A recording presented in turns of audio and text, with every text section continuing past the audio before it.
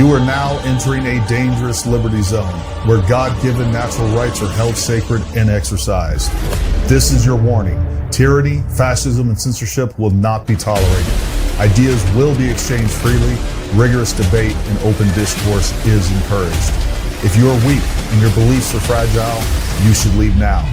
Prepare yourself. We are now live on the Dangerous Liberty Podcast.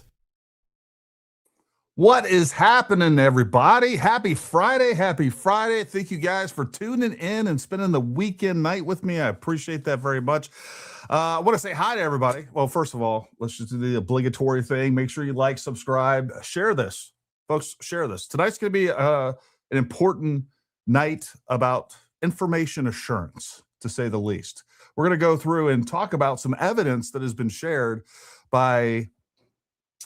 I'll just say it. One of the biggest grifters, scumbags on X, period. All right. He's all over the place. He has a huge following, and all he does is lie. And all, by the way, just so happens he does have a criminal record, has to do with meth and things like that. And then he attempted to sue me, or said he was going to sue me, when I claimed, first of all, I knew he had a criminal record. I just wanted to see, because I already had his real name, already had his records.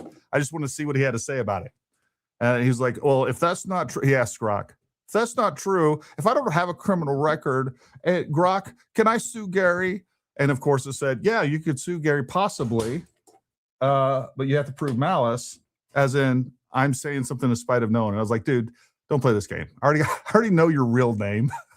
I already have your criminal record, you scumbag. Anyway, so we're gonna have some fun with these losers tonight. I'm just done with these people.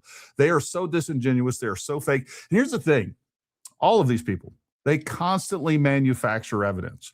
They are projecting what they claim that the feds are doing. They do incessantly. They're either creating fake stories from fake sources. It's always anonymous sources with unverifiable information. I'm just done with it. Like, I'm done playing this game. And I know many of you are too.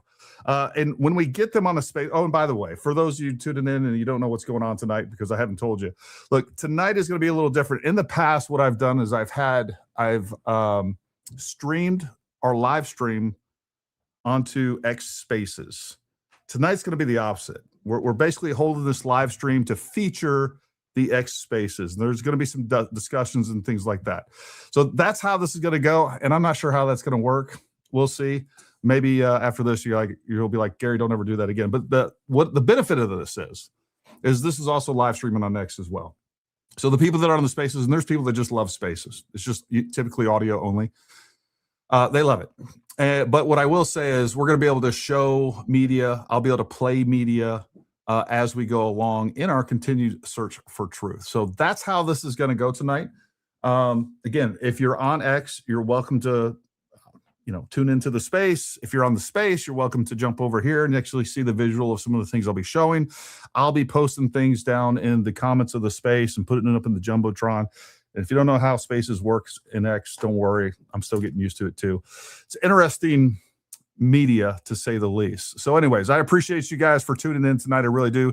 Make sure you share this. Make sure you like, subscribe. If you'd like to support this channel, folks, down in the description below is a membership. It's $8 a month. $8 a month, $7 a month, $6.99, or something like that.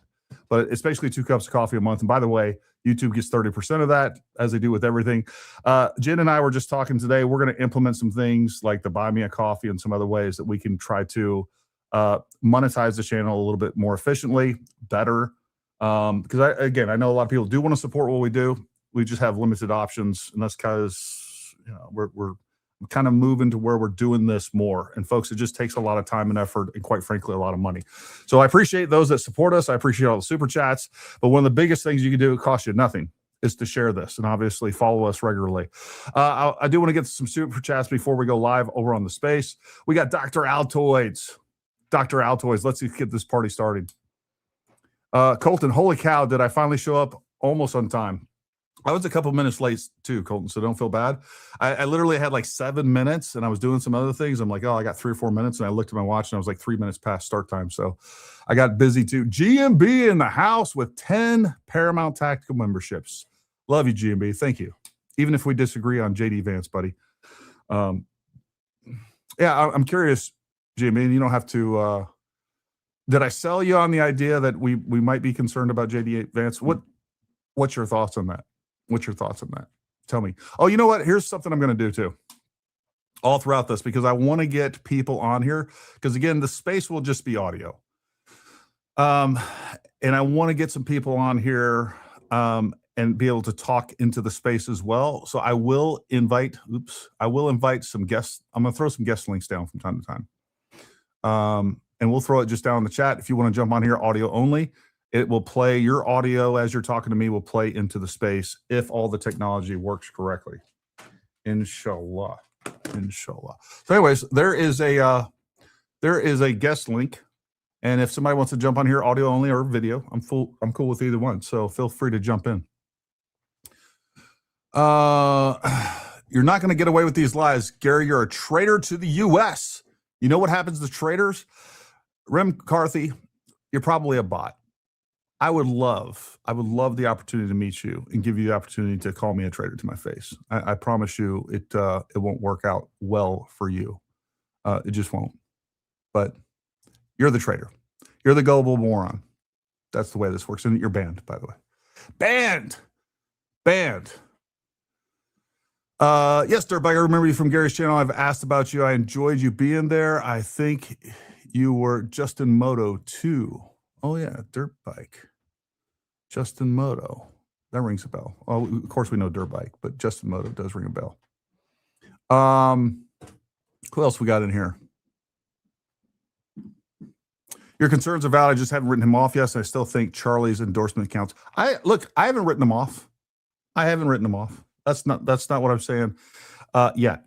And look, here's the thing. If he ends up being the best candidate, he'll get my vote. It's just as simple as that. Even if my concerns are legitimate, like he's still better than anything the Democrats are going to offer.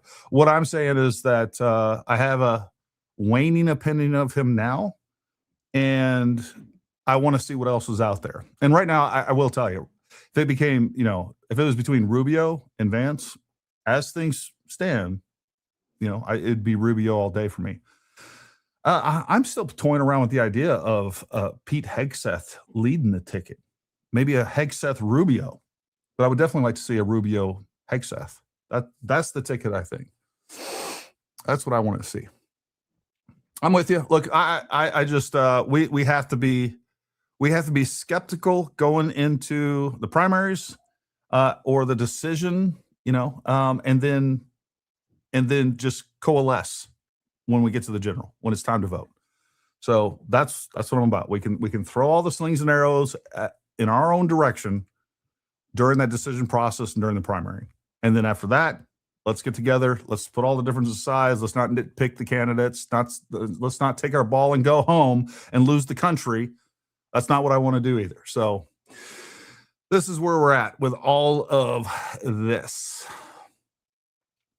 Not a fan of Vince. Oops. Yeah. Let's see here.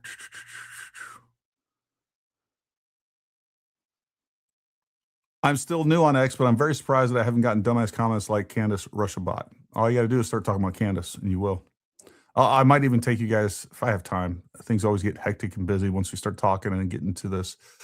Thank you, Caroline. Carol, Yane 606. Carol, we're just going to go with Carol. Thank you, Carol. We appreciate you very much. Thank you for supporting us. It's important. So thankful for what you do. Thank you, Mo 3 kilogram. Mo 3 kilogram. She is a tiny thing. 3 kilograms. 3 kilograms. That's right at 10 pounds. 2.2. No, it's about 8.5, something like that. Yeah, so that's where we're at. And we're going to get ready to go live here in just about 2 minutes on. I'm going to do it over here. Hopefully this technology works. I got to get this set up. And folks, be gracious to me tonight. I'm going to be managing a couple devices. I got some, you always are, I know. We got the obscure moderator over here going to be my co-host. I think I got things set up to where we can kind of go over. I will give you a quick debrief on what's going on with this particular incident.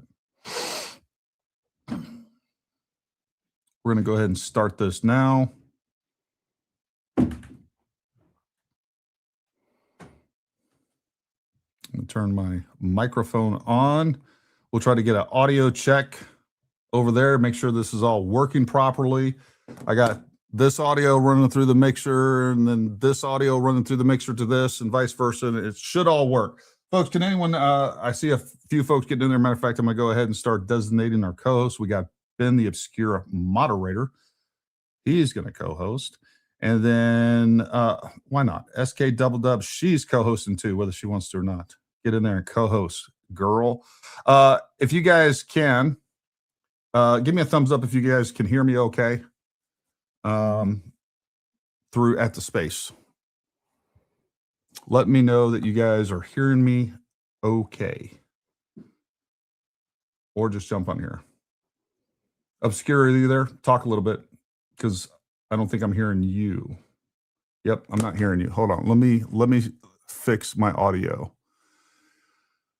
Either one, Jen. You can do either one. Let me make sure my audio is working properly because right now I'm not hearing the space for some reason. We'll get it fixed while everyone's coming in. Output.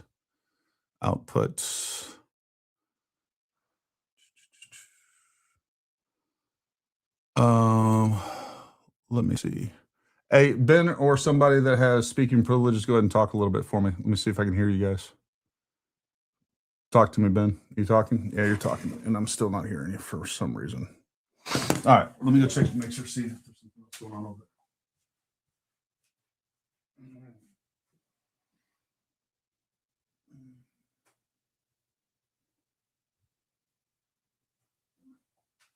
there. Test 1, 2. Hey, Ben, talk to me over there. See if I can hear you in here. No, it's not playing.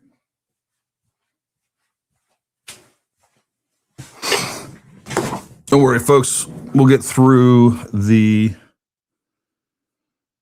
technical difficulties theoretically. Let me try this.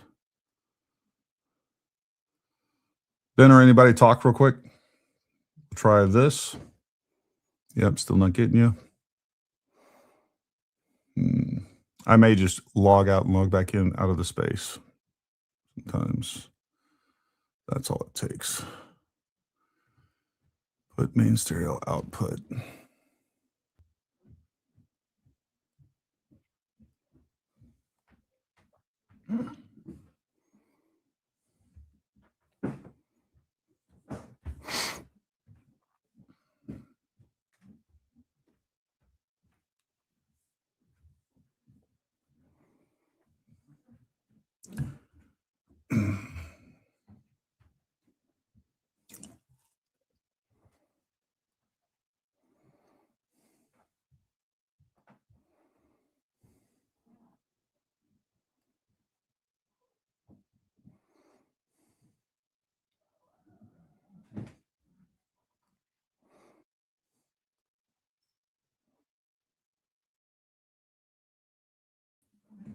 All right.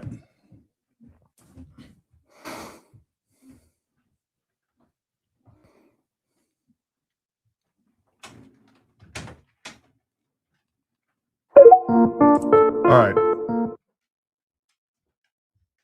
All right, Ben, talk to me. Or SK, talk to me. I can hear you. All right, now I can hear you guys. We are Me. We are good. It was the next thing. I had to log out and log back in. There we go. All right. So let's get this started. I'm going to bring up the space on the, and by the way, folks, if you'd like to, if you're in the space, I have this live streaming video as well onto X. So if we're going to share images, other media, I'll be able to do that. You should be able to hear all the media that I play audio through the space. But yeah, so that is what we will do. SK, real quick, have you been following? Did I lose SK? We did. All right. Let me put Jen here as a co-host.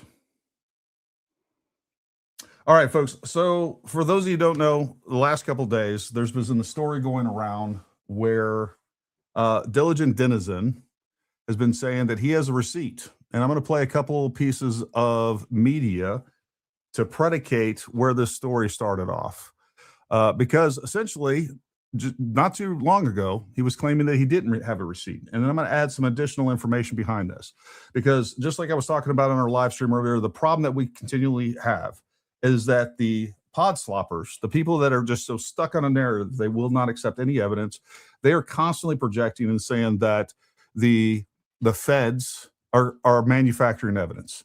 And they're the ones that are actually doing this. Whether we're talking about constant anonymous sources, unverifiable information. And don't worry, folks, if you disagree with me, you're going to get a chance to talk tonight. If Diligent Denizen is in here, he'll get a chance to talk tonight and be able to defend his reporting. But we are going to go through some of the facts of this case.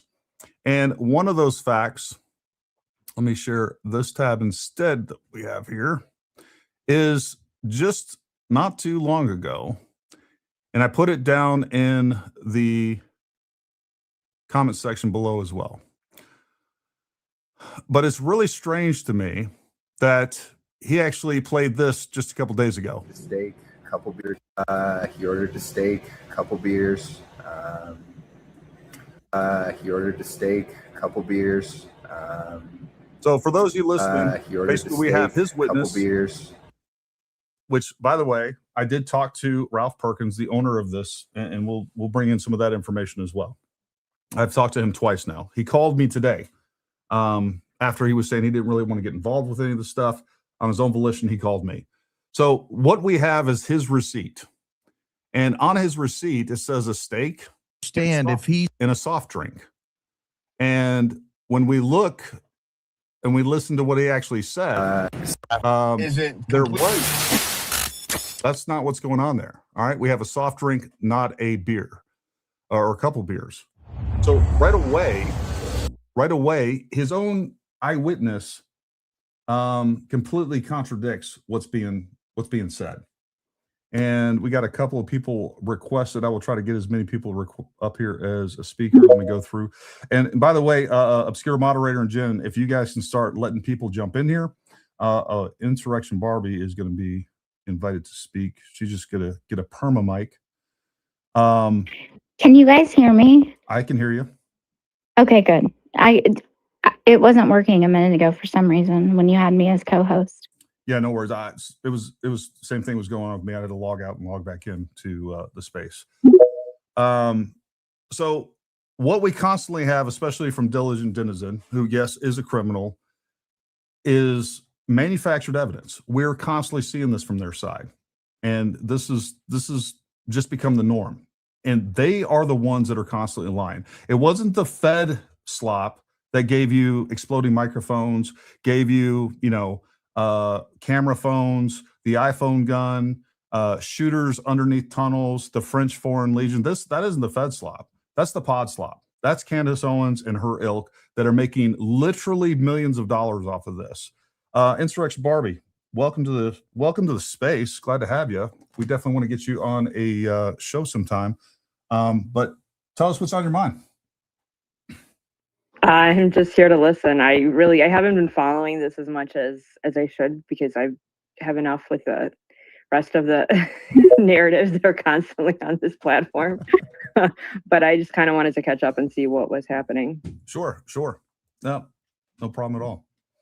Bronson, I just made you a speaker. I've kind of been going through here and I'm kind of managing a couple of things. My brain's a little scattered here, but if you will, you do a good summary for people like Insurrection Barbie that doesn't really know what's going on with this particular thing that we're going to talk about. And we're going to talk about some other incidents as well. Were you asking me to give a summary? Yeah, you. Oh, okay. So basically, from my understanding, is Diligent Denizen posted, I believe it was July 1st. He posted a video where he's...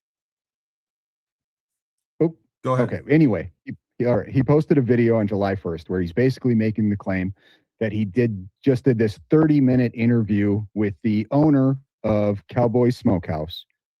And in that that video clip that he shared, he basically talks about the owner said that he wasn't there that night, but it was his employees that witnessed Tyler Robinson being there, and that there weren't cameras, or there were holes in the wall where there were cameras at one point, but that there was a camera behind the bar, allegedly. Okay, so he pushed this video out. And then whenever it was, I want to clarify. It was either him or Candace. Which one said that the FBI took those cameras? That I'm not sure. So that was definitely stated that the FBI came and seized these cameras. I don't know which one. I don't want to incorrectly attribute that. I talked to Ralph. That never happened. The FBI never came and got cameras. And right. Just to back up just a little bit, because you're doing a great job summarizing the current state for people that haven't been following this at all.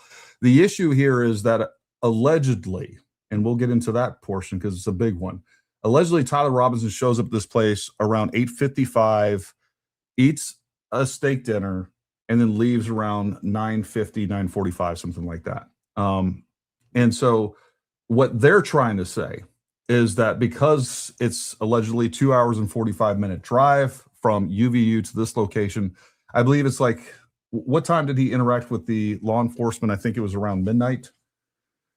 Doesn't really matter, but what they're trying to say is that this proves that Tyler Robinson wasn't the shooter. The problem is they haven't substantiated that this was even Tyler Robinson. And as a matter of fact, the owner of the restaurant believes it was not Tyler Robinson. And really, when you look at the driving times, according to what the owner told me, using the back roads, you can get there in about 2 hours. So it's ultimately, it ends up being inconsequential.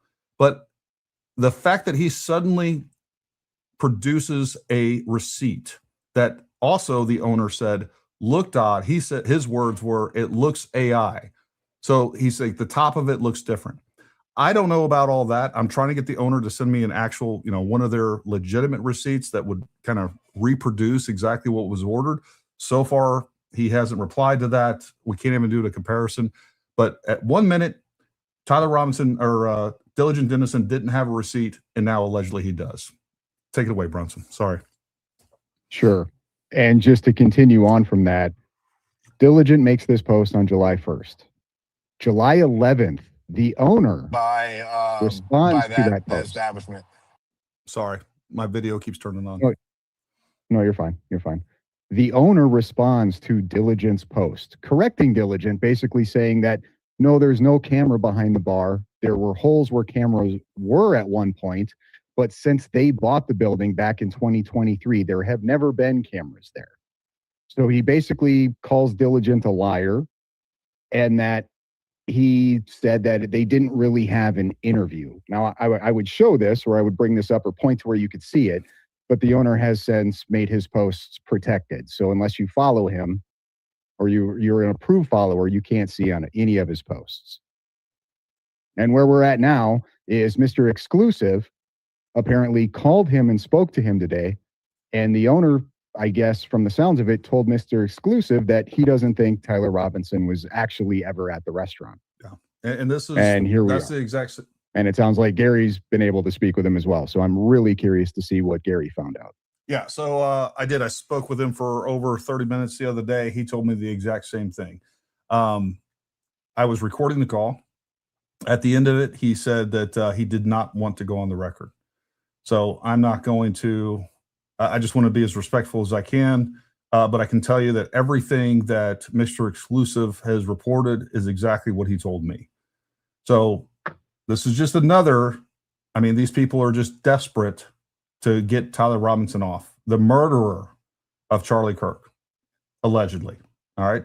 He is innocent until proven guilty, but all the evidence points to this. And it's not even about whether or not he's innocent at this point.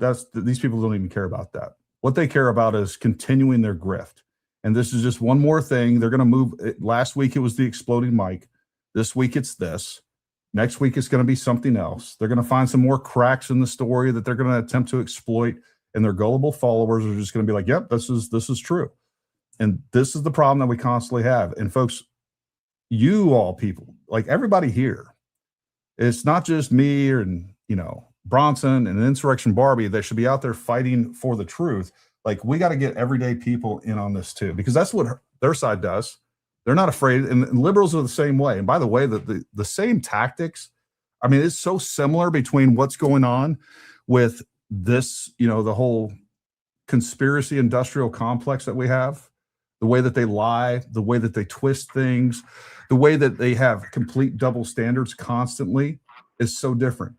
Like this receipt, if this was produced by TPUSA or anybody else, they would say this is horseshit. You can't verify it. His name's not on there. Any identifying information has been obscured and redacted. And they would like, this is total crap. But when they produce this crap, they can turn it into whatever they want with impunity. So, that's where we're at with this. I know. I'm I gonna drove play- 2 hours to hold go on, there. real quick. I'm gonna play this audio, and then I will get to who is ever next, because this is really important. Because here we have, that's actually. I actually have a video of what's up? Clear up a lot of the speculation. saying that he. Let me go to my bookmarks. Go ahead, who was ever trying to speak just a second ago.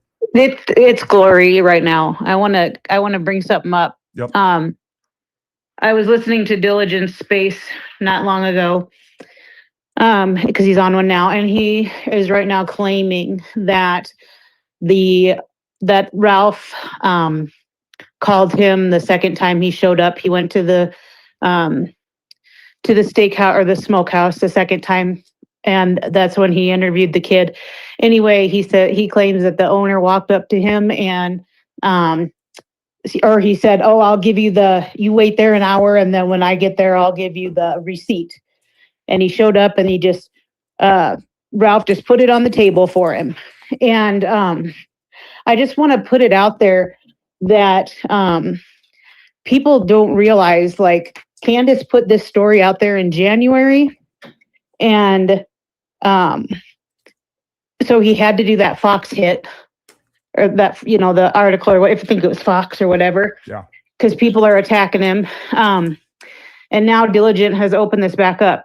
When he talked to Candace, he said the exact same thing that he told Mr. X, But people need to realize that they have brought this poor guy into this situation. He has no desire to be a part of it. That's why he didn't want to go on the record. Yeah. And Diligent now just claiming like, oh yeah, the owner gave me the receipt. No, he didn't.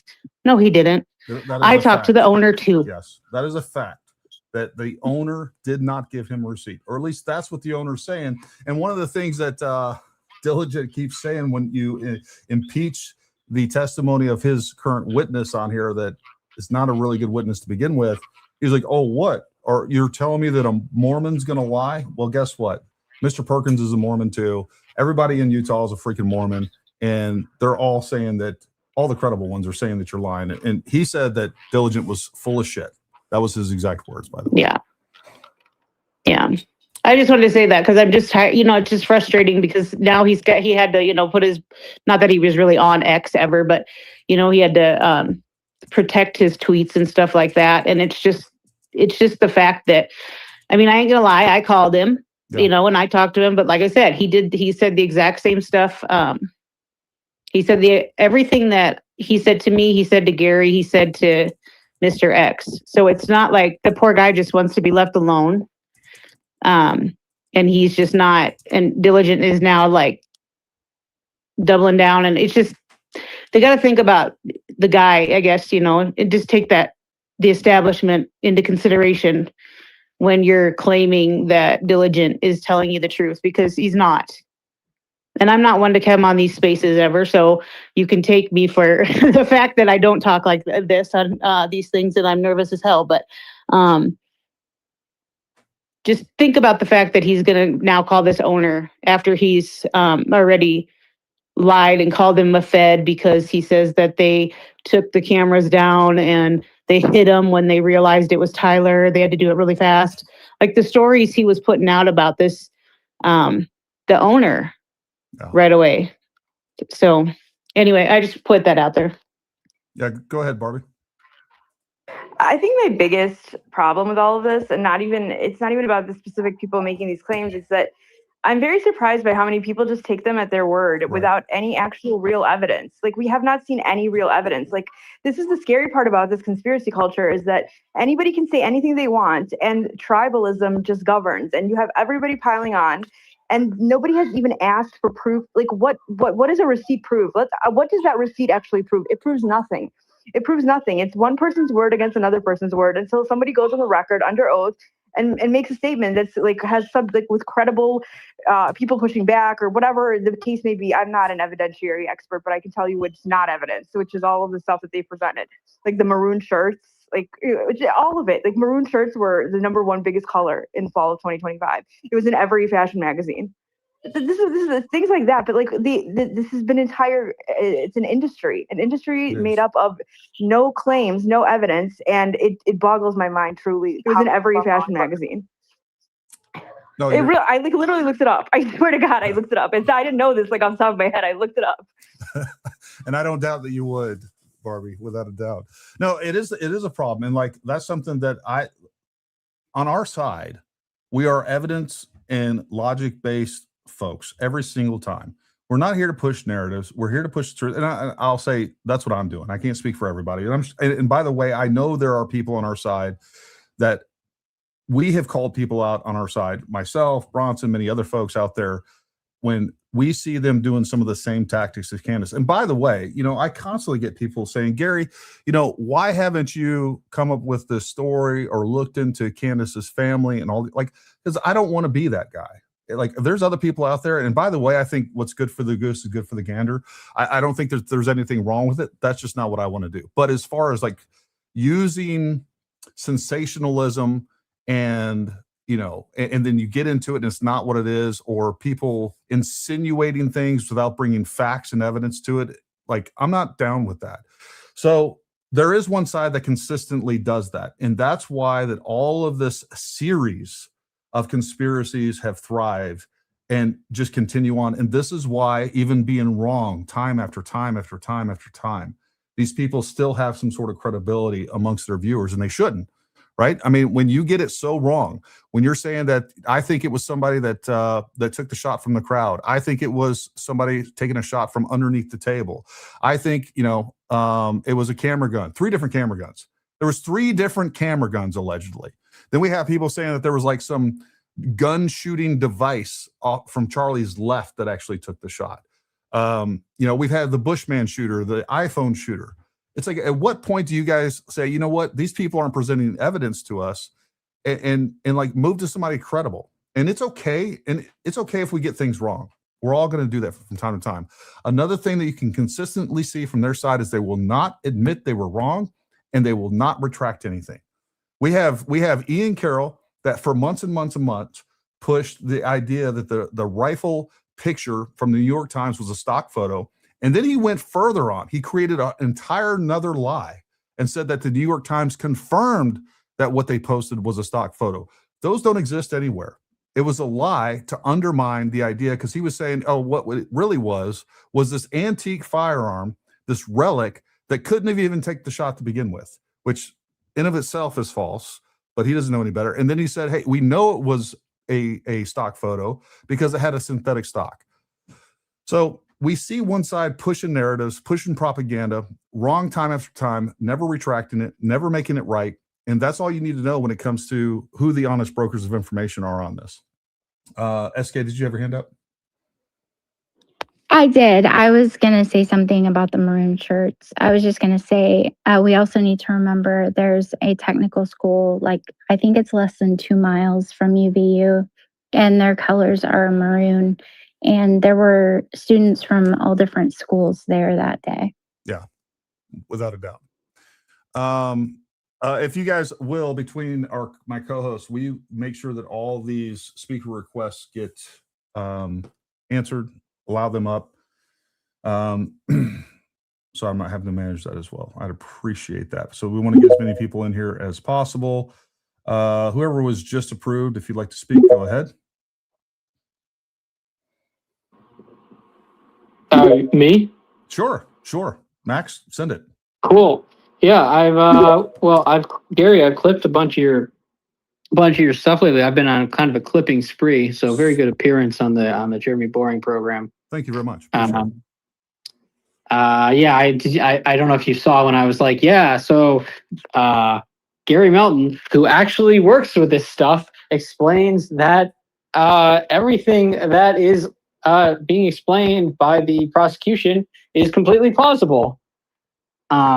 So good job on that. You know, I forget if it was Andrew Colvett or Blake Neff who keeps replying to Candace Owens saying like, okay, so what does this prove? Like, what do you think this proves? And she like doesn't answer. She's ridiculous, and it kind of goes to show she really is just like this malicious sociopathic force. They don't really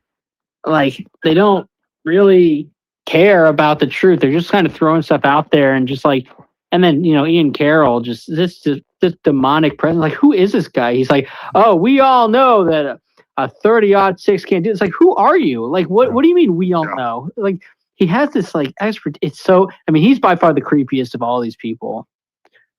I'll never understand. Like, where did this guy come from? What's he like? It's very odd. It does seem like he's a construct. That being said, Ian Carroll has never meant a subject that he's not a subject matter expert in, and so this is what he does. And no matter how often he's proven wrong, he doesn't admit it. He's been proven wrong, obviously, on the stock photo that I've talked about. He's been proven wrong on the exploding mic.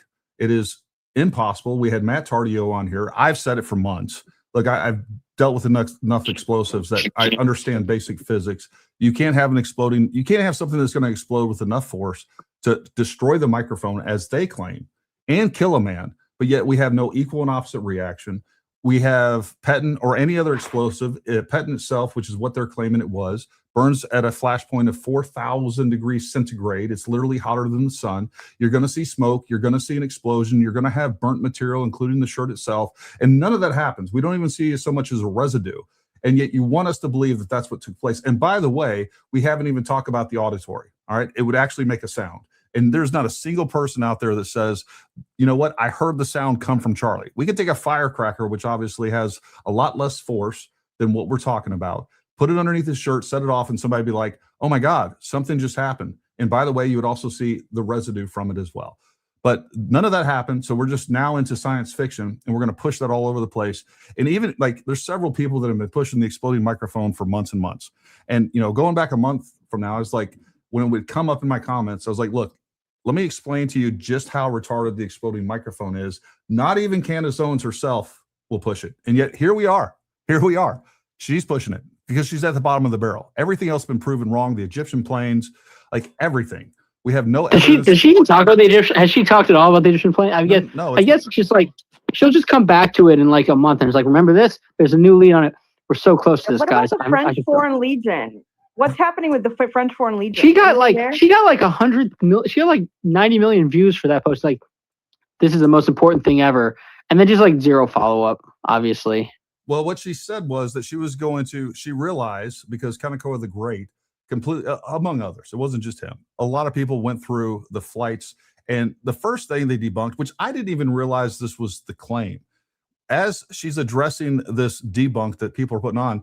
Now we realize that what she's saying, these overlaps are plus or minus 3 days in airports within 50 miles. So an airplane can land a different day than Erica Kirk at a different airport than Erica Kirk, or whoever is being tracked. Like, she moves that around too. The goalposts are always moving, and we're counting that as some sort of tracking. Folks, we live in 2026. If the Israelis want to track you, like, their cyber abilities are unbelievable. They can absolutely be listening to the United States. Most states sponsored intelligence out there can turn even if your phone is off, they can be listening to you. They can be tracking you the whole time. I mean, my God, if they wanted to, they could create someone, train someone, and end up inserting them in within the organization. The idea that they would manually track following her plane or whatever plane or whatever person is so ridiculous that only a Candace Owens follower would believe that horseshit. Well, Gary, fundamentally, like, it's just movie logic, right? Like, the idea, it's like some spy movie where it's like the villain. You imagine like Candace's adversaries as the Joker. It's like they leave a trail hoping you'll find it because that's just the evil geniuses they are. Yeah. And you have movie logic with that, and movie logic with as you were saying, like the way that explosives, the way ballistics work. Like obviously, if there was an exploding microphone, it would have exploded. Like they talk about like the puff of air or whatever. Like that wouldn't have been a puff of air; it would have been an explosion. Like you would have had a burn. It would have been visible because that's how it works. And it's just like, but in movies, it's just like the John Wick scene where they're like shooting at each other with silencers, and like nobody notices because they use magic silencers. Like that's not how it works. No. Or they're chasing them around in like with airplanes, but it's like a Steve McQueen movie with hubcaps flying off every time they land, and like, oh my God, they're right behind us. Take off again. And that's what I thought they were first saying. Like, hey, Erica Kirk's plane lands, and then a little while later, this other plane. Like, no. There's days in between. No. And then also, but what does this mean? I mean, it's the same as 9/11. It's also the same as 9/11 conspiracy theories because like people will be like urban moving systems, and I'll say, okay, but what does that have to do with the 19 Muslim Arabs who hijacked planes and flew them into buildings? And they're like, they can't really answer it. So as long as you like stay on topic, they kind of lose their minds and just like get as is the style, just get mad at the Jews. Yeah, you're not wrong, Max. Max, you got anything else to say? I'm gonna try to cycle people through. So if you're done, I'm gonna have the mods. No, I'm done. Thanks. Drop you and bring somebody else up. Before I have the next person come up, I am gonna play this audio. You guys give me a thumbs up if you can hear it. I would have loved to have gotten a picture of the ticket that he paid. Obviously because when you take an order at a restaurant and she's writing on that little notepad, it's got a yellow piece of paper behind the top one she's writing on, and that's a carbon copy receipt for the records of the establishment, right? There's two copies. There's her copy and the establishment's copies. The one that they use to order the food and the one that they use for accounting. And, and then when you ring it up on the cash register and you run it through the credit card machine prints out its own receipt that you have to sign. And I asked him for that. I said, you don't have the ticket? He said, I couldn't go back and get it. Or he's like, it would be too much of a hassle, yada, yada, yada. And I'm like, I was like, it doesn't have his name on it anyways. It only had the last four of the credit card number. And I'm like, he had to have signed it. You sign your name on it. You got to sign it anyways, right? When you're at a restaurant, you sign the credit card receipt, right? Even if you use a debit card, you still sign for it. That's not true. Every time I use a debit card to pay for a meal, I don't sign it. I have had restaurants, but you don't have to sign it, and we don't know that they did. But the fact is this is July 1st, folks. For those of you that can't see what I'm showing right now, this is July 1st, including everybody that I planned on showing it to. But anyways, this is July 1st. Sorry, I wasn't showing that, folks. So anyways, July 1st, he didn't have the receipt, and suddenly he does. And he's saying that Ralph gave it to him. Ralph is now told in person, over the phone, multiple people now that he did not give him a receipt, and he questions the validity of that receipt to begin with. So he said he wouldn't know where he got it. So that's where we're at. And I think most likely, he allegedly fabricated that receipt. One of the things Ralph said is that Diligent has eaten at his restaurant multiple times over the weeks. So he would have a receipt, and there it is. And then, by the way, we go to the fact that his own witness says that Tyler Robinson ordered a couple beers. Alleged Tyler Robinson ordered a couple beers. That's what's not on the receipt. So, and here's the other thing that boggles my mind. The argument started off with all of these people. No, his parents didn't ID him from these grainy pictures. You're telling me that his parents could tell that was him? I can't tell that it's him. But his parents were able to identify him from those crappy pictures. Now they're basically saying, they are saying that these restaurant workers that were probably busy throughout the day, that weren't following this thing really closely, used those same grainy pictures that the parents couldn't have identified Tyler Robinson from. They used those same pictures to identify this nondescript white male in Utah sitting at a bar and saying that it's definitely Tyler Robinson. So the next Gary, can I say something really quickly? You sure can. He's also saying that the guy on camera without the head said he immediately recognized him by his voice. He said that in his face earlier. And I will wait until it's my turn for everything else. So, Okay. sorry. So on September the 10th, we didn't have Tyler Robinson's voice. Are they saying they thought that was him days later? So No, he said he recognized him by his voice. And he repeated it several times while I was listening. So you might want to go listen back. yeah, I mean, I'm not going to his crappy space. He was invited to come to this one. If he was a man, he would have came and actually backed up his reporting, but that's not what he's doing right now. Gary, Yes, go ahead. he's not going to come in here. That guy's had me blocked since like Oh, I know. last year. That guy's a pansy. I know. I'm well aware of it. Again. So when was the first time that we heard Tyler Robinson's voice? Can someone identify that? Can someone do an AI check or check your notes? I don't know. September 12th. What's that? September 12th, So- when they found the video of him reading his college acceptance you're letter right. that was posted on 9/12. That's correct. Fair enough. That's why we got And, other and people then in his there. interaction with the police. Yeah, Yep. and then the interaction with the police, if you guys remember that. Yeah. Fair enough. I was thinking when he was that first arraignment, but you guys are right. That part slipped my mind. Real quick, I am going to read. I think Mr. Exclusive is in the chat somewhere. I told him I'd give him because I want to read some of his reporting. Real quick. So I'm going to play this video in just a moment. But now that we're trying to manipulate community notes, the staff worker did not acknowledge that Diligent told him he had the receipt. This is from Mr. Exclusive, Doc Maga 1. Make sure you guys go follow him. I've posted several of his. I don't know if I posted this one. But Diligent told him told him he had the receipt. The man was in no way in the position to refute that. Watch the manipulation at work. This employee did not acknowledge that was the actual receipt, which is absolutely true. So in this conversation I'm getting ready to play, you tell me what you think. Does the employee say, yeah, I've seen the receipt? Does he corroborate the receipt? Diligent says, I have the receipt, and this was the date, but you guys listen and tell me what you I have here, and I have the receipt that was used that night. That I have here, and I have the receipt that was used that night. That I have here, and I have the receipt that was used that night. That I have here, and I have the receipt that was used that night. That I Oh, this isn't the video I thought it was. There's another one longer where then he goes on to speak. All the restaurant worker says, here we go.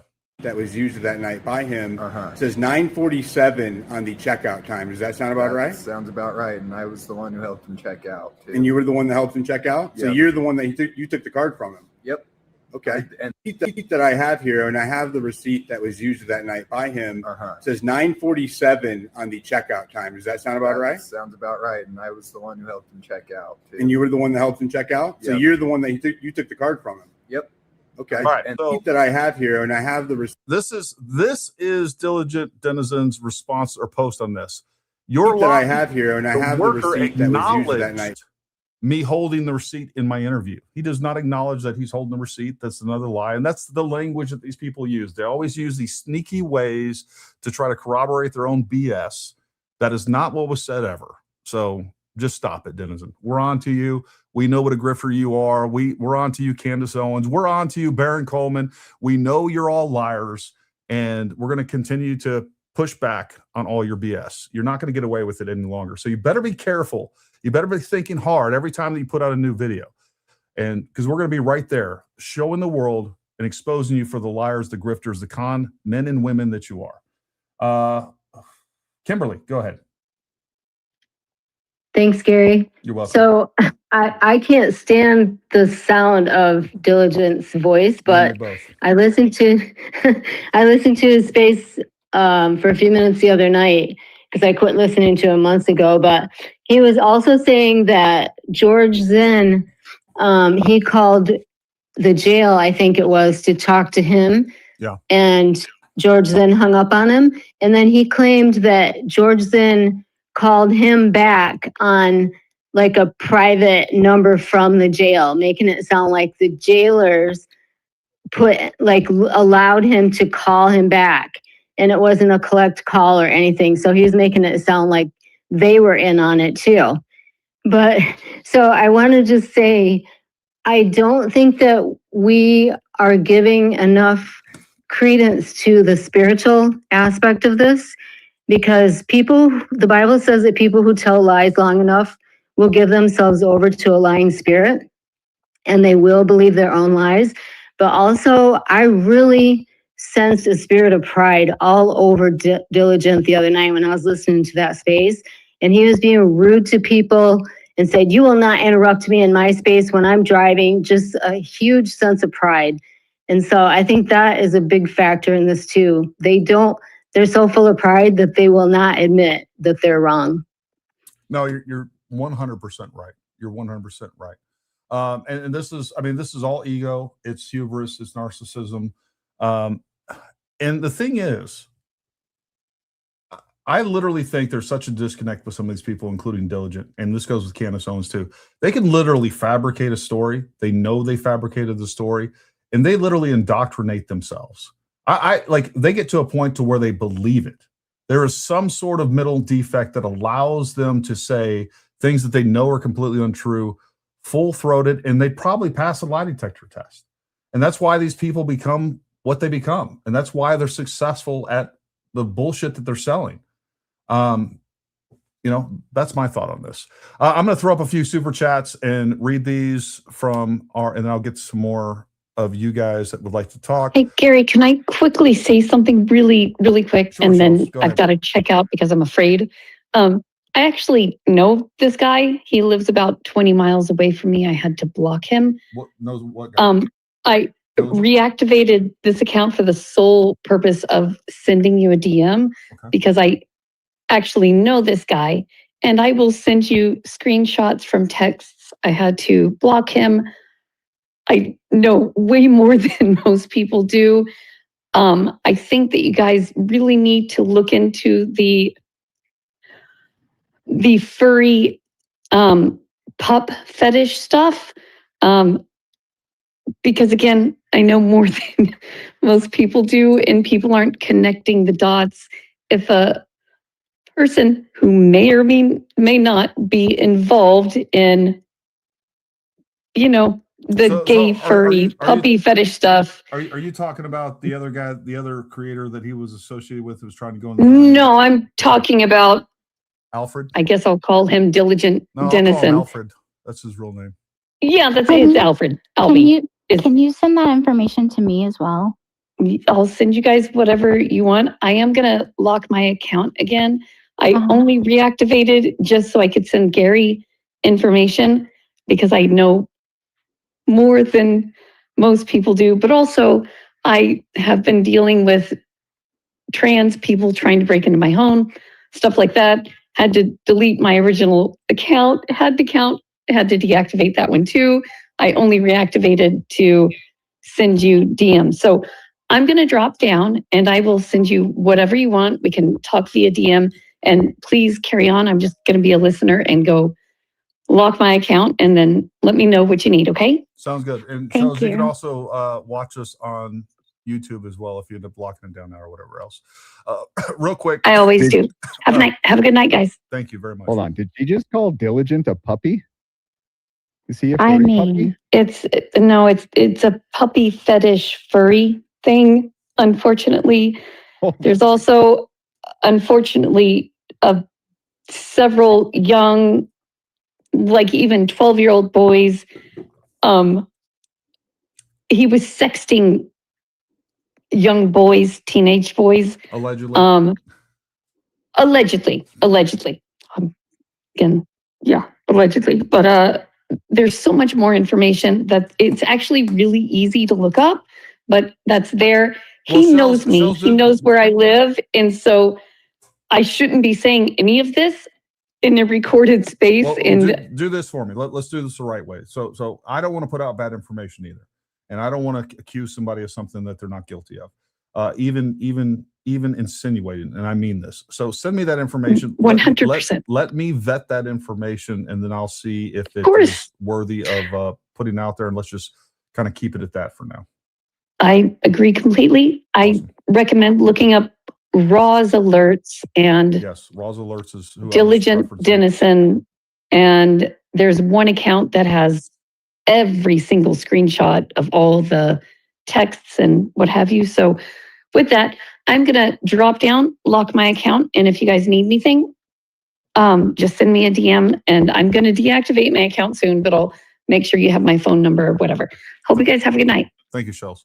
All right, real quick, I want to hit some of these super chats real fast. We got Colton W1. He says, I'm still new on X, but I'm very surprised that I haven't gotten dumbass comments like, oh, we did that one earlier. We go to the next one. It's finally worked out to kick you on a live. I haven't been in a live quite some time. I think kick was an autocorrect there. I haven't been in live in quite some time. Very excited. I love your show. Thank you, Christopher Henry. We appreciate you and we love you. Who is the delicate dildo person anyway? Diligent dipshit is what I like to call him. Patriot Lady 1991 from X. I used to wonder how the Antichrist would deceive so many. Then I watched a podcast or convinced millions to stone a widow. Unknown. Yeah, I agree. Like we are unfortunately in. It's not just mass gullibility. I mean, that's part of it, but we are, and I think a lot of it has to do with COVID. I think a lot of factors played into it, but we're dealing with some mass psychosis. I think there's no doubt about it. Lynn Pell, Gary, your volume is lower than everyone. All right, I will boost my volume. So, how's my volume over on the space? Are we okay over there, or is it just on YouTube? Sometimes when I hook Your up volume is great. Okay. Sometimes when here. I hook up other devices, it changes things. So I apologize, Lynn, and I will try to talk louder. I'll use my man voice, use my dad voice. Amber, go ahead.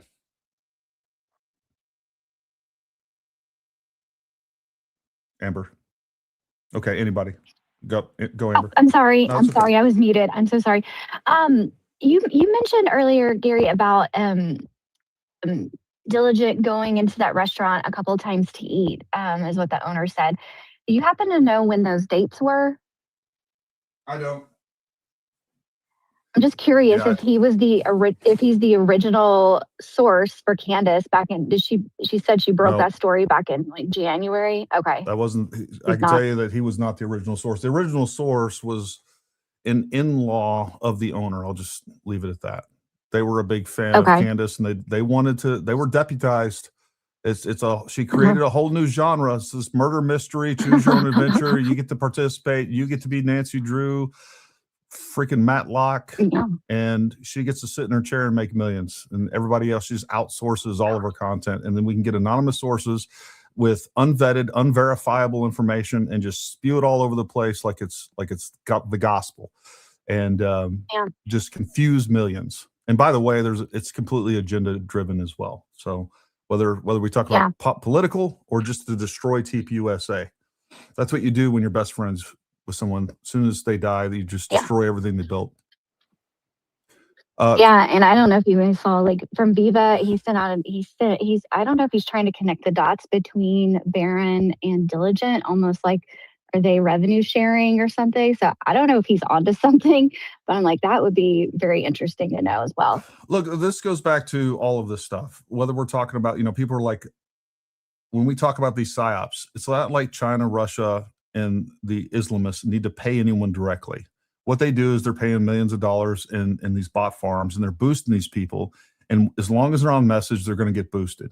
And that, when you get a lot of views that are artificial, and it's very hard to detect, especially at the state-sponsored level. And by the way, why wouldn't they? It's really cheap in comparison to any other means to undermine the United States. They push these messages, and if you get off message, you just don't get boosted. So what are you going to do? They're influencing the influencers.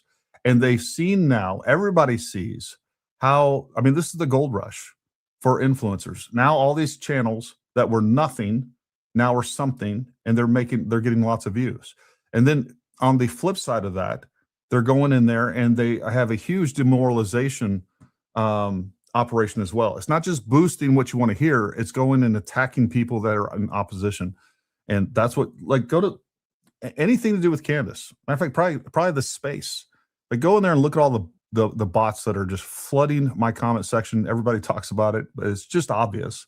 It's obvious that these aren't real people. You open their profile, they have 0 followers, 10 followers, 50 followers. You can go through the replies. All they've ever done is either talk crap about people like me, or they're just retweeting everything that Candace, Baron Coleman, and these other hacks are putting out.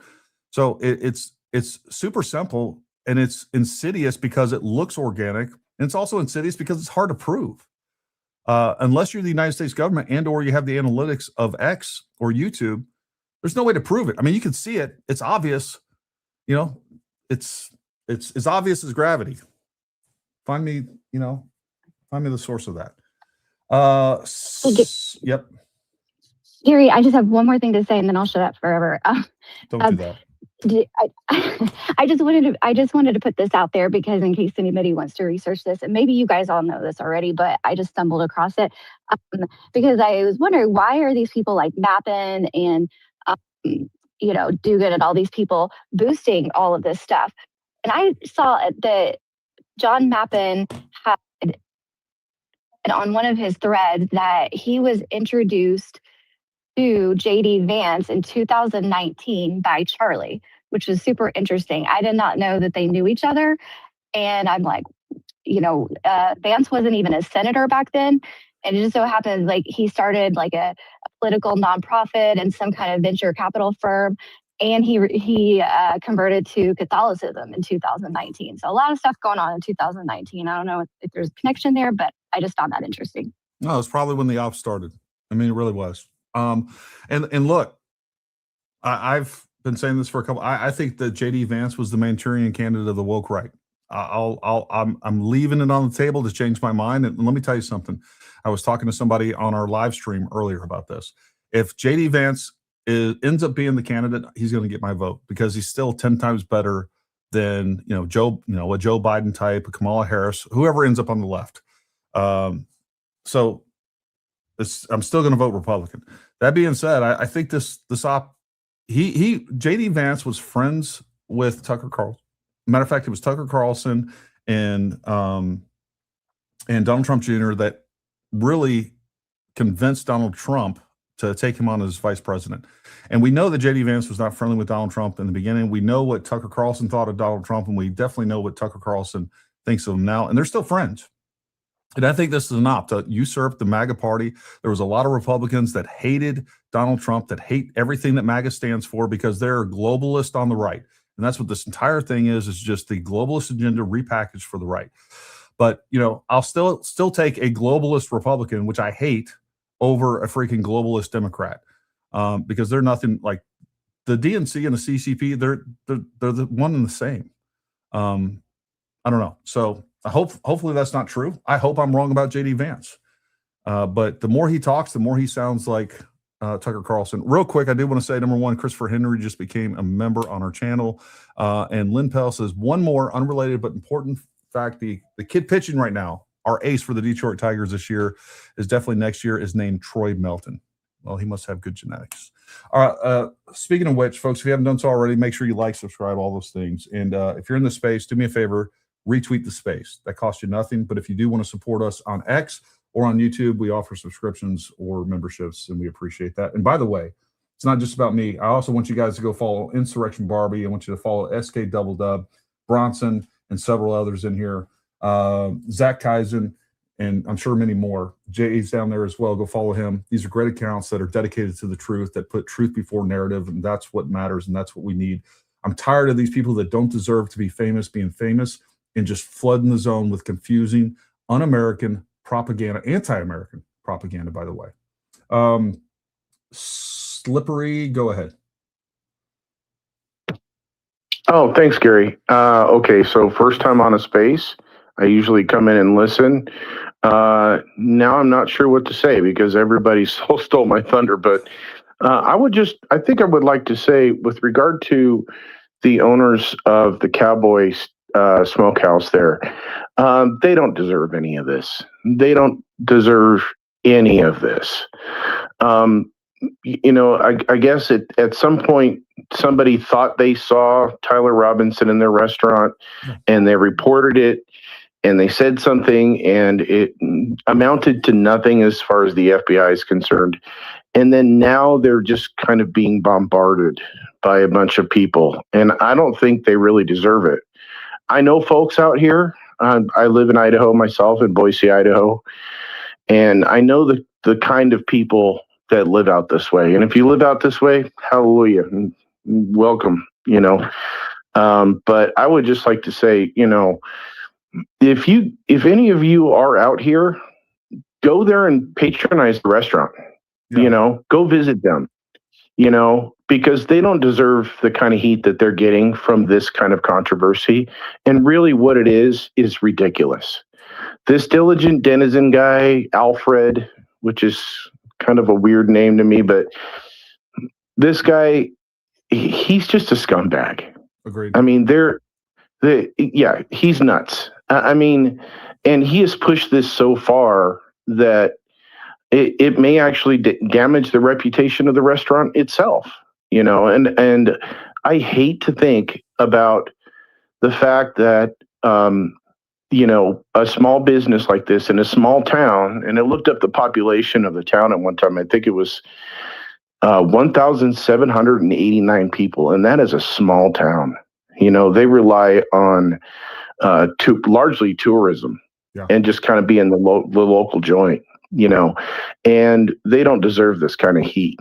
We need to do our best to, combat these lies with the truth, and to use logic and to sort of dismantle their narrative. And I think that's the best way to approach this, because if you just keep saying, their whole tactic is to call you stupid, call you retarded, disparage you, and that sort of thing. And I know, Gary, you've taken a lot of this kind of heat, and that's not really an argument.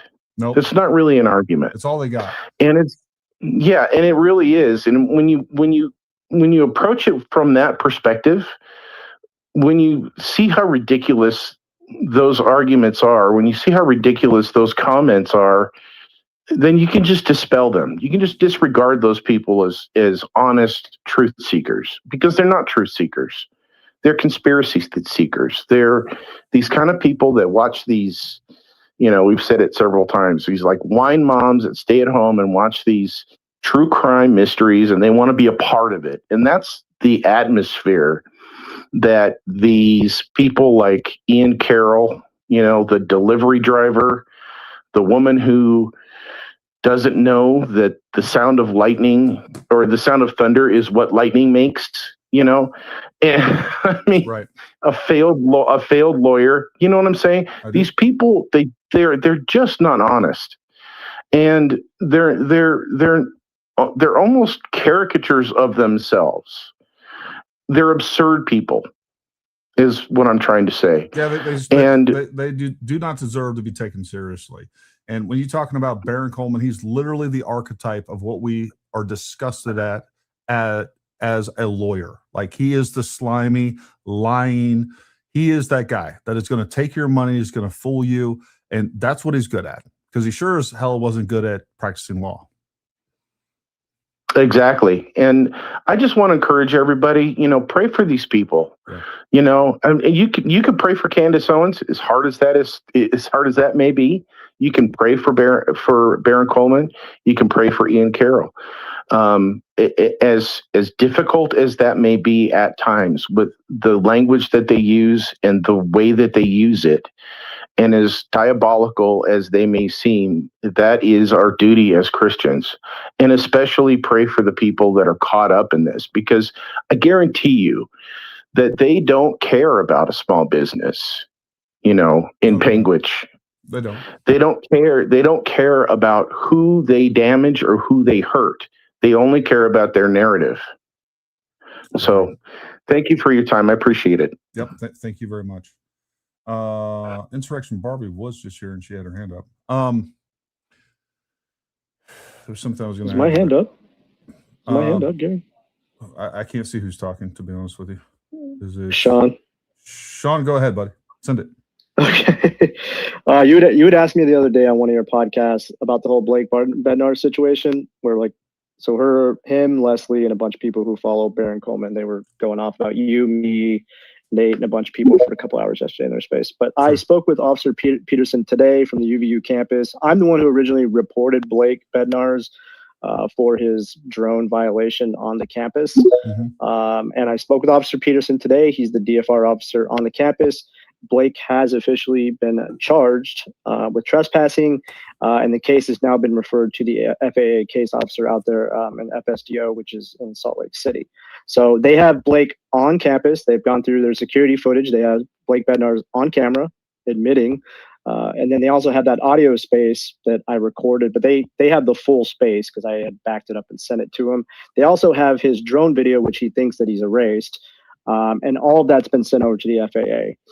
They spent like over 2 hours trying to debate whether like you, me, your former co-host that was a ballistics expert. I think they mentioned Nate you Vance. as well, Bronson. Yeah, Nate, Matt Torrio. Nate Vance, my other friend Nate, Matt. They, like going off on which one of us works for TPUSA, which one's a Fed, which one's CIA, and so this is kind of why I started doing what I do, and it's not just because like I had relationships with Turning Point USA a couple times in my life, or the fact that I've met Charlie Kirk a couple times. I'm not friends with Charlie just because I met him, by the way.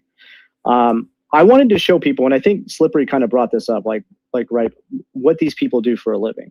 So when they started coming to my comments about this whole Blake situation, when I reported him before we got more information, he was charged and whatnot, I said to myself, I want people to be able to see what these people do for a living and why they're not qualified. If you're always eating shit from here, Sorry, hold on. you're a For some reason, fucking when I'm idiot. clicking on videos is automatic. I'm not even clicking on it. But anyways, go ahead.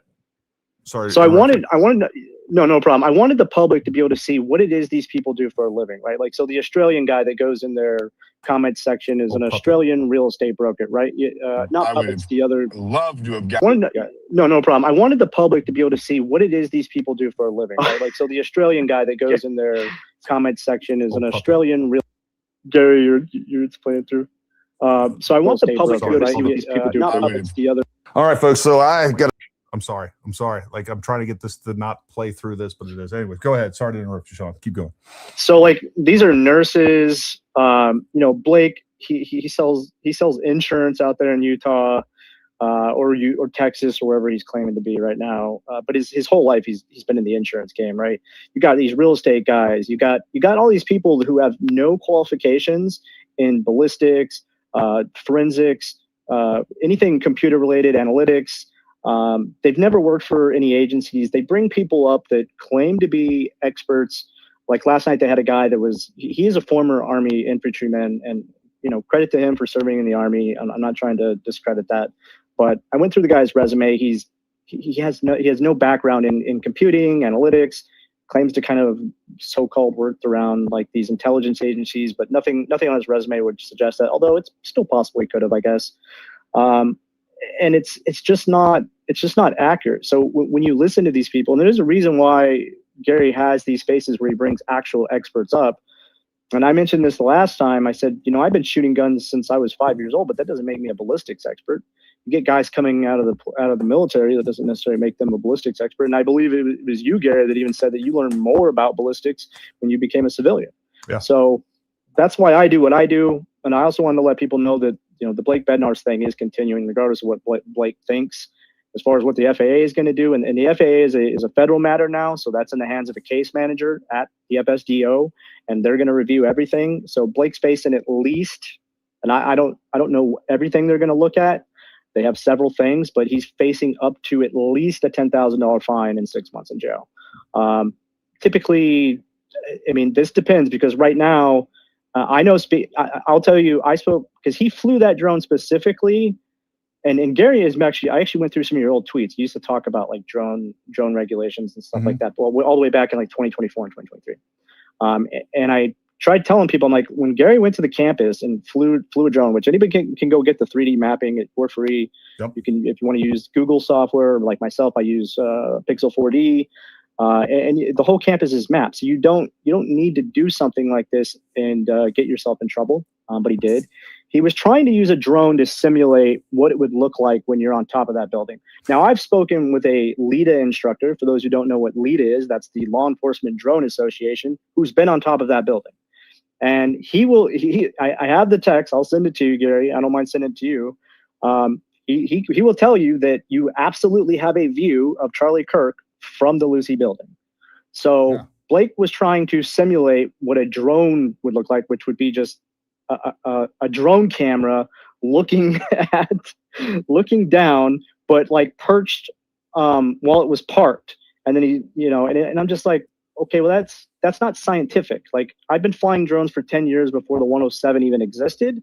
That's not scientific. You can't prove anything from that. So I have no motive to take that video down. I just happen to notice as a licensed pilot, and as a licensed pilot, we've had a lot of regulations stripped away, drones banned, stuff like that in the last year. So I don't want these people to cause more havoc on people like me that have the commercial licenses.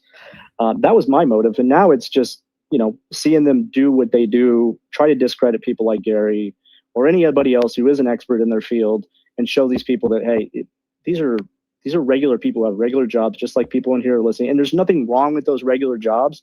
You're probably an expert at what you do, and that's a good thing. But I'm not going to take expertise advice from somebody who sells like commercial real estate insurance for solving crimes. I'm not going to do that. Like, you're not Dick Tracy. Yeah, So, and it doesn't help when you believe that Charlie Kirk was killed by a cross or an exploding mic. Like, you've lost the plot. For people that can't see this right now, if you're not watching either on YouTube, Rumble, or X, I actually have a picture up right now from that location. You can clearly see that there is a line of sight. The person taking this photo is actually standing up. If that person and there's still a line of sight, but if that person was laying down and prone, there'd even be a better line of sight to Charlie Kirk. So I don't know what, like, all they had to do is, I don't know, go watch some of my shows. We've explored all this stuff multiple times. They're way behind the power curve. They always are. They always get their facts wrong. And look, we all get things wrong from time to time, but again, they never correct it. And they never, like, I don't know, like their software is not running on logic and reason. It's running on fantasy and, I don't know, freaking Kool-Aid. Madeline, go ahead. Good evening from Huntington Beach. Is my audio okay? Sounds good enough. So I want to. Okay, sounds great. I wanted to talk about that in the beginning when Candace started this narrative. It was very mild, and there was a lot of us with large accounts that were kind of following along, and it was very innocent.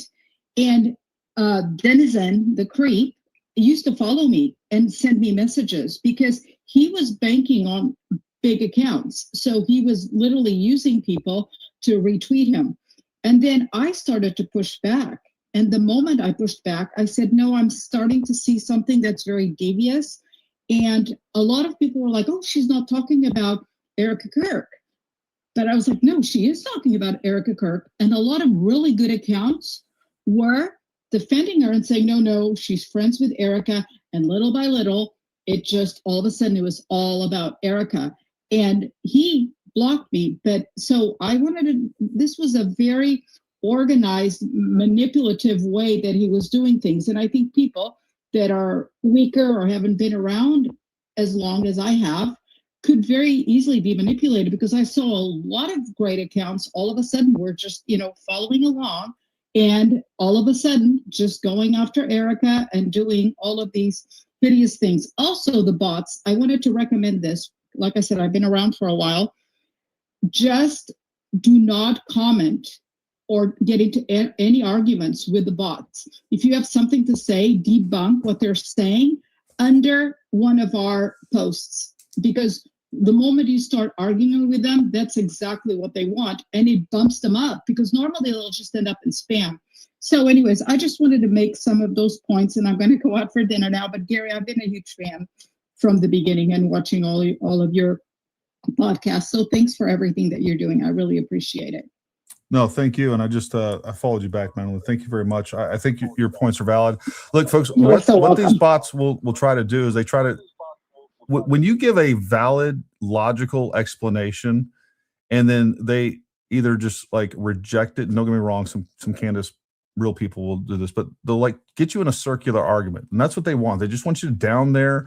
If they're replying with things ridiculous or just pretending they can't comprehend what you're saying, long story short, before I engage with any of these accounts, I check their account. And again, once you start looking at it and you see it, you can't unsee it. You can tell which ones are bots. If it's a recent account, super low follower account, you can just tell by the interaction. It's not real. It's not what a real person would do. So check that before you get locked into these arguments down in the comments, because that's what they're wanting you to do. When you're doing that, you can't be in Candace's comments challenging her or Ian Carroll's or Baron Coleman's or whoever it is, or sharing our content. Make sure you're doing that. Who hasn't spoken yet? Nikki, go ahead. Hey Gary. Hey, how are you? I love your spaces. I haven't been, you're kind of new to me, which I don't even know how that happened, but I'm a new person. thank you. I appreciate you doing these spaces because they're awesome. Anyway, I have a ballistics question for you. Sure. I'm not an expert, but I don't know if I missed this being covered. So,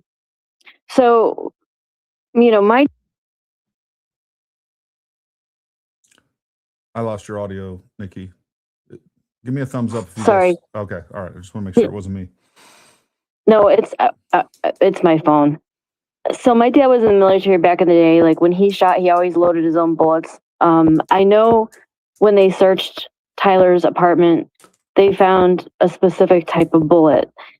And from what I was looking at, I don't think people understand, and I don't know if you covered this or not, that there can be a certain type of bullet, but there's like a standard load, there's a high velocity load. Yeah. And the particular one that they found, I think it was like a Core-Lokt or Remington Core-Lokt or something like that, which was designed to mushroom in the target and basically do what it did. And it sounds like you probably already covered that, which I find like very interesting because it's that totally dissolves any type of, it literally matches what you could visually see happening to him, right? Yeah. Like that exactly.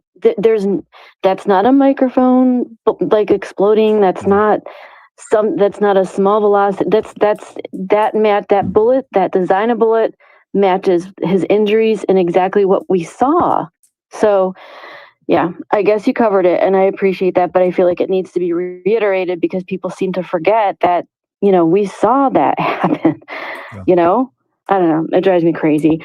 And then the other thing that drives me crazy is like, why does everybody feel like they're privy to the information that is this full scope of evidence? Like the full scope of evidence is put together and, we saw part of that evidence being used at the preliminary hearings to determine whether or not there's probable cause. Now, people seem to think that everything should be out on the table, which is not the case because during a trial, the prosecution's probably going to hold, some of their better cards closer to their chest. So during the trial, if there is one, I would assume that there would be, unless he pleads out. But they have a strategy, and they're not going to lay that strategy out. So all of these people that are going around pestering everybody for evidence and, calling the FBI and trying to get all this information, it makes no sense to me because it makes their job harder to do. So that's just me venting it out. And again, thank you. And thank you for all the experts that are talking in these spaces and the people putting in the effort to get the truth out there. And I appreciate it. So thanks. No, thank you, Nikki. We really appreciate your support. Let's kind of address a couple of those things. You're right. I think a lot of once we found out where somebody please mute their mic. I'm getting feedback. I think that's somebody. Anyways, or it could just be spaces doing weird things. The most anomalous, atypical thing that happened in this entire event was definitely the terminal ballistics. There's no doubt about it. All right. So if people are skeptical and are suspicious because of that, I understand. And I was too at first. And then I started actually researching this because somebody brought up Martin Luther King. I, of course, knew that Martin Luther King had been shot. I didn't really understand what happened behind that. So I researched that. I'm like, wow, that took place with a 30-06 at 65 yards.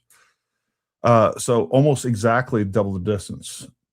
Charlie Kirk was shot at 138 yards. Now, going back to the low velocity, if you can't see right now, if you're not watching this, now I am holding up low recoil. You can get low recoil 30-06. Remington makes some too, but what we know that's not what it was because we have a Core-Lokt bullet and the only version that they make in the low recoil is 125 grain, and the shape, the form factor, as we would call it, ballistics of the projectile is completely different than. So that bullet is most likely 150 grain. I've been saying that for a while now. Core locked, even before we knew that it was core locked. But it could potentially be 165 grain, maybe up to 185. The overall length of that looks like it's going to be 150 or 165 at most. Now, all things being equal, okay, we didn't have this low recoil ammunition back in Martin Luther King. I don't think there's any indication that was hand loaded or anything like that. So we would say, all things being equal, it is almost guaranteed that Charlie Kirk was hit with less energy than MLK was. This is somewhat speculative. I'm not going to sit there and say that I know, because I don't even know. I believe it was a very similar soft tip bullet that MLK was hit with too. I have to pull up my notes. But we had him hit in the jaw, and this is what people will say. No, Martin Luther King doesn't count because he was hit in the jaw first, but it still didn't transverse the width of his body, all right, the thickness of his body. And where this started off was, there's no way that you could shoot a human being with 30-06 and, it wouldn't have an exit wound. And it's like, well, Martin Luther King, no, that doesn't count because of his jaw first. Well, first of all, we don't know if it hadn't hit his jaw, would it have still not exited? I don't know, but I do know it hit him in the spine. And I do know that is most likely that MLK, being twice the distance, was hit with more energy than Charlie Kirk.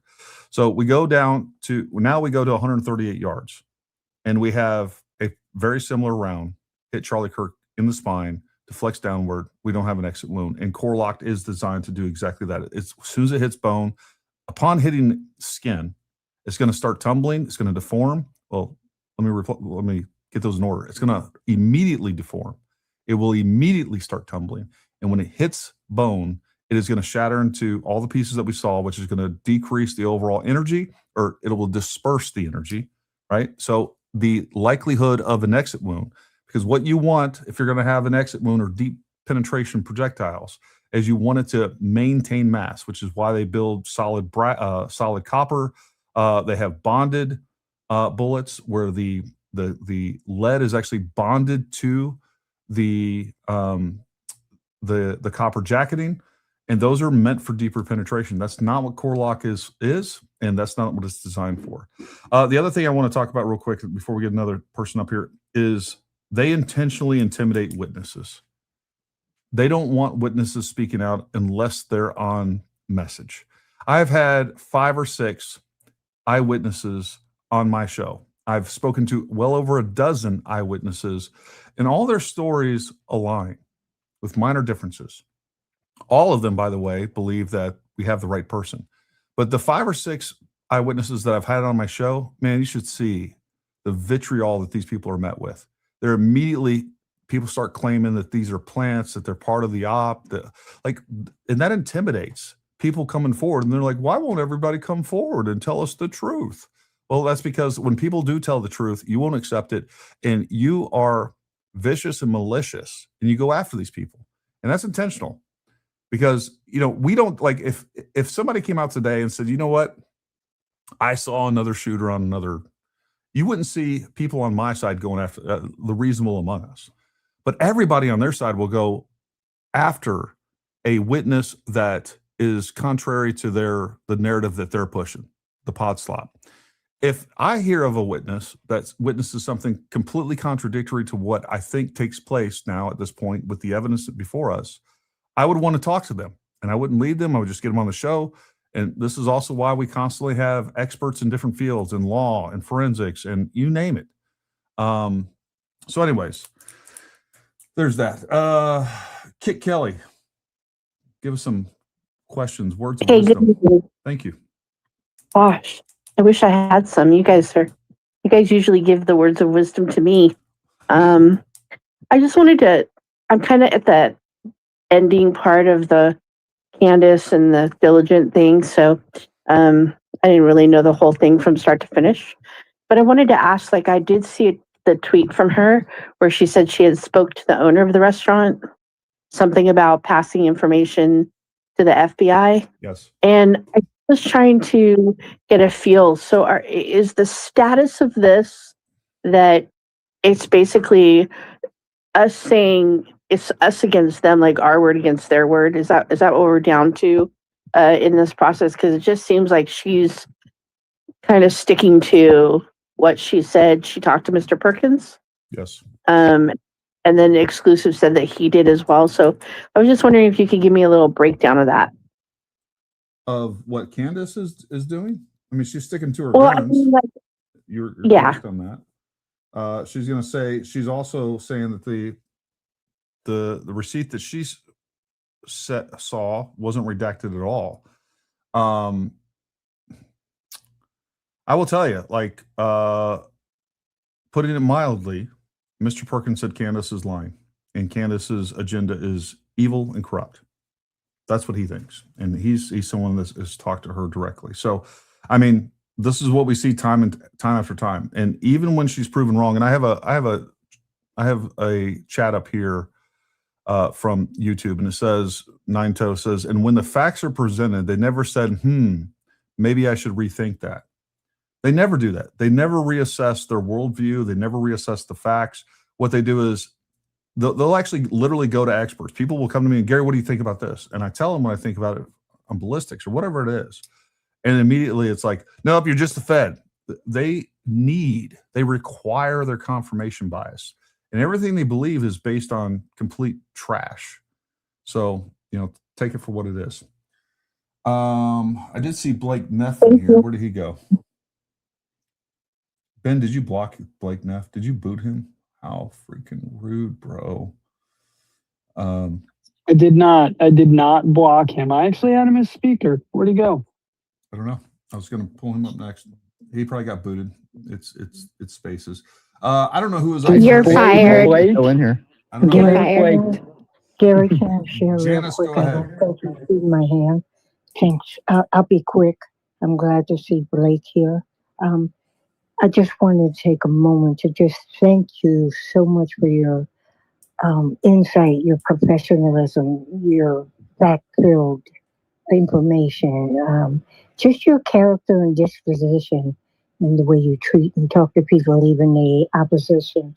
I just wanted to take time to say thank you. I'm also a veteran of the United States Air Force. And thank you for your service, Janice. I likewise, and I came up here to say thank you for your service, sir, and keep up the good work. I really appreciate you more than words can say. I've been following you for quite a while, but I usually hang out in the tunnels. But you've answered a lot of my questions, and I look forward to the trial. Thank you once again. Awesome. And I just want a shout out to Insurrection Barbie. Yes. I love her. And she's down there as listener, and she's a female Gary, and I just wanted her. Has that been proven, Janice? I don't like to. I'm not into the gender doohickey, but she's. Yeah, I love my Barbie. She is. She's great. If you guys aren't following Insurrection Barbie, you are wrong. You are wrong. Another humble, honest, walks the talk Christian that I really appreciate. And I've learned from her and learned from you, and thank you. No, thank you. Thank you for your support. Thanks for listening. We appreciate you. Blake Neff, what are you doing? I heard you were riding around in an SUV. I'm here. You're Can you hear me identified now? at like 3 a.m. Tell us where Can you you were. hear me at 3 now? a.m. Yes, I can hear you, Blake. Can you hear me? Excellent. Yeah, were you driving Tyler Robinson's car? I mean, it would be news to me if I were doing that. I mean, it's actually like I didn't really elaborate on this because nobody asked. Like what I was actually doing the night of the shooting. I may have slept for like 1 hour or something, but I basically was actually up in the middle of the night writing like the statement that Turning Point released about Charlie. Like I wrote that kind of in the evening at one point. And like a couple other, I think I ended up writing like 2 or 3 things overnight, which that's the main memory I have of the event. And if I remember right, I think I listened to. This is kind of weird, but there's a song by this Canadian guy like called the Mary Ellen Carter. I think I was listening to that song while I did it. Rise again, rise again. So you weren't in a black SUV, like trailing behind the car and just like following Tyler every move that he made? I was not doing that. And like, I feel like this is like actually a pretty good example of what Gary was talking about, like how nasty and predatory these people are. Because if you think about things for like literally 10 seconds, I think one would realize it's completely retarded to imagine that I was like off running around with Tyler Robinson to like try to retrieve this rifle or plant this rifle or whatever their conspiracy is. Like, very obviously, I was at the hospital, as I said, and then I went back to the same hotel everybody else went to, and then I departed the following day, and they're all like, how can you not remember what it is? Well, I have a Y chromosome, so I don't remember these things as much as like women do, apparently. And they're like demanding that I go find out what the name of it is. Well, you know, I think all of you could probably figure it out yourselves if that's like something that really is important to you. And I will say the name of the hotel that I stayed at is not particularly important, because why would it be? It's a place someone bought us a room in because our boss was murdered. That's what it is to me. Yeah, And beyond that, weren't there like tons of people around you the whole time? I mean, there were always people around. It's not like no one saw you anywhere. How come these people can't think of these things? I think they actually either like they can, but they actually genuinely prefer to be nasty. Like I'm a villain in this like soap opera reality that they prefer to inhabit, and so they like to like go after me. They like to bully me. They like to spam gifs of Charlie getting shot below like random tweets that I have made. I made one last night, like commenting on someone made a post about Rudyard Kipling. So I made a post about Rudyard Kipling, and someone below it is just like, Blake, explain this. And it's like a gif of Charlie getting shot over and over again. Like, I don't think that sort of behavior can be explained by anything other than malice, in truth. It is. And it's not profitable to go where the facts and go where the evidence leads, or even just use common sense of what the fact is these people have this conclusion now that you're involved with this. Clearly, Erica Kirk, Andrew Colvett, everybody's involved with this. And now all they have to do is if they hound you. And by the way, I don't think for a second that Candace Owens believes that. I don't think that Baron Coleman believes that. But they have an army of idiots that they've convinced of this through this narrative forming, this narrative framing that they continue to do. And the fact is we have a bunch of gullible people that will buy into this BS. And it's just, it's unfortunate. It is malicious. And I hope they get their just desserts.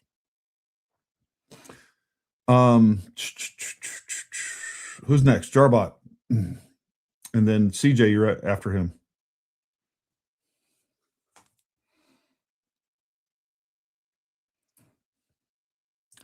I don't hear you, Jarbot, or it could just be me.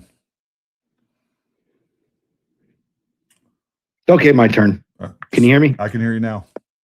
Okay, good. Because I've been shadow banned and Bronson shadow banned me, and I have had the worst time getting on this tonight. I put something in the chat a little while ago about the receipt that was in question, and I want to read a little bit about that for you here. Hold on, let me open up my notes. You still with me? I'm with you, man. We're here. All right. We're on the edge of our seat. Me too. There is a card reader called BBPOS, and that's on the receipt there.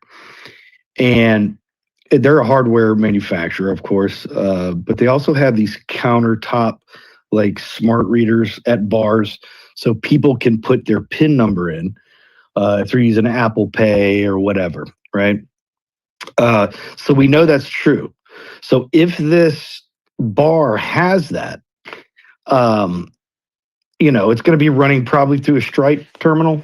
Everybody's pretty much on a Stripe terminal. I've got 2 retail stores. I also have another corporation that does a lot of POS integrations. So I kind of understand this. So I would say that if that place does Cowboy Cookout or whatever his name is, if they have that type of terminal that you can have at a bar, or if they don't, that could probably eliminate or verify one of the two. Not that it matters, of course, because it doesn't matter, because nobody really has seen him on camera or can validate anything. But to get to the provenance of the actual receipt itself, this would probably distinguish if it actually is valid or not.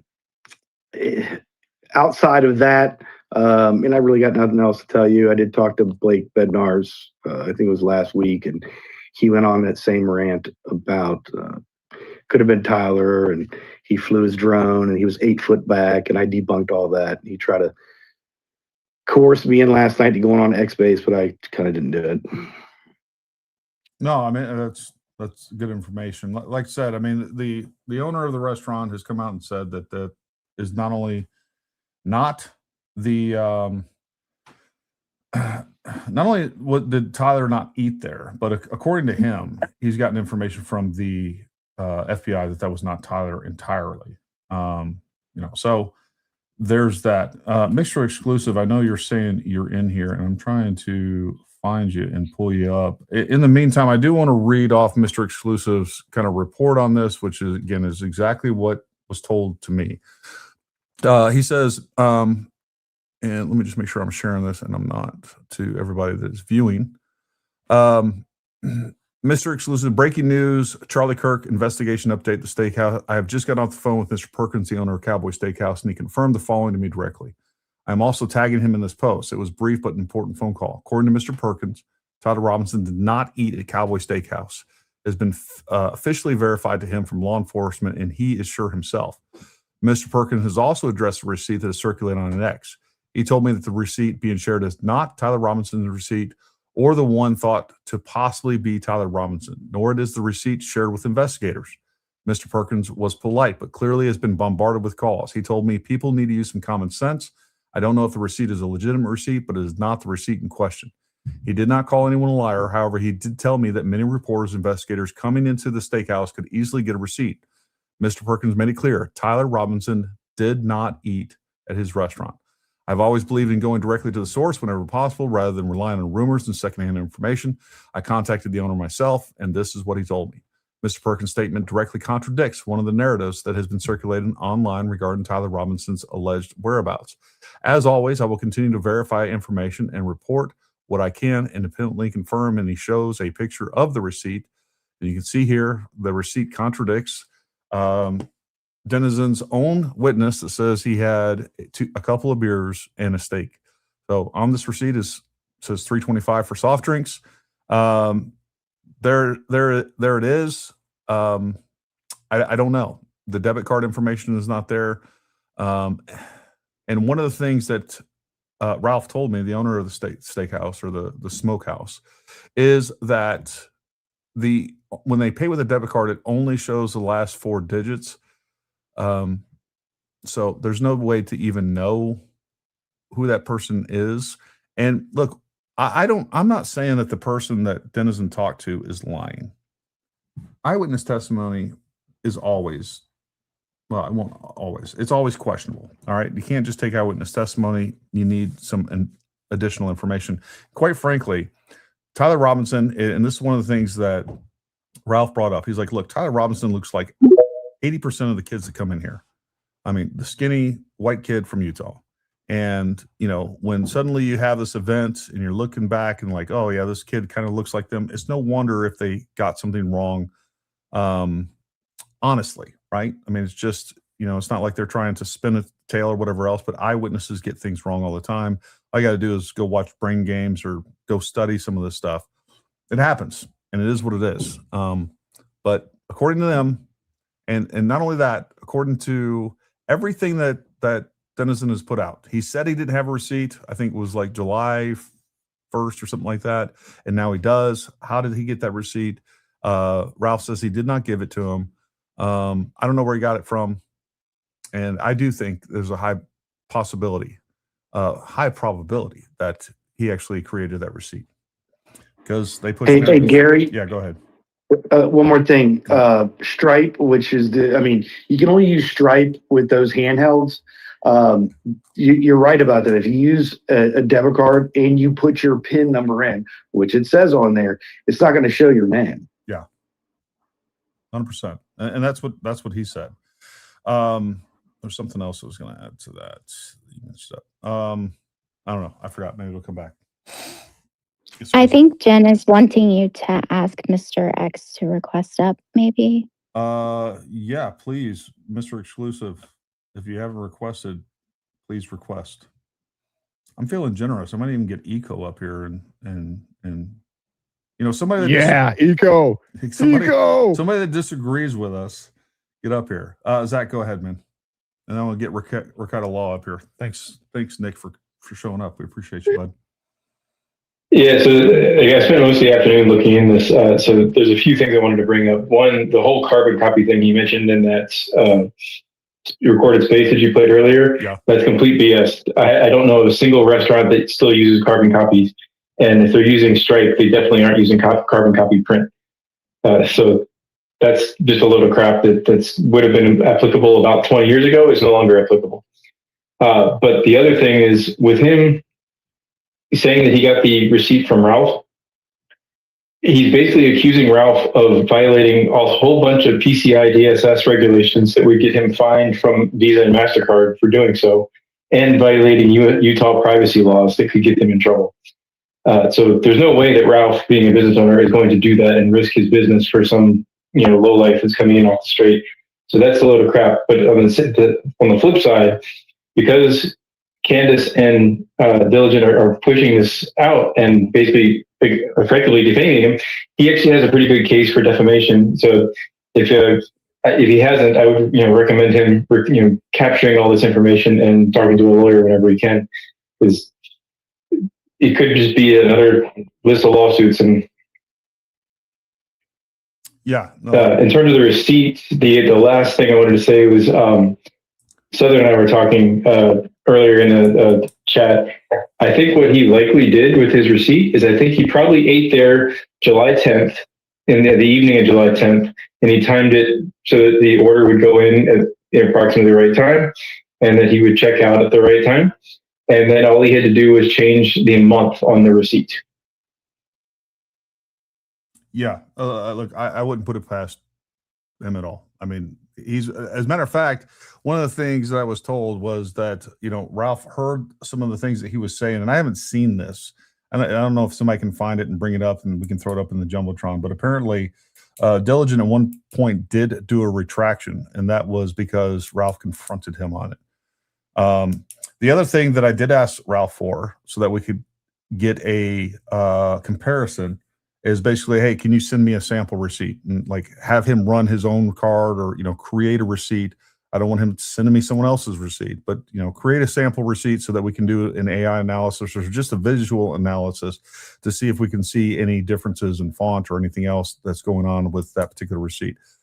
At this point, it doesn't matter. And this is where Ralph basically stands on this. And that is it's inconsequential. He could have gotten here within the time that he said. He probably could have gotten back within the time that he said, even if it was him, but he has been told that it wasn't him.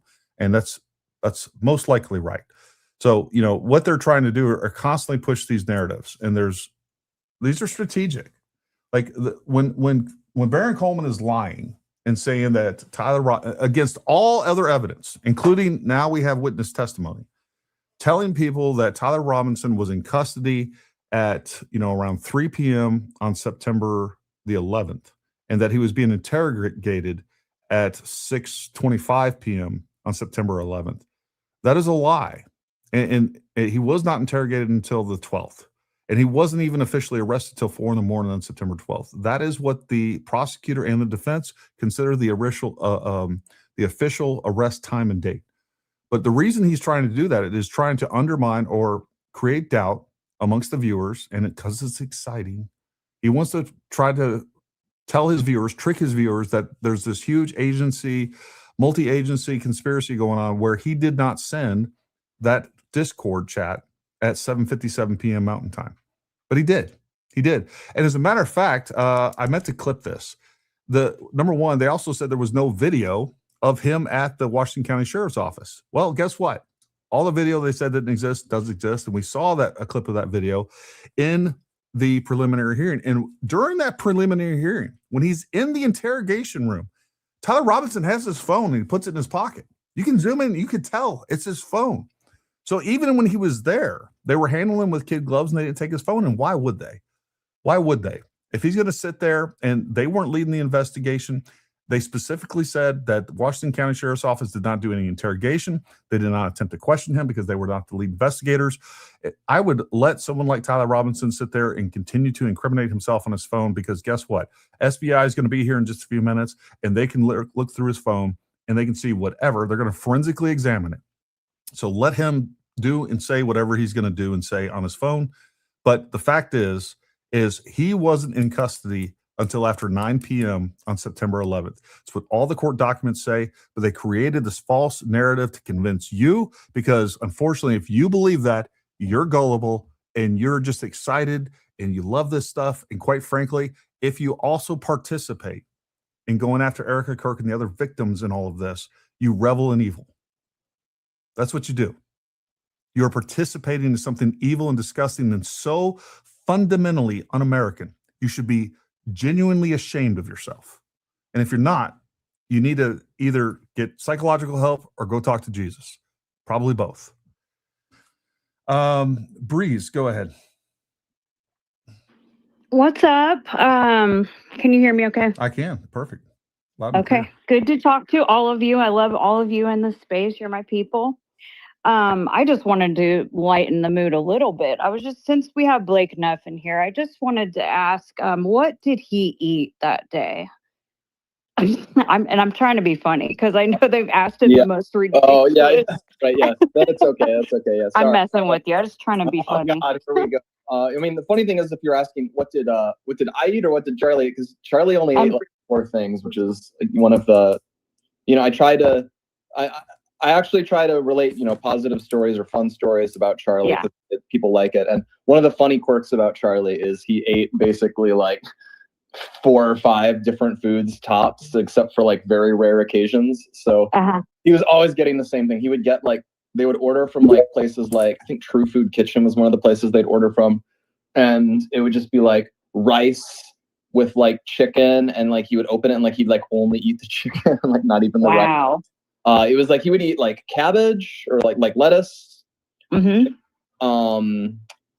chicken, hot sauce, avocado, like usually as guac, and then like olive oil. And I think he used to eat lean beef, but then like that, there was some maha reason that like lean beef was actually not okay, so like he phased that out too, and like that was like what he ate. And then then it would be a big event. So Erica's talked about he'd eat, I think, mint chocolate chip ice cream on his birthday and on the 4th of July. At the RNC in 24, because Vance was the VP and that was a big triumph for him, he ordered like a cartoonishly large number of chicken wings, of which he ate maybe 5 or 6, and I think I ended up eating like 20. It was pretty funny. Well, I just want to tell you, I've been hearing the questions they were asking you in that space the other day, and you were, I just can't even imagine the level of like PTSD and what you guys are all going through with this type of stuff. And I'm just really sorry. So I just wanted to tell you that, and I wanted to make somebody laugh on some level, but yeah, that's about it, really. That's appreciated. In fact, one you don't want to use that word nice, but like one thing I appreciate that I've done these a few times is it has opened me up a little more to like the number of people out there who are supportive on this, because sometimes it does feel isolating if you post about something random on X and then it's like 50,000 different people line up to just be like harassing you and spamming GIFs at you, and we get some nasty emails and stuff too. It's like it is frightening how many of those people there are. I mean, it's frightening when you can see the number of people simultaneously watching some of these streams that are just spewing out a bunch of lies. I'm just so sorry, and I just wanted to tell you that it's awful. Well, thank you very much. Mm-hmm. Thanks for letting me up. That's all I wanted to say. We love you, bees. And I love you too, SK. All of you. You guys are wonderful and you're my people. So Yes, I think it's truly evil what these people are doing. It's horrific. I can't imagine doing any of these things to my worst enemy, let alone a fellow American. You know, it's just disgusting. I can't imagine trying to remember the day of something really traumatic happening to you and being like scrutinized for your every little move, or what, you know, where did you walk, or who did you talk to, or that's why I was kidding about what did you eat that day. Like, I can't imagine the level of like microscopic, you know, analyzation of what you were doing that entire day, that something so traumatic happened. So I just think it's so inhumane. Well, and speaking of memories of what people were doing and how that Blake and everybody else, every word that they say, everything that they claim they did that day are put under a microscope. It's okay. Somebody posted this earlier. I reposted it. Of course, I can't find it now. But somebody posted this earlier where, and I remember watching the episode where Candace claimed that she blacked out, completely forgot a whole trip to Maine, I believe it was. And it's okay for her to forget things. It's okay for her to forget things. But it's not okay that people under stress, and again, there's lots of research done on what traumatic events do to the mind, the memory, never mind auditory and visual exclusion that takes place under stress, but just to memory and how things get scrambled up. That is well established, but these people get no grace whatsoever because none is extended to them. Recital Law, send it. Yeah, and let's not forget that she also was talking about Charlie's child, you know, how she couldn't have woken up and done these things because, you know, sleep training and whatever. Yeah. And then she goes on air and talks all about her daughter waking up at 4 a.m. frequently to help ask her dad to help her find things. Like, what is she doing? Like, she can't even keep track of what she said. 100%. Yeah, no, like that. Actually, that's something that really bothered me the other day. Like, stuff is gross, but I feel the strongest indicators of her, like her bad character in all of this, is actually the little things. And that thing about her toddler waking up, where someone's like, hey, you know, you were saying it was super weird and suspicious that Charlie's toddler was awake. You know, they could have only been awake because, you know, their parents were having a fight and were getting divorced and there was an exorcism going on or whatever. That's the only possible explanation. And then someone points out, like, okay, well, your toddler was awake.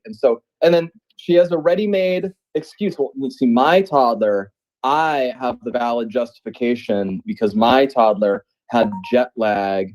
And so I'm able to have my justification, but you know, there's no valid justification for anyone else's toddler doing something I decide is weird. And like, it really emphasizes for me the self-centeredness, the entitlement, the nastiness. Like it really bothers me. Like it bothers me and frustrates me and frankly frightens me that there's so much obvious bad character on display here, and yet there are these people out here who are sending her hundreds of dollars in super chats in gratitude for what she does, who just orbit around her, and it's a disturbing thing to behold.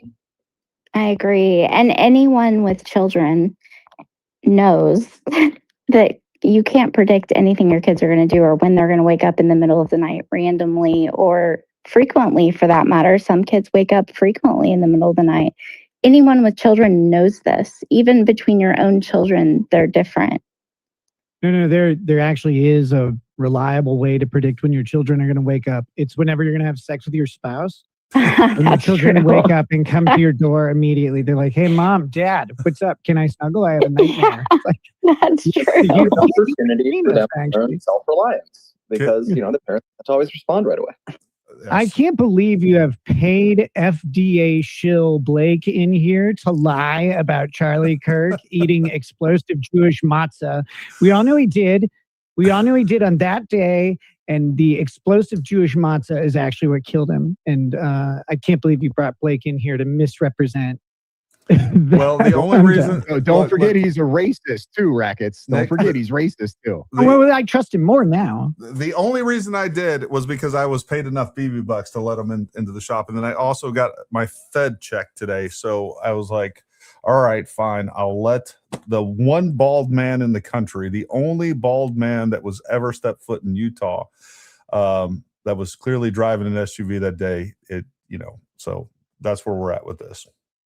Well, I want to know how y'all are getting paid. Nobody's paying me shit. I am getting the shit into this deal. Well, you can tell who doesn't actually know what's going on when they talk about like Jewish dollars and stuff like that. Because as a proper Israeli shill, I only get paid in media hour blocks on television. On CNN, on Fox News, on NBC. They don't pay in cash anymore. That's very passe. That's like last that's last century, man. Yeah. Now we get paid in programming. Just like the Russians, the Chinese, and the Islamists are paying Candace and everybody else in views. That's what they're paying them. And bots. It's an army of bots. This whole thing is crazy. I mean, this receipt deal is one of the things I've followed most closely out of the Tyler Robinson thing because it's just my ability to follow things time-wise. This has hit at a good spot. And to watch this thing unfold and to see people who have disregarded all of the evidence that is presented, that is verifiable, that is corroborated, that is following the rules of court and being brought into the system that we all have agreed is the system that we will use to resolve disputes. All of that stuff is fake. That's all a lie.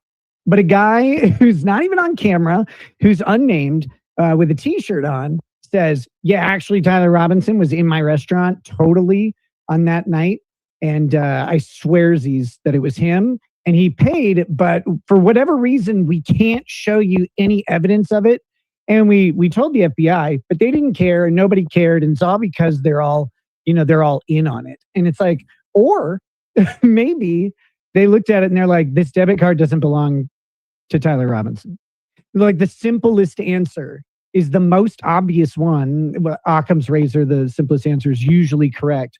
And if you Occam's razor this thing, you go, okay, it's not Tyler Robinson, because if it was Tyler Robinson, that would have been seen by the FBI. It would have been cross-checked against his bank accounts, which they wouldn't even need a search warrant for. And it would be given to the defense, who would have brought it immediately to the probable cause hearing and said, it is not possible for our client to have done this because of this timeline. And the prosecution is entirely wrong. And if their timeline says what it says right now, it can't be correct, and they cannot carry this prosecution beyond a reasonable doubt, and we need you to dismiss this, judge. And that would have been brought, successful or not, before or in this pretrial thing. I've seen people come up with every excuse on the planet, even ones like, well, they don't want to tip their hand. There is no hiding the ball in court. There is no like tip your hand or whatever.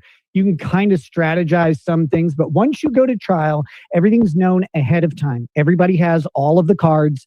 And they have a big mirror behind the other person so they can see their hand too. Nothing is secret.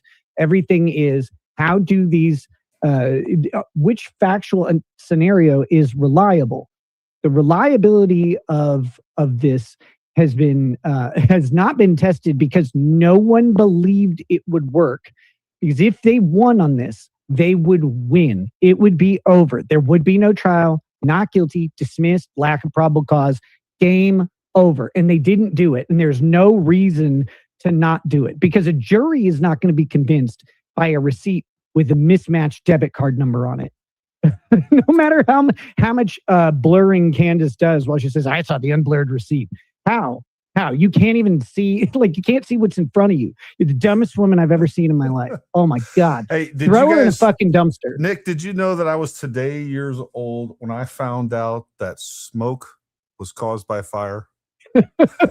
All this time you saw fire and you saw smoke and you thought they were just friends that partied together. But no, I thought I was just crazy. But I asked I don't know, some random person on the street, and they thought the same thing too. I just surround myself with other morons. There's, that's what I do. It's very macabre. I can't even get it wrong right. Macabre. It's amazing. It's amazing that the pattern recognizers and the people who are able to discern truth when no one else can see it can't get the most basic pattern recognition down of cause and effect. That is a part of everyone's life. It's, ubiquitous conditions. They're like, if I put my feet in water, they get wet, but I don't know why. Yeah, you don't get the claim to be that you recognize patterns, that you have great pattern recognition. If you've gone 35 years and you never put together thunder and lightning, just shut the F up. Real quick, don't go anywhere, Nick. I want to get Stealth up here, one of my faves. Stealth, take it away. Yeah. Hey guys, how are you? Good. I'm glad Blake. Good. So I'm glad Blake's up here too. I wanted to touch on something. An interesting part of the whole thing is the incessant trying to blame Israel thing, right? And I was thinking about this. In the last few days, we've been posting about the Israelis have been taking out like the actual individual terrorists that were involved from October 7th. We have a sophisticated system, kind of like a after Munich situation, right? They're targeting and they're going after them. So a lot of us are posting the videos of the person they're taking out, and then obviously the victims and some of their stories. For us Jews after October 7th, the strangest thing for me was the denial of the actual atrocities when it was live streamed on Facebook, all over Telegram, all over Twitter. It was on every single social media site until slowly it started to get pulled, and then it's still out there on all the Islamic stuff. And then it was live streamed into Qatar, all the atrocities, and even the Qataris watched it, including the Hamas leadership. So this is like publicly known. Okay, it makes no sense. That's like evidence, right? And they've got, I think the Israelis picked up tons of drives and background in intel when they were starting to go under the Hamas like infrastructure tunnels in the hospitals and other places. So they have more footage than I think will ever probably be publicly seen in this lifetime, of which they send UN advisors even to come and view it. And then, at least, I would say at least 400,000 people went to see the actual footage in Israeli embassies or US embassies, and officials and military that came into country who wanted to see the 47 minutes. And there's longer ones for other analysts. That kind of evidence was there. And till this day, everybody, including regular Americans, deny it when it's readily available. That for me was the first sign. That's why I was not shocked at what Candace was doing and others about Charlie Kirk's assassination, because when I saw the ability to do that kind of atrocity denial, which was live streamed and videotaped in the most brutal of ways, it was 2 days straight of because they were still fighting up for 2 days dealing with these terrorists. And then obviously after that in the tunnels and the hostage videos, and this denial of all that, and then the transferring of dead bodies and giving out the wrong bodies of mothers of the children of the Bibas, for example, and live streaming it all over the world, which was supposed to be not allowed based on the Qatari deals. But of course, Qatar is a piece of shit, so it is what it is. And that was all done. And then you wonder how and why people were able to do this to Charlie Kirk. Yeah. Okay, that it is identical lack of moral character.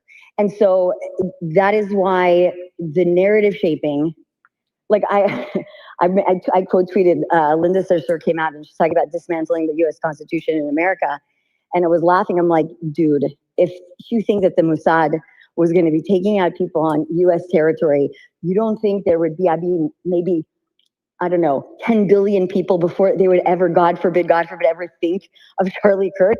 And to say something like that, that's so disgusting, when he was allegedly supposed to be traveling to Israel this last January to have a meeting, just everything about it is such an op, and it's so disgusting.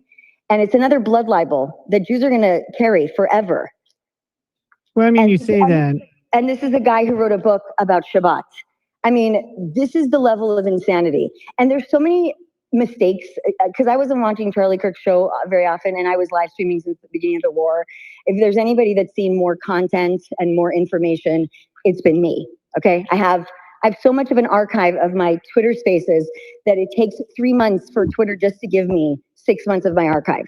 That's the level of volume. So you're like, anybody could have just said, oh, like there's like 3 experts alone you could just pick up from Hudson to talk about what happened on October 7th or the breach or whatever. And the propaganda that was going on and the narrative shaping, even because Charlie Kirk had made some comments because he didn't fully understand this. He's not going to become a wartime expert all of a sudden, so it's just disgusting. And so that denial, what did you expect from the same population of people that were denying and visually watching the atrocities and had seen it even afterwards for the last 3 years? It's also like a self-induced cognitive dissonance, right? It's like you are so bias driven to begin with that you can't accept reality of what's taking place. So they just say this is all fake, and it's just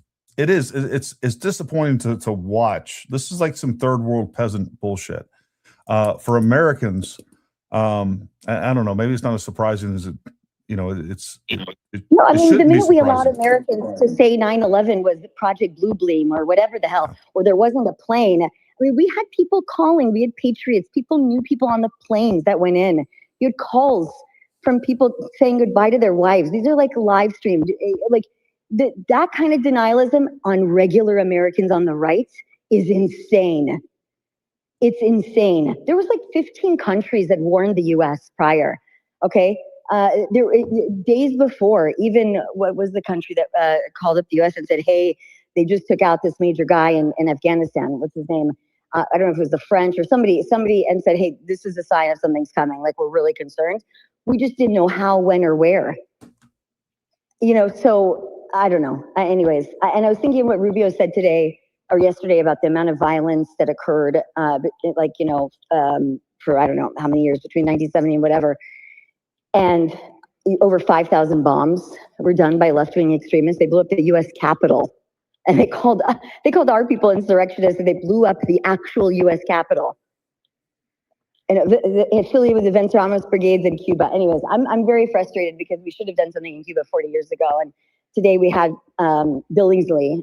He works at Hudson. He's former advisor of the president. He's a big military guy, and he's an expert on terror financing. And he came into the space and he was talking about the level and extent of what was going on inside of Cuba. And it's very frustrating how many American kids have been radicalized and trained there, and the amount of espionage. And again, the number one person affecting our elections, other than China and Russia, and spying on us and creating knowledge graphs on Americans and have every bit of data on even newborns, is the Chinese. And they lease that out as an API to the enemies of America. And then these morons like Joe Cunt has the audacity, and Tucker and all these people, and even Tulsi defends her stupid hire, doesn't have the ability to say, yes, we're under active measures by very violent entities. Okay, Charlie Kirk was just in South Korea. And if you know what's going on in South Korea right now, you will understand a through line of the warnings he gave when he was there. So it's just, I don't know. We Americans need to get educated on the right very quickly. They're looking really dumb right now, and they can't be just a handful of us that are educated and a whole population of 30 and unders that are just decided to become complete and utter fucking morons. Well, one of the biggest problems is that they want to be entertained more than they want to be educated. And I think there's some people that are earnestly looking for information, and then they end up on the Baron Colemans and Candace Owens, and this is more entertaining, and they value that over the truth, and then they just completely don't even care if it's true or not at some point, and they enjoy the participation that they get that's giving meaning to their life, to find the inconsistencies, the minor inconsistencies of what Blake says or what Erica Kirk says or did, or try to twist things and hold them to a standard that they won't hold themselves to. And that's just It is super frustrating, and it's sad to see that America's at this state.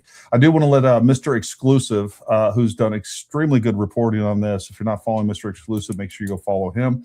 If you're not following Stealth, make sure you go follow her. She has some amazing spaces.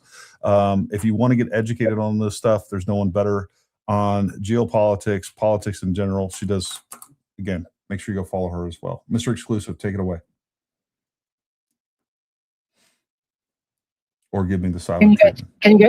Can you guys hear me? Yep, now I can. Go ahead, bud. Beautiful. I'm sorry about that. I was having problems getting on earlier, but I have been here the whole time. So I guess I'll just kind of give a quick breakdown of what happened today. Please.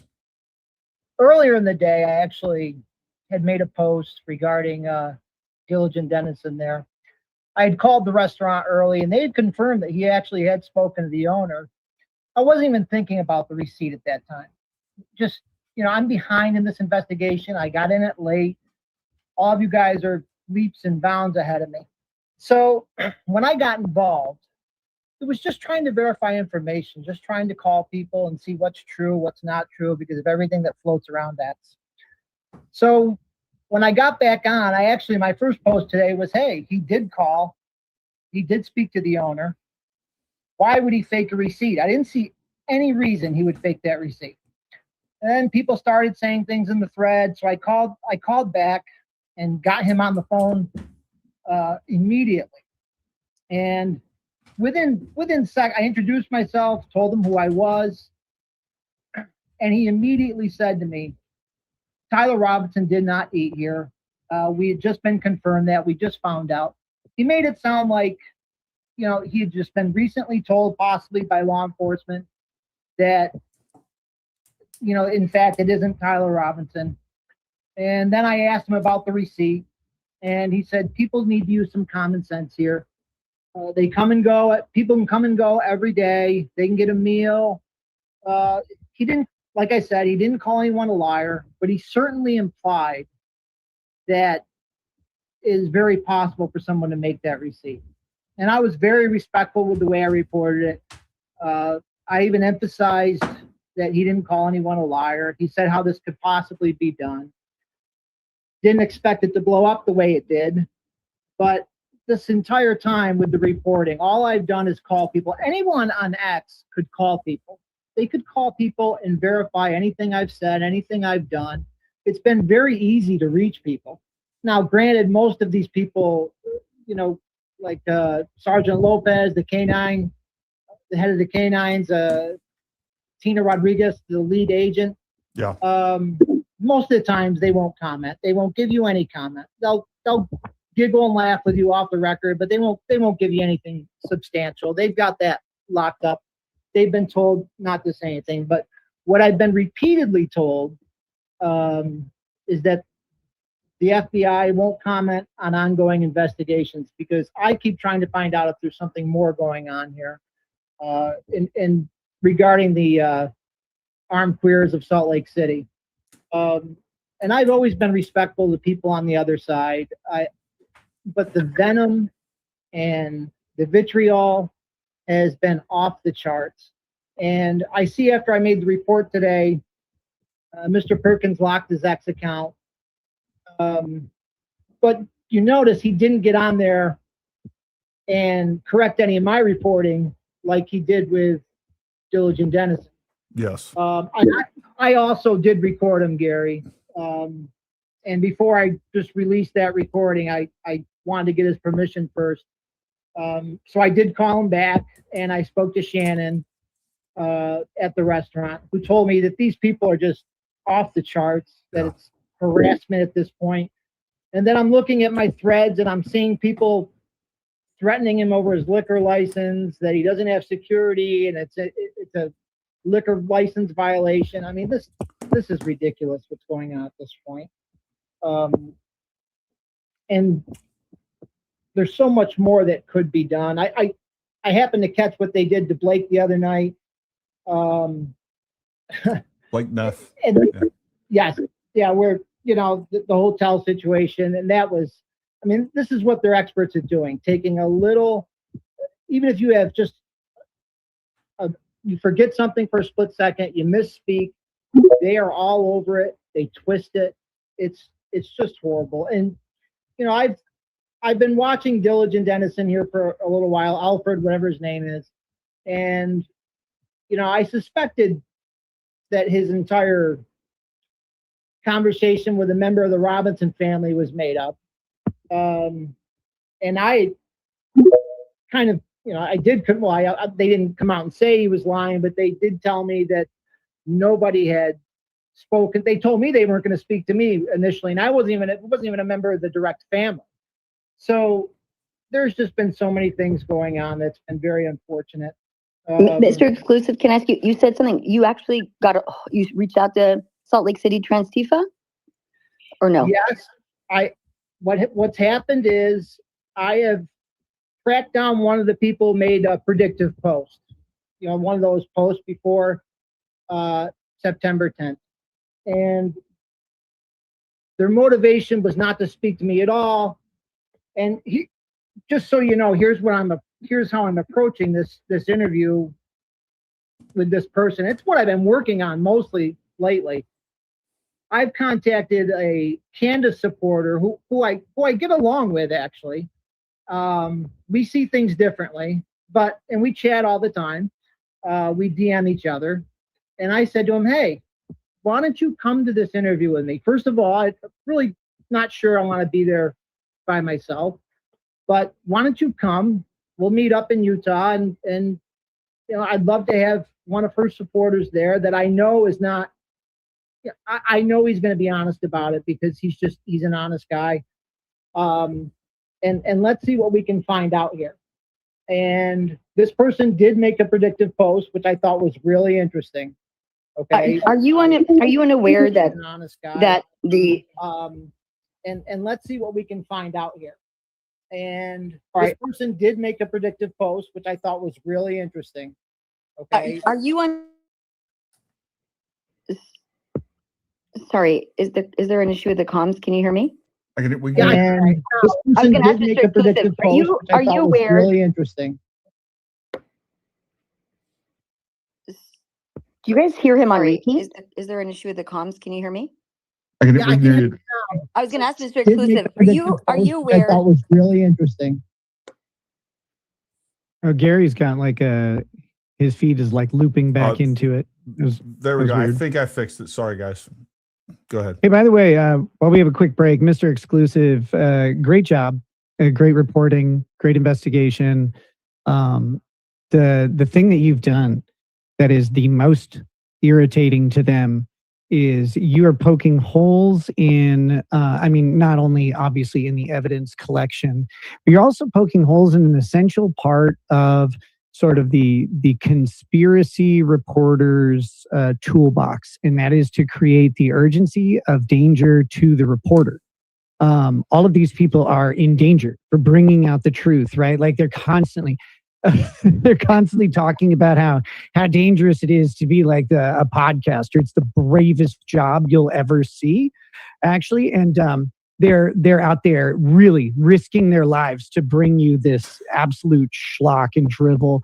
And you are coming out and you're like, hey, why don't we just call the guy up? Like, that seems like a good idea. You call him up, you ask him, he's like, you know what? There's some reports at first. But we sent everything in. FBI comes back, verifies it's not him. And I don't know if people would realize how common it is when you have like a major news event come out and you have pictures and stuff, and a suspect goes out either because they've apprehended them or they're a person of interest and they're looking for them, and that picture hits the news. People are seeing them all the time. They suddenly start seeing them all the time. They start seeing them in their memories. They start seeing them out of the corner of their eyes, or people passing on the street. And they start to go, oh, yeah, whoa. I think I did encounter that guy. And it becomes the biggest event. This is a waiter at a smokehouse, right? If he's the guy who served a couple beers to Tyler Robinson after he didn't shoot Charlie Kirk but was falsely accused, he's massively increased in value over whatever he was before that. I don't mean that in a condescending way. I mean, that's his own perception. And so like he becomes this thing. So of course he reports it. Of course he saw Tyler Robinson. Of course, Tyler couldn't have been down there to shoot Charlie Kirk, and that makes him important when he wasn't otherwise important. And you're like, well, why don't we just like check now? Because a lot of false reports and a lot of false information comes in at the beginning because everybody is, like I said, they get excited. There's a psychological issue that when you're triggered to something, you start seeing it. It's like when you buy a red car, everybody's got a red car, etc. Like that all goes into play. But the thing that is manipulative and horrible is the people who go online and then they report on the minutia like this that isn't well supported and is hard to falsify at first. And then they act like obviously they're going against the conspiracy, so they're at risk. And you've just annihilated that. None of these people are in any danger. Nobody cares if Diligent Denizen lives or dies or eats Cheerios or Apple Jacks. Like it doesn't matter. And you've annihilated that. So good job making these people back into the useless normal people that they are. That's where most people, self-included, belong. Like we should all just be normal people with normal opinions. Nobody's out here to change the world. And it doesn't happen to everybody. There are certain people who are out there. Unfortunately, Charlie was one of them and he's taken away. But like, I just love what you've done here because you took the simplest approach right to the source, and the source is able to say, yeah, it wasn't him. And they don't know what to do. It's really funny, like watching Diligent Denizen flip out and make post after post after post that are progressively more retarded. It's amazing. Thank you. And also what he did was in his interview with his witness, he was leading that guy. Oh, I have the receipt. This is definitely it. You just to your point, you are so important now. Tell us what happened. Yep. I couldn't believe he was even claiming that guy acknowledged that receipt. It was absurd. I didn't even watch the interview because when I was scrolling past it, I saw, and I couldn't see the guy's face, right? I could just see his chest and body movements. And I said, I can't trust a word coming out of this mouth. There's nothing to back this up. Show me some CCTV footage or a name and a debit card number on a receipt. If it's a debit card number, show me that it links up to a bank account. This is the easiest thing to verify. And the other thing that drives me crazy is they accept that this is true. But if this is true, literally everything else is a lie that everyone has been maintaining flawlessly. And that is a shocking level of coordination, cooperation, and performance. If you know anything about putting together a little league team, you know that you can't trust anybody in a major conspiracy because everybody sucks at what they do all the time. Like you can't organize a brunch most days, but you organize the killing of probably the next Republican president, like major presidential candidate in the next decade or so. You organize that flawlessly, but you can't put together a spreadsheet on Excel. Come on. And you can't falsify the ballistic report and just confirm it and be done with it. Like that's the craziest thing. Hey, real quick, I want to get some other folks in here. A Mr. Exclusive. Hey, Gary, I got to bounce too. Thank you so much for having me on. You're welcome, buddy. I got a show coming up in a little bit. Yeah. And you guys out there, just keep it up. Like, I just want to encourage everybody. The evidence points to a killer for Charlie Kirk right now. And it's an obvious answer. And that obvious answer should be pursued until there is a plausible alternative. Because if there isn't a plausible alternative, then the obvious answer is probably right. And Charlie's family and Charlie himself deserve justice. And on a much farther scale back, everybody else who listened to him and believed in him or even disagreed deserves the same justice. So you guys are out there fighting against misinformation and you're all heroes for it. Oh, thank you, Ricardo Law. If you guys aren't following Ricardo Law, make sure you go follow Nick over there. We just had him on a podcast. It was a lot of fun to have him on, and we will definitely have him on again as a regular guest. Real quick, I do want to go to a couple other folks, but I want to hit some super chats that I'm getting over on YouTube real quick. When I heard Candace Owens was going on Russia for vacate, my first thought, she's going to move there eventually to escape liability and hide money. Thoughts. This has actually been theorized and there's some actually evidence behind that, or potentially the UAE. Ryan Morrow has reported on that. You guys go check him out. We'll have him on again and talk more about that as well. I think it's very possible. MTX485 says we have to stop being so charitable for these propagandists, not their lobotomite necrophiliac followers. It's not about confirmation bias. It's about money and or clout, mostly money. I agree.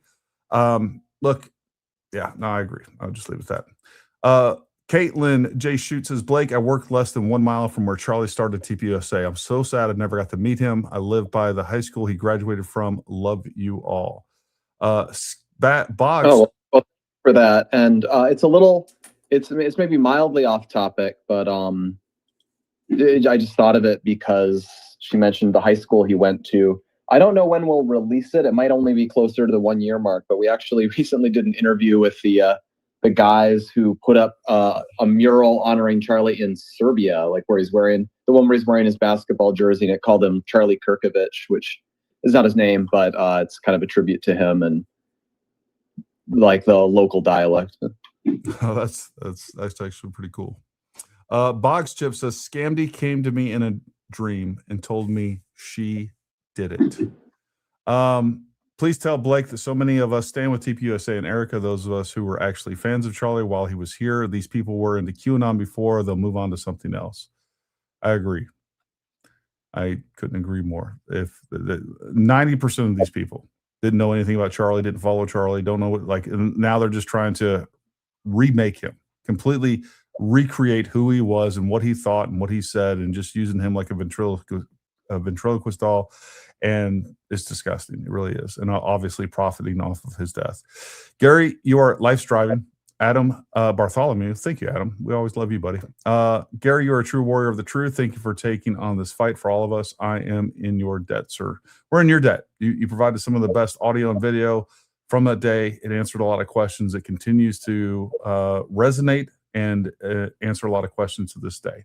All right, real quick, I want to get to Kick Kelly, then we're going to do Jacktron next, then we're going to hit Nish, then we're going to hit Nate, and then we're going to go back to Stealth. So, Kick Kelly, go ahead. Hey, I just wanted to, I didn't know that Blake was going to be here. And I just wanted to let him know that I've been taking some of my neuroscience classes, and we've been studying the Aurora effect, which talks about what happens to people during like traumatic events and stuff like that. And it's just so weird that that's all kind of coinciding with what I learned, and that basically I would describe what happened with Blake the day that everything went down. That it's kind of like, I don't know if you guys have ever like driven home from work or somewhere and you have all this stuff on your mind and you get home and you're like, you don't even remember driving yourself home, kind of. You just made it home. It's kind of like that. And so I just want to tell him that, it's completely normal that he have gaps and not know what's going on. I mean, I know he knows, but I'm just saying like, these studies are fascinating, and the more I listen. But at the same time, like I actually do. A lot of people have brought this up, and I want to push back. Like I don't think I'm particularly forgetful about that day. In fact, I would say the opposite. I think I have pretty strong memories of that day relative to other things. But like I would just entirely dispute that remembering the specific hotel that we stayed at is something that would frankly be all that likely in the first place. That's just not that's just not a thing I would generally remember. The background element, for me to forget it. Yeah, I mean, it's kind of like you can either go either way. You can completely go to a heightened sense where you remember smells and like, the fly on the wall kind of thing, or you can go into like gaps where you're like, you're not really paying attention because your mind's somewhere else, is what I'm trying to mean. It's called a tunnel effect. So yeah, I studied it, and then I heard everybody getting on you, and I was just kind of like reminding me a little bit of that.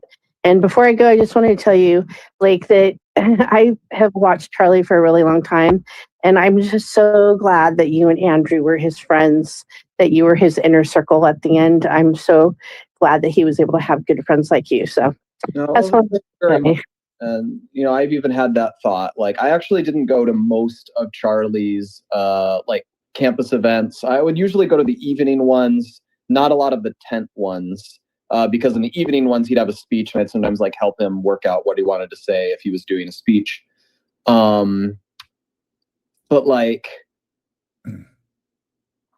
I went on that one really. I think it was just because it was the first one of the year. So, it's just, it felt high stakes. It was going to be our biggest thing ever.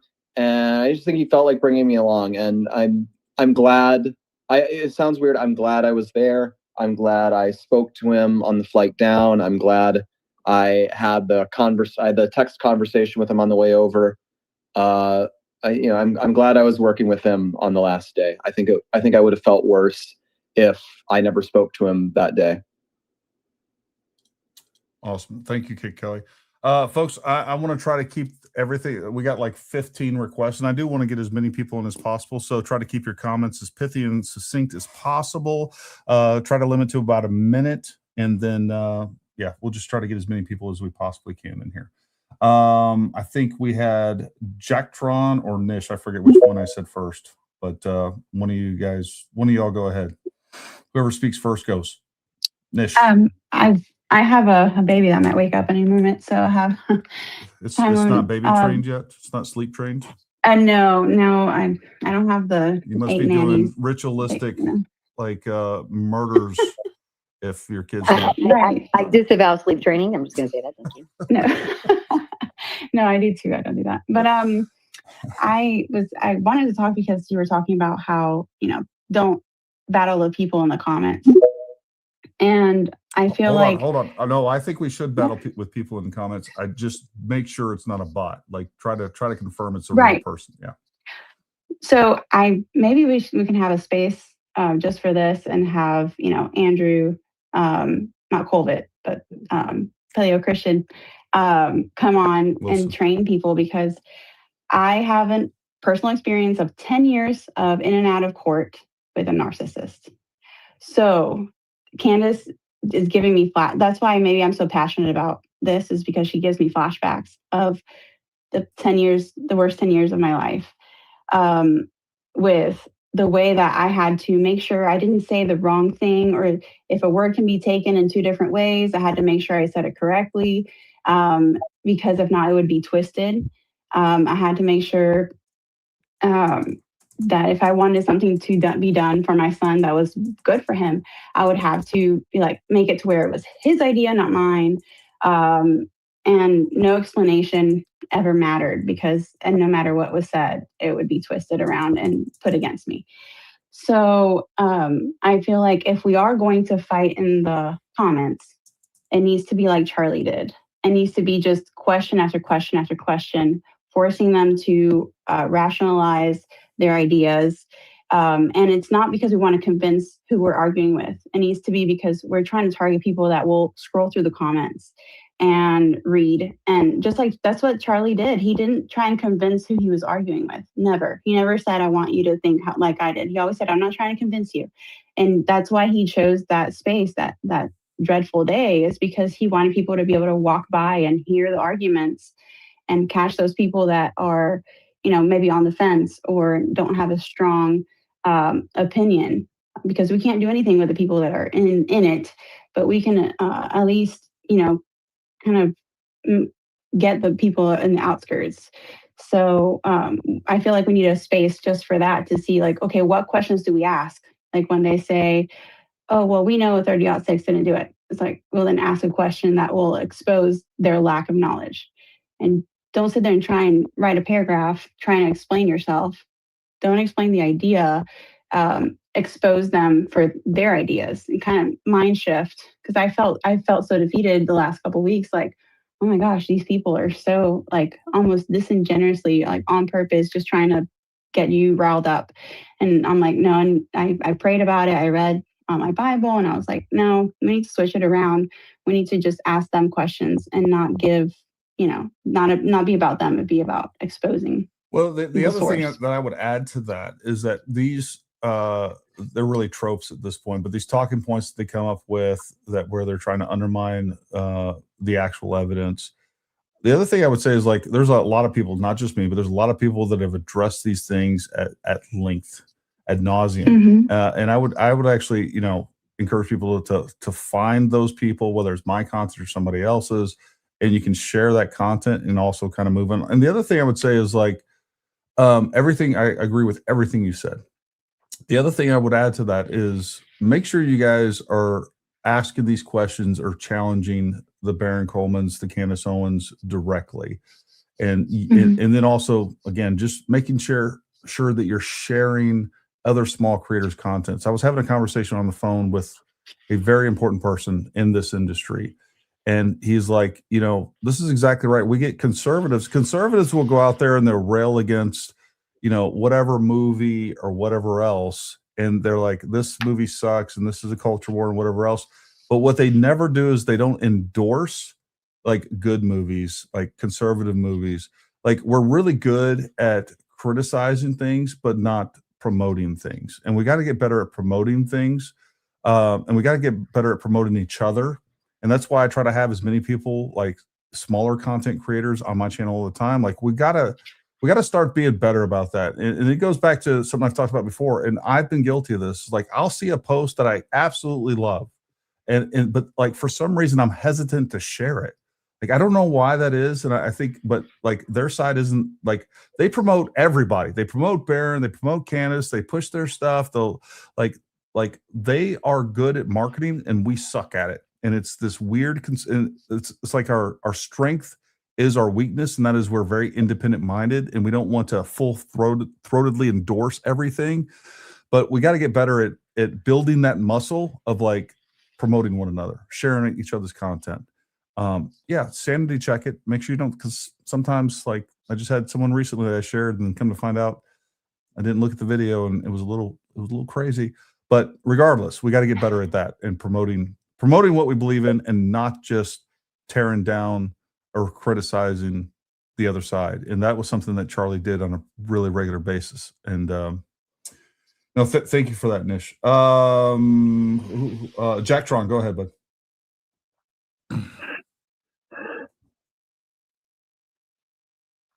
Jack Tron, I think your mic is muted. Mic is muted. Okay, Nate. Jack, you there? Nate, go ahead. All right, I think Jetron might actually be on there, but he's asleep. I don't know. I can hear breathing. But yeah, I think there's like a spectrum of people that follow this. I think initially, probably, you know, most people just got online and said, "What's going on with Charlie Kirk?" And the loudest voices are obviously, you know, going to be the first places that they're directed to via the algorithm. People that already are established, like content producers or whatever. So then you have the people now, it's 10 months later. So who's still buying into this? And I think there's like a spectrum of people that do it. Some of them are just probably bots and they're not even real people. Some of them are just, you know, really kind of foolish and don't really know. And then you have the people that are like, they're really participating in a job interview. So like when Blake said he gets these like horrible messages and, you know, responses to like random tweets.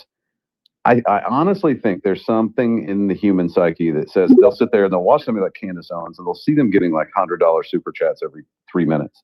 And they go, I want some of that. Yeah. I need to kind of do something sensational to get people to notice me. And I don't even think they really care about the issue. I don't think they care about anything, right? All it is like, how do I get noticed? How do I get on that train? So for some people, I don't even think it's like a, you know, an actual, like they don't give a shit about Charlie Kirk. They don't give a shit who killed him. They don't give a shit about anything. All they care about is I kind of want somebody to notice me. And then you have another part of the spectrum where people are just fucking mean. Yeah. There's people out there that are just mean. They're just cruel people. Yeah. And this gives them something to be cruel about. And then the issue with what the Candace Owens, you know, I'm just picking on her, but Candace Owens, I think she knows she's full of shit.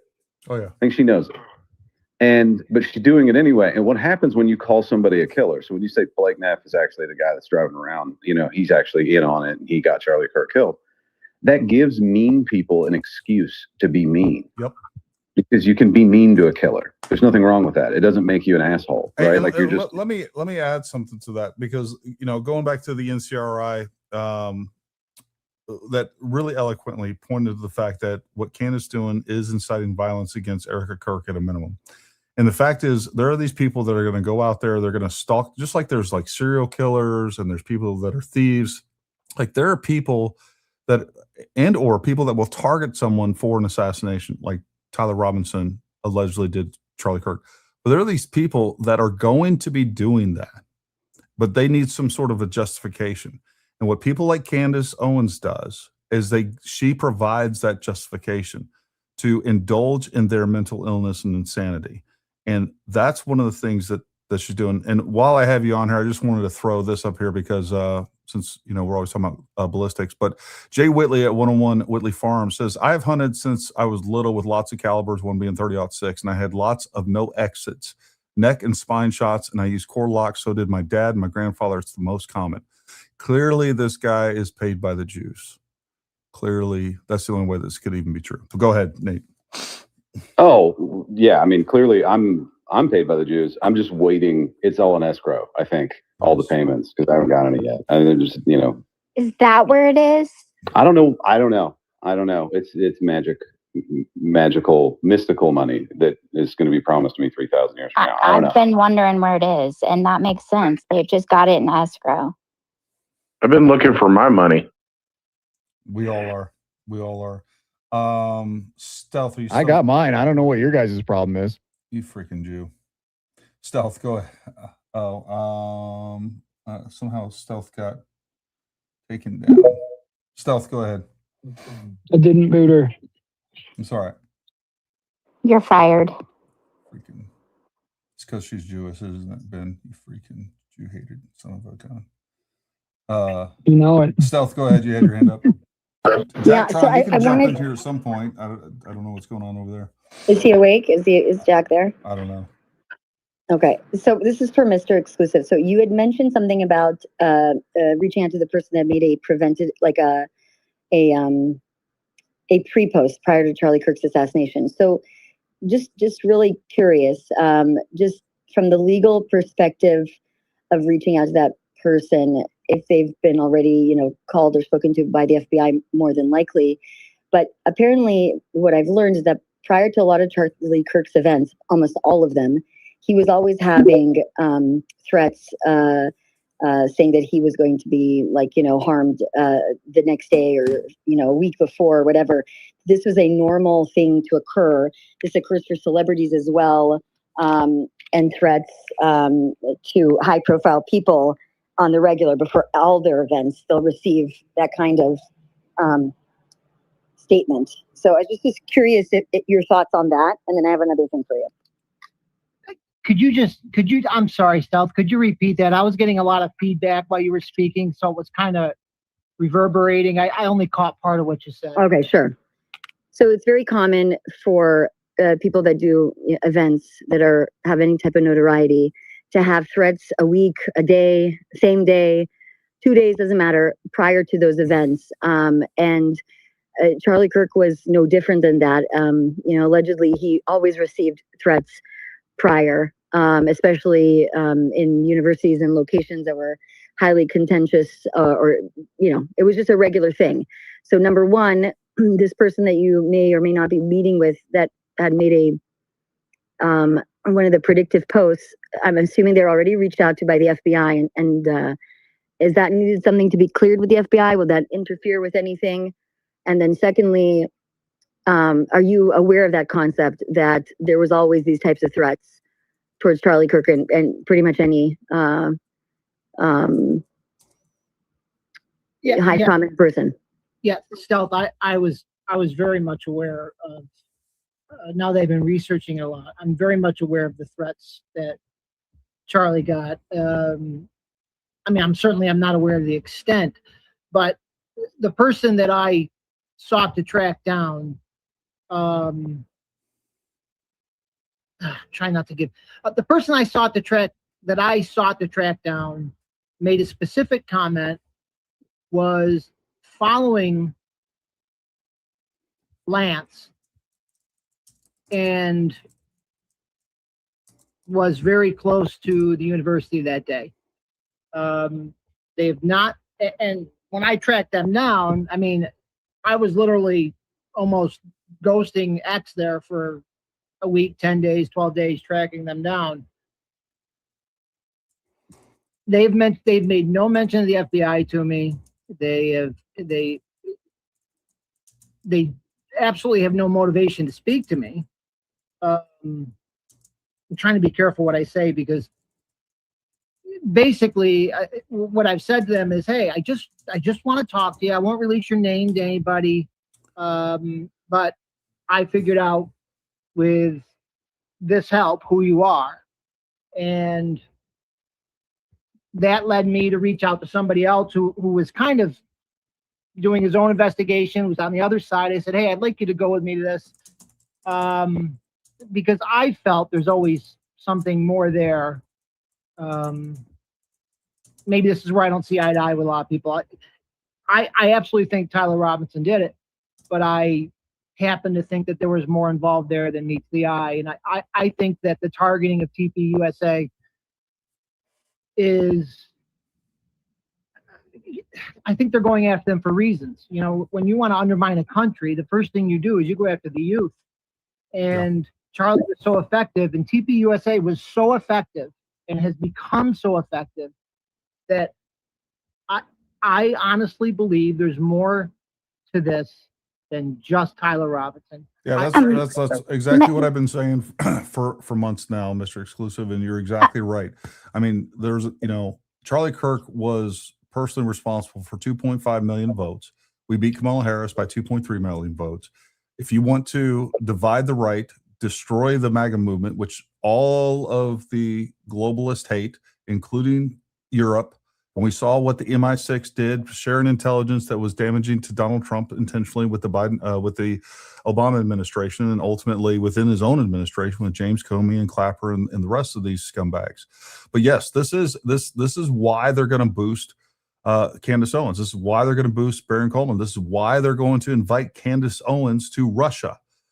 This is a psychological operation, and they're using their own freedoms against us. Russia has their internet locked down. China has their internet locked down, but ours is open. And by the way, our government doesn't seem to be engaging in fifth generational warfare the way that they are, and they're doing it well. And I think for the first time, the reason this is so effective, I think this is the first time where we're seeing this is not a Russian op, this is not a Chinese op, this is not an Islamist fascist op, this is not a European op. This is them coordinating and working together, and that's why we're seeing it so effective. So I just, maybe at Paramount, you've vetted Mr. Exclusive and everything like that. Maybe we should just have a private call about a couple of things on this topic that I just don't want to. I didn't know you were live streaming, but just because the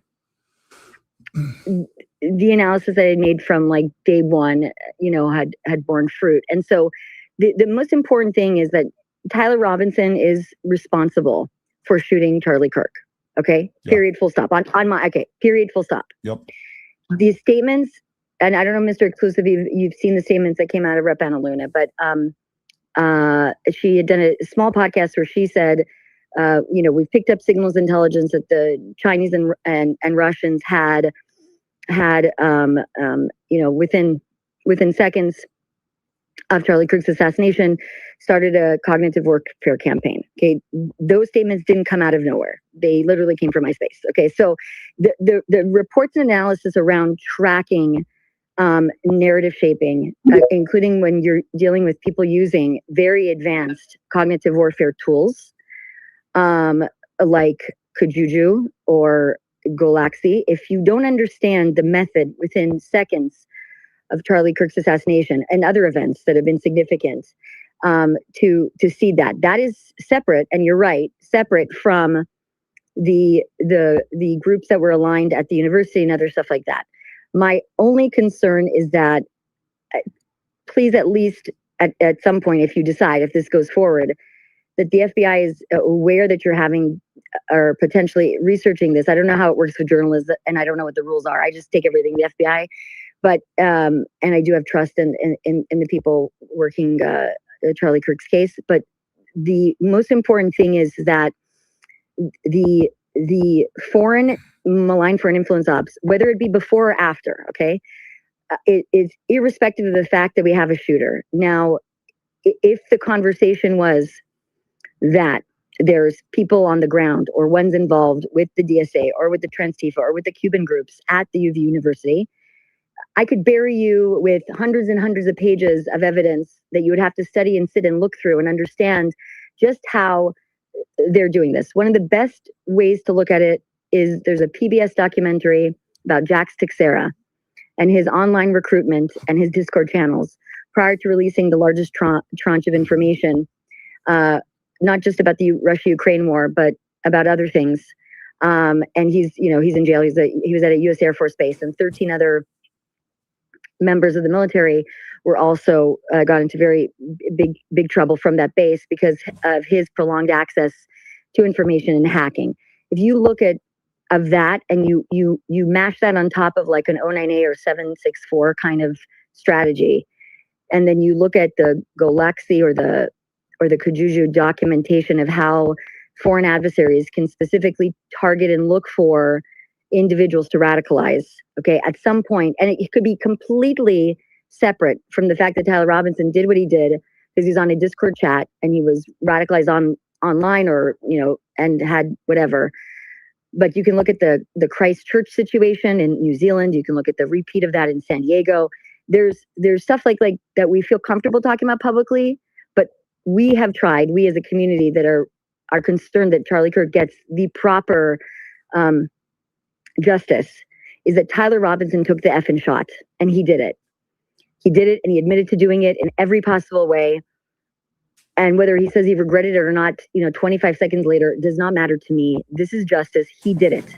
Everything outside of that, and I just don't want it to ever derail the actual case, because the way that disinformation operations will work and how you strip this man and his family of their legacy and TPUSA of their legacy is by muddying the waters. And so that's why all these insane individuals that have insane belief systems that speak in most bizarre, insane ways on Discord channels and plot and plan and want to live stream, young people harming themselves and then encouraging them to do mass terrorist attacks is something that I think all of us are committed to, including the FBI, to stopping this from happening. We're flying all over the world, picking up these handlers. Some are in the US. Yes, a lot of them are Russians. Yes, mostly Russians, but it's not necessarily just that. So that's why I'm asking you this, to have a private, I'm not saying anything more than I would normally say in a space, but there's things that my concern is that this case goes properly. And I have no investment in it other than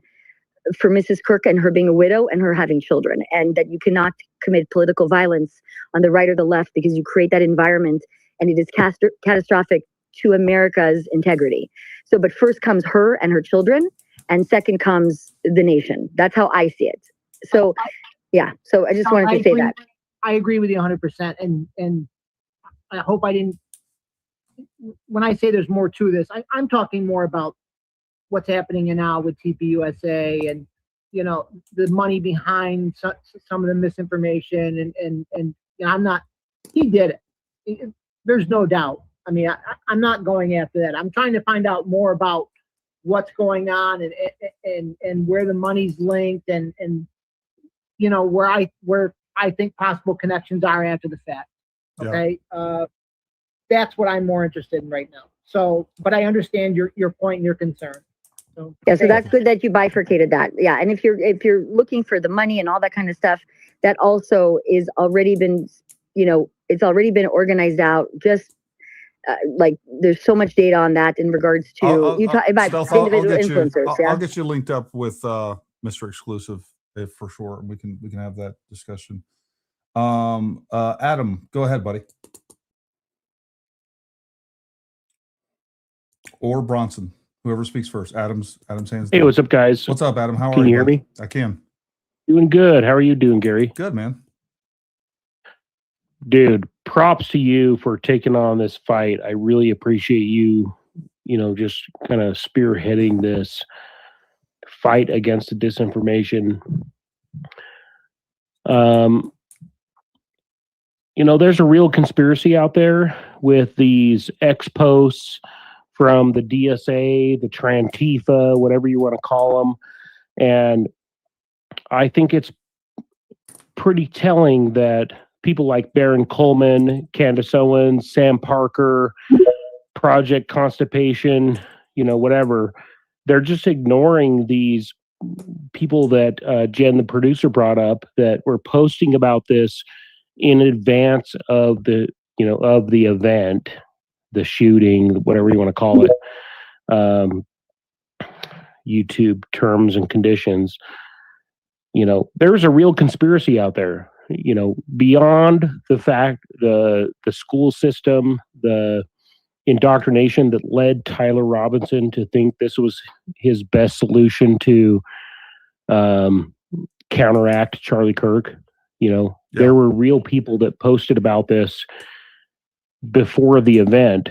There's a real conspiracy out there that these people are totally ignoring. And I think that's really telling.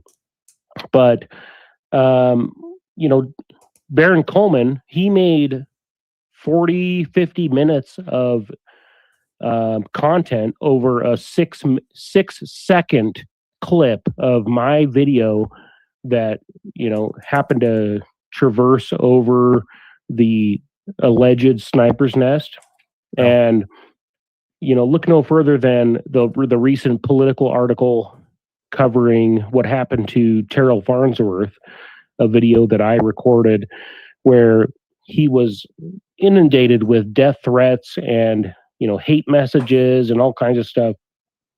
You have Candace kvetching over a Politico article where she's being called like promoting digital assassination, whatever. I can't remember the exact terminology, but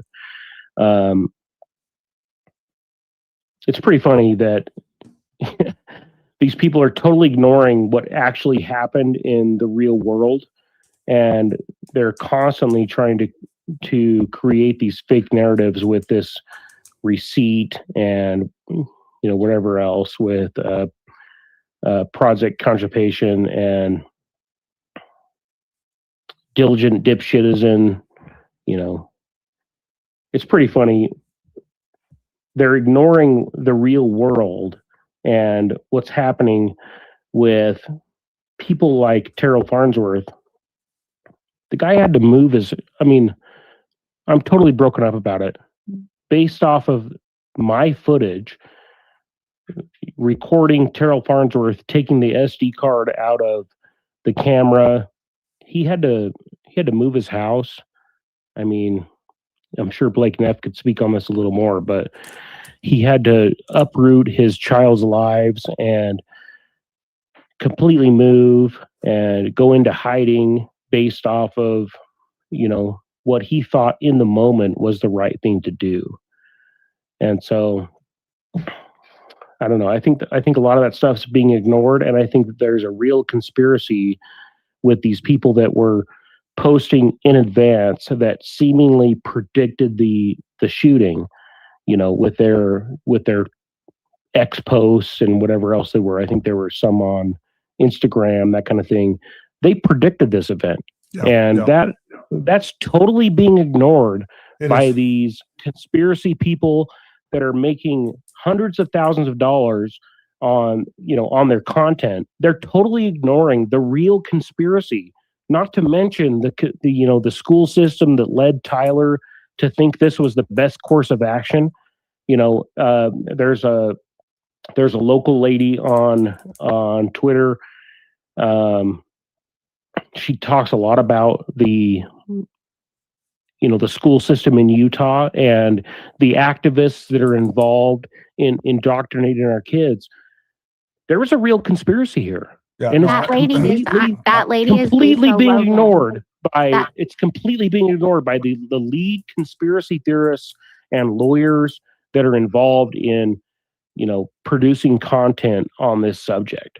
That's agree. a total disgrace. I agree. I 100% agree, Adam. We talk about it just about every night. All the actual leads have been completely ignored. SK, what were you going to respond to? Completely ignored. Yeah. That person is Lisa Logan on X. It's I am. Yes, Lisa Logan. Yeah, the name was escaping me for the moment, but yeah, she's done some great work on what's actually going on in the Utah school systems, and it's totally ignored. Like there is a real conspiracy totally ignored. Yeah, we've been talking about this since the day Charlie Kirk was killed. We gave an entire folder full of information to Candace Owens. She completely ignored it. There had been a meeting set up with TPUSA. I don't know if it ever took place or not. It's all obviously been handed over to the authorities in the very beginning. I'm the one that found the link between Ermia Fenian and Utah Global Diplomacy, and the whole entire ecosystem, the Tim Shriver, the social emotional learning, how they are manipulating the kids, the disagree better, the dignity index. Ermia Fenian was a dignity index coder.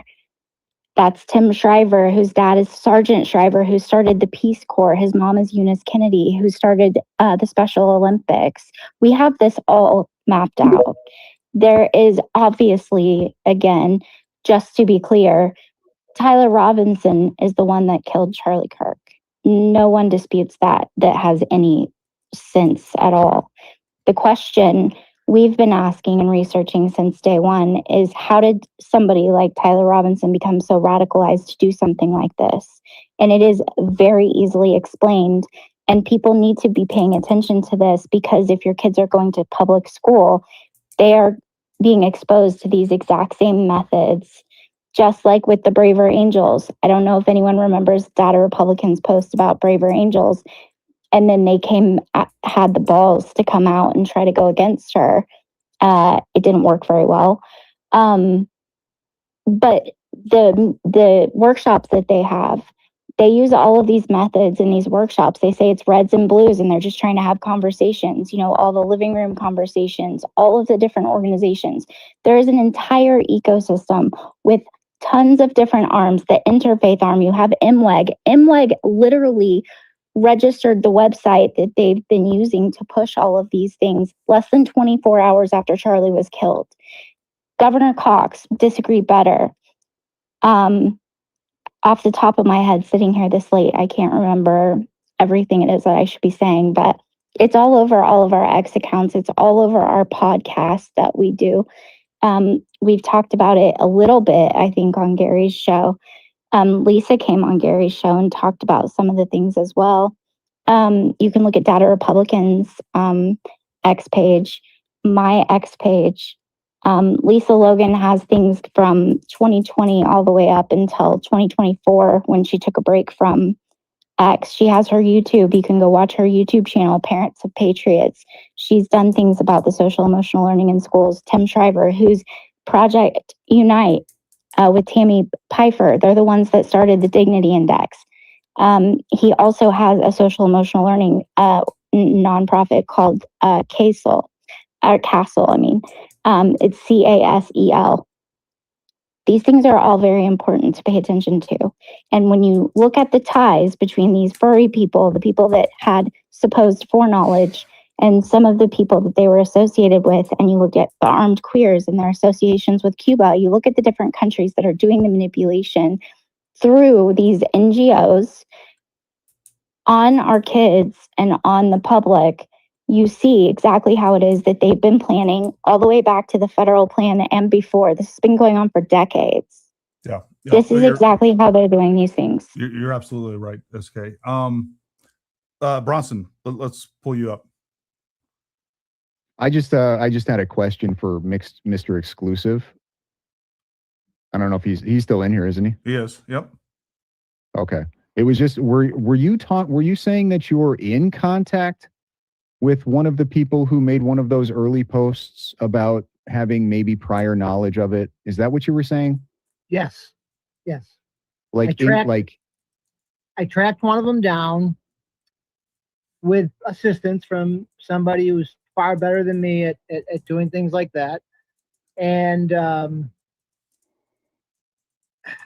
without getting into too much detail, I contacted them, told them that I knew who they were, and I just wanted to talk. It wasn't anything more than that. They said that they would. They obviously weren't going to come to me. I would go out to them, and we're trying to pin a date down now. It's going to be sometime in August. Going to be an actual video interview. I got to blot out their face and distort their voice, but it's going to be a video. So that's upcoming, Mr. Exclusive, right? Yes, that's upcoming. All right. That's upcoming. Well, we will definitely look forward to that. What else you got, Bronson, real quick? Folks, I just want to try Nope, that to, was it. we're shutting this down no later than 2 a.m. And I want to try to get through as many people that are down there requesting and get as many voices into the chat as possible. So try to keep things pithy and concise. We appreciate that. I'm going to go to Britta and then back to Stealth. Britta, go ahead. Oh, hey, I was just about to step down, but it was nothing that was a big deal. But the thing with the hotel just gets to me where they're like, Blake, why don't you remember what hotel you were staying at? Guys, I don't know if anyone can relate to this, but to me, when I'm on a trip and other people are planning it, I don't really care what the name of the hotel is. I don't really care what city we're in when we stop for a break. I'm focused on whatever I'm doing. Yeah. And it's like, okay, just give me instructions and then I'll move on. So that's all I wanted to say. I think that's the most insane thing to be like, well, anybody worth their salt would be like, okay, I need to go back and like, moment by moment go like, through my day. I can and think about trivially it. describe the hotel. Like I remember, it was like a major one. I think I assume we were in Salt Lake proper, but like it looked like it was a probably historic hotel. It had like murals of Utah, like either history or nature. It had like something in the main room. It had like a pretty nice coffee shop that was like part of the hotel and had like treats like pastries or macaroons or whatever. Like I could describe all of that. I just don't remember the name. And everyone's like, oh, he doesn't know the name. This clearly proves things aren't adding up, says the person who probably is not really good at adding along with pronouncing things. Well, you know what's going to happen now. They're going to look into it and then they're going to go start calling that hotel. Yeah, they'll find the hotel and like I'll have mentioned, like I mentioned macaroons, and it's gonna turn out it like doesn't sell macaroons. And they're like, this isn't adding up. Nothing is correct. You said he had coffee in the morning and they don't even serve continental breakfast. Did you say Macrones? Yeah. Macron or Macron? Oh God, you got me there. Oh no, it's now. Had to do it to him. Yeah. No. But and then the other thing that I was just going to say is that it is so insane that it's like Josh Hammer, you know, he tweeted he quote tweeted and said based to public execution. And everybody knows if you look into it for 5 seconds what that was about. And that hundreds, if not thousands of people were tweeting it that day. But if somebody actually predicted Charlie Kirk's actual assassination and where it would take place and who they believe did it, if they did that a few weeks beforehand, that's no big deal. We don't need to look away. Couldn't agree more. Real quick, this is a great comment. Mr. Jones said they should all go to jail and the platform should get spanked hard for allowing Russian bots to run their algos. The problem is they are incentivized. Look, X, I don't care if it's X, YouTube, Rumble, they're incentivized to have this artificial boost because those are numbers. So, you know, it's like they're making money off of that. They're making ad revenue. They can go to the people that want to advertise and like, hey, look, we got 50 million subscribers, you know, whatever, people on our platform. They're not going to go through there and get rid of all these bots and be like, actually, we only have 20 million. That's like admitting that your house is worth half of what it is when you go to sell it. They're and that's why this is so insidious. There's no direct hand exchange of money between hands. Everybody's incentivized. They know how to algorithmically accelerate the algorithm, right? They know how to manipulate the algorithm and get more viewers, get more people sucked into this using these bots and these bot farms. And that's what they do. And they're not going to do anything about it. They really aren't. And that's why it's incumbent on us. Everybody keeps saying somebody needs to do something. While you sit there on your fat ass and you say nothing. You're like, no, I don't want to get into argument today on X. No, I don't want to say anything mean in the comments. You know, these social media, and I'm not blasting you, Mr. Jones. I understand what you're saying. I'm just saying in general, like people keep waiting. We're conservatives. Quit waiting for someone to come save you. Get off of your ass and risk a little bit. They're going to say mean things about you. I'm just going to let you know now. They're going to say mean things about you. They might even go crazy and they might dox you if you're really effective. But until you've been doxed, that means you're not doing enough. Until you're getting death threats, you're not doing enough. You're not fighting back hard enough. You're waiting for somebody else. You're letting Gary do all the work, SK do all the work, all the other, Britta do all the work, Stealth do all the work. You're doing nothing. And you're waiting for somebody else to, like, everybody needs to step up. We're losing our country and we're losing the information war. The government's not going to come help you. You got to get out there and you got to fight. And this right here, this is the battlefront. So quit relying on others. I want to join on that a little bit. Like, this is one thing I've certainly tried to urge on other people, like in the media space and everything. Like, I think this kind of gradually bubbled up such that I think there's a lot of people who they prefer to ignore that this is happening, or like they'll only just talk about like, hey, we need a big tent to fight the left or whatever. And I really think it's the way this has continued to go, and like the level of fame that a lot of these people have reached for pushing this. Like, I think people need to recognize this is actually a pretty major crisis for the country, that these people are doing this and that they're cleaving away a chunk of the right. And they're like going down this big distraction, and it's actually making it like important that we need to get people won over to the point of this stuff has to be called out when it happens. This stuff, if you do it, it means like if you're pushing this or promoting it or enabling it, like you are not a conservative in good standing. You are not an ally of other people who are conservatives in good standing. You're not going to be financially incentivized to do this. You're not going to be given a platform as like a leader in this movement. Like you are, like, you can go off and make your conspiracy slop and get your super chats, but like you are not a person in our political movement. Agreed. And like, I actually think it's important to communicate this, because otherwise, like, these people are charismatic. If you give them enough rope to do it, like, they will hang the entire movement on this shit, because it will enrich themselves and make them feel important. And, you know, read between the lines on who I might be referring to with all of that. But, you know, insert the person of your choice. But like, I think this is actually very important. Yeah. Talking to you, Jack. Anyways, among others. Stealth, go ahead. Yeah, so I just wanted to, I'm so glad to meet SK. Lisa Logan came to my space, and so actually she called me today, and I was meaning to call her back. I'll call her on Sunday. But you mentioned Urmia Finian, and that's Iranian transgender Jeremy. female. Yeah, I'm sorry, it's Jeremy, an Iranian.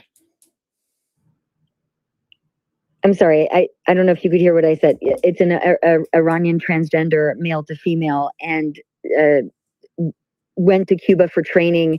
And if I could play 10 seconds of a statement, I just posted, by the way, in the upward bubble for you. Barbie made a whole, which was so nice of her, a whole visual aid on the Tyler Robinson case, claims and networks audit report.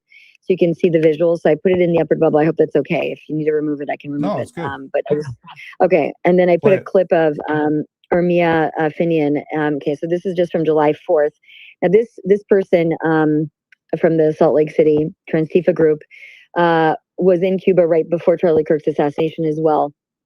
And I think now is living in the Cuban embassy in DC and running operations from there as well. So this is just a quick clip. Screw the U.S. terrorist state, and let's get into the streets and make some noise as the empire turns 250 years old. Go back to rejecting U.S. imperialism. Go back to recognizing the naked face of U.S. empire. Like, there is nothing, absolutely nothing worth celebrating about the 200th anniversary of a settler state. July 4th represents the 250th birthday of the U.S. empire, the U.S. genocidal settler state. We have to recognize that the U.S. empire is not... This is the other partner, but just her audio alone, talking the way that she speaks and most anti-American rhetoric, you know, after her family escapes from Iran, allegedly.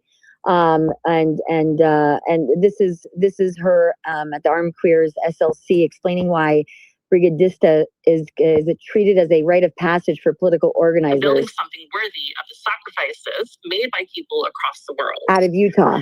The incredible detailed programming that is set up by the National Network on Cuba and ECAP when you visit as a brigadista allows you to see what the U.S. tells us is impossible. The political education you receive by being a brigadista in Cuba is unlike any forum, literature. So for those that don't know, in Cuba, the Chinese have a full military base. The PLA is there.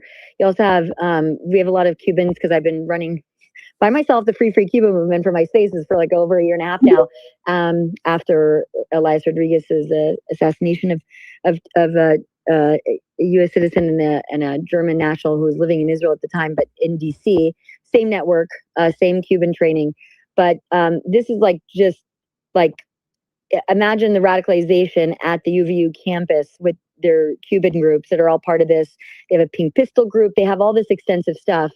But these are highly trained operatives. And it's not a joke that you have Hezbollah wearing Cuban police uniforms in Cuba being reported to us by people from there.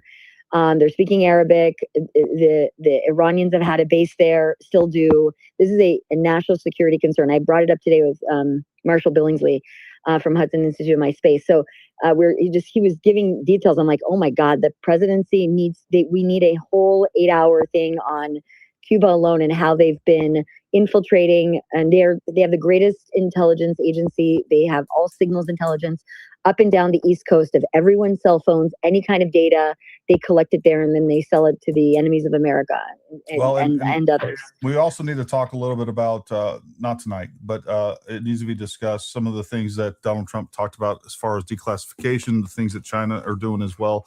And like, folks, if you're not figuring this out, this is part of the multipolarity, freaking entire psychological operation being conducted on the American people.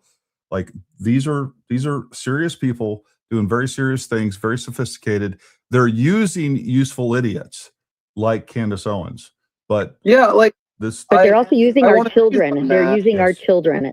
I don't have any special info here, but like it actually occurs to me as you bring that up, like the whole like, like Candace's thing with like French Israeli kill squads or whatever it was she was alleging last fall. Like, you know, she didn't necessarily just make that up out of whole cloth. That could easily be like some random piece of cockamamie bullcrap that was like thought up by one intel agency or another and like literally just like thrown out there to cause chaos. Like, I could totally see them doing that. Yeah, and Candace is dumb enough to take it, and then she could have been fed, you know, whether it was Russians, Chinese, or whoever, doesn't matter. It could be a political organization too, like George Soros. You better believe that George Soros and that entire left is pushing or running bot farms, and they're pushing this as well. I mean, when we look at what is behind this, we have political agendas, we have leftists, the woke right, and the Trump hating right that are pushing this. We have many different agendas when it comes to you name it. That's why people are pushing this. We have the globalists pushing this. We have revenge, power, and influence. That's why this thing is so lucrative and has so much steam behind it. And then here we are on the right. We're like, I don't know. I don't want to say anything mean. People are going to say mean things about me on X, and we're just like losing our country because of it. One thing I did want to ask you, Blake. This is a great question or a comment by Tracy Bina over here on YouTube. She says, "Why would anyone believe a person who put Blexit in the hole for $1.7 million?" There's obviously a lot of rumor and I think facts behind what happened with Blexit, and you may or may not be able to answer this, but I'm going to try anyways. Why hasn't TPUSA come out and talked? Like, it's been said that Charlie bailed Candace out of Blexit. I think that's a really important part of this that people need to know. If everything that's been alleged is true, do you think that we'll hear anything from TPUSA? And I know you don't work for TPUSA, but do you think we're going to hear anything from TPUSA on this matter? I always emphasize this point that I do not work for Turning Point USA. I cannot speak for Turning Point USA. I obviously have heavy association with them, go to all their events. Like, obviously, I have a symbiotic relationship with them, but I am not TPUSA. What I'd also say is I started with Charlie in 2022. I only moved to Arizona in 23. I believe Blexit started in like 2018. Yeah. She went off and kept it while she was doing her own thing. and then kind of it got reabsorbed into Turning Point in 23. It kind of shortly around the time I moved out to Arizona, I believe, and it's since like been renamed. They call it Rise now. So whatever was there, I don't know the full details. What I have like heard it sort of said is generally speaking, it was a mess or not well done, or maybe even inert, like at the time that they brought it back in. I think seeing what we've seen of Candace since then, like this really shouldn't surprise us. I don't think she's a person who really has the ability to run an organization. And so that wouldn't shock us, but I don't know much beyond that. I think what I do remember them talking about is like when they were bringing it back in, I think they were aware that Candace could be difficult. It could cause some problems. And I think Charlie's attitude was, well, hey, donors and, Republican conservatives, they like the idea of the project. So it'll be a good way to solicit support. It'll be a project that people can get behind. They always kind of love the white whale of getting the black vote more Republican. And he probably kind of liked the idea of just in general, in the sense that Candace was a big name and that she had like left Turning Point. I think he probably maybe liked his competitive fire of getting some portion of that back. But I actually should probably not say more, just because I do feel like I'm mostly speculating here. Sure. The amount of hard facts there is not a great deal. The other as for when more will come out, I have no idea. I can't speak to that. Fair enough. The other element of this, and we all know that Charlie was a gentleman. He was always diplomatic, and he was a uniter. And he didn't want to He didn't want to be the source of a bunch of just drama in the conservative movement. The other part of this, again, I don't know if you can confirm or deny. The other element of that is they did have a non-disparagement agreement, right? Between Turning Point and Candace, like non-disparagement. Yeah. I don't know the details, but like it wouldn't surprise me. Yeah, I think they would be foolish not to. Once you have somebody that's leaving, hey, I'm not going to say anything bad about you. You're not going to say anything bad about me. I think there were some legal implications. And by the way, that was part of the cease and desist that she was served. So anyways, Charlie wouldn't have needed that, but they knew they needed that with Candace Owens. I want to go to Sinful Smalls. Go ahead, bud. Hey guys, evening or good morning. First, I want to say to Mr. Exclusive Dude, you've been killing it. I think you are a big part of what Gary's talking about when it comes to saying, hey, we can't just sit back and like 100%, hope things work themselves out and, hope for the best. I said the other night, like, I only got on here because I like talking Chiefs football. I'm a Mahomes goat, by the way. But, and watching, shows and movies and all that. That's been my thing. And into politics a little bit because, I'm kind of a nerd in general. But, we're basically in a cold civil war with info right now, with propaganda, with the far left and dissident right, which, they're really just dissidents of America in general. You can go back and look at the last the first civil war where it wasn't started by foreign influence or foreign powers, but it's being egged on today that way with China, with Iran. We saw that with what was talked about last night by the president, with China influencing elections or trying to influence elections, either or. And you can say it went back all the way to 2016 with the Russia hoax and Biden's laptop and all that stuff. I wanted to pull this up because, I watched this a few years ago about the Civil War because, again, I'm a nerd about this stuff. But while no one like egged on the war, started or helped start the war, foreign power wise, certain British private companies did aid the South by building commerce raiding ships, such as the CSS Alabama, which prolonged the conflict but did not cause it to start. And countries like Russia, on the other hand, favored the Union because they wanted someone to challenge British power worldwide to kind of like balance things out. And we're kind of seeing that today, except it's more extreme. It's more easy to kind of push it through social media, through any sort of propaganda you can think of. And we unfortunately, we can't sit on our hands or just hope for the best, because we have representatives in Congress who are one issue idiots. I guess people have their thoughts on Massey here and there, but he's an idiot. He's one issue idiot who thought and became all of a sudden conspiracy person over Israel overnight. Never mentioned it for the 12 years that he served in Congress. He was just a one issue budget hawk. But all of a sudden he brings that up and loses his election. And he was losing more and more support throughout his re-elections. They kept going down. But all of a sudden it has to be Israel, of course, that influenced that. So we can't even trust certain people in Congress to uphold it, and because they decide to die on that hill of, well, I'm a one issue guy, we can't be spending all this money. Well, congrats, now you lost your House seat, and now they just want to continue to just get in the way of what we voted for, what we wanted, instead of just. But yeah, it's getting annoying. And I had one question for Blake, just to kind of like even it out, give maybe something a little bit more wholesome to even out what I had to say. But if you want to share, I know it could be personal maybe, but what is your favorite like interaction or favorite like memory of Charlie that you had to shared with them? Like it could be anything if you're willing to share. I get that stuff's personal and all that. It's dark, but like the thought I had is I've probably answered this question at some other point, and like if I give a different answer now, this will go into the conspiracy. I really liked being with Charlie when he went to the UK. I really enjoyed that. And similarly, I was really glad he got to go to Japan and Korea that last weekend. I think he really enjoyed it. I think it put him in a different environment that was like definitely interesting. And it was great in several ways. I liked on both trips seeing like what a celebrity Charlie had become, that people were recognizing him in airline security.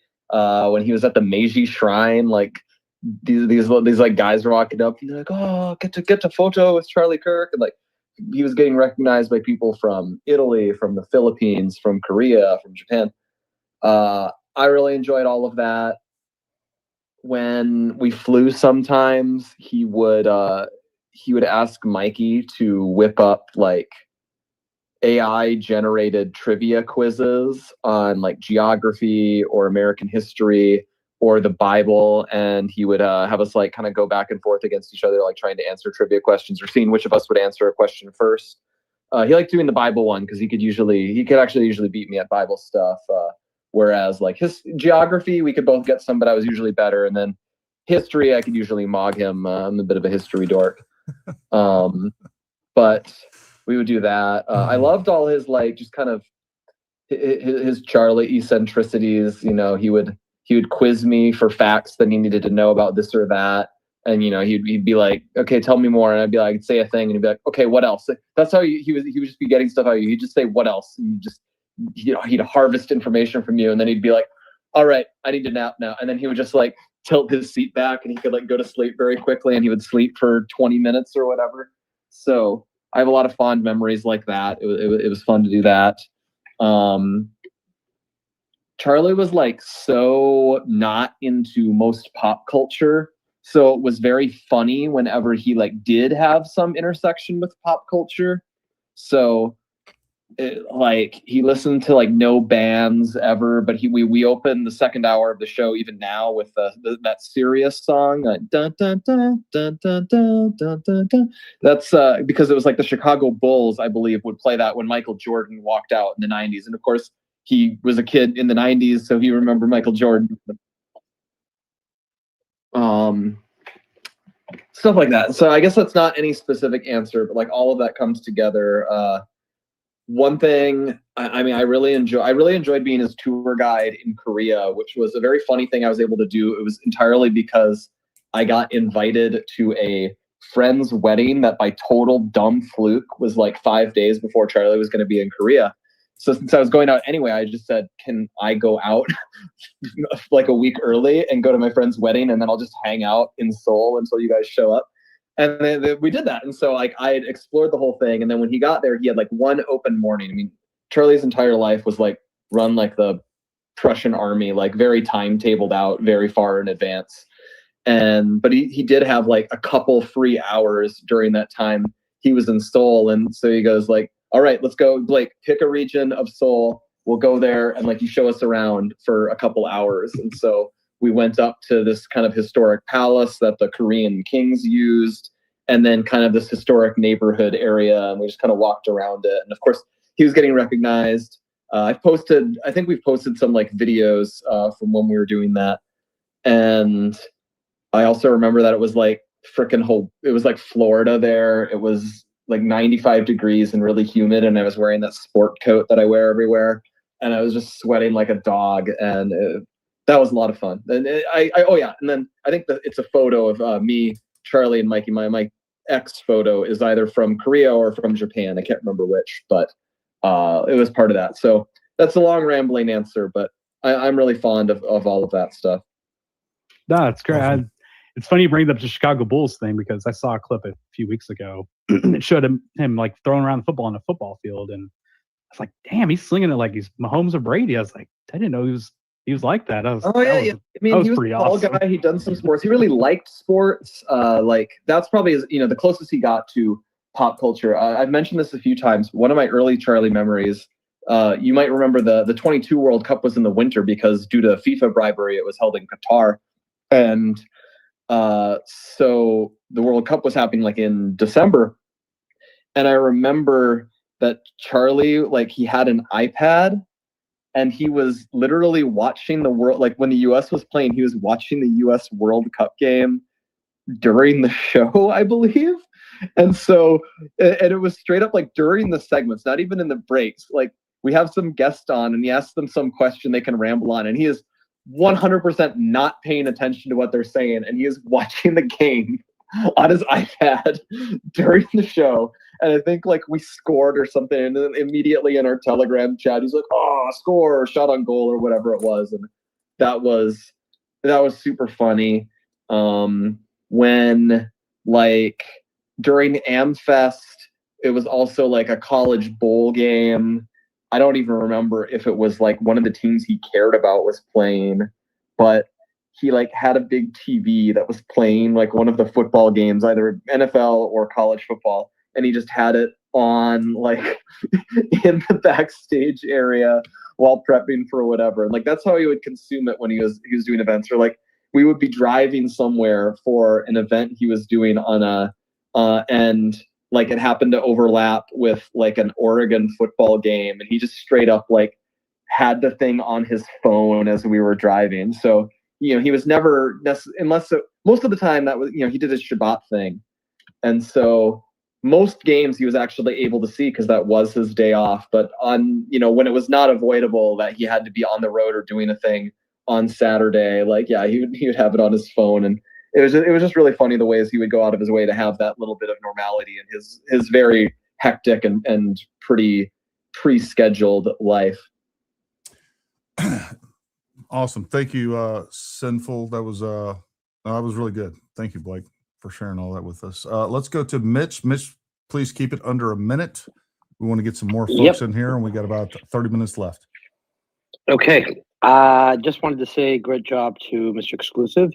I also did an analysis of the receipt that Dilly claims is real, and I'll just go through it quickly. POS machines have highly consistent font spacing and alignment.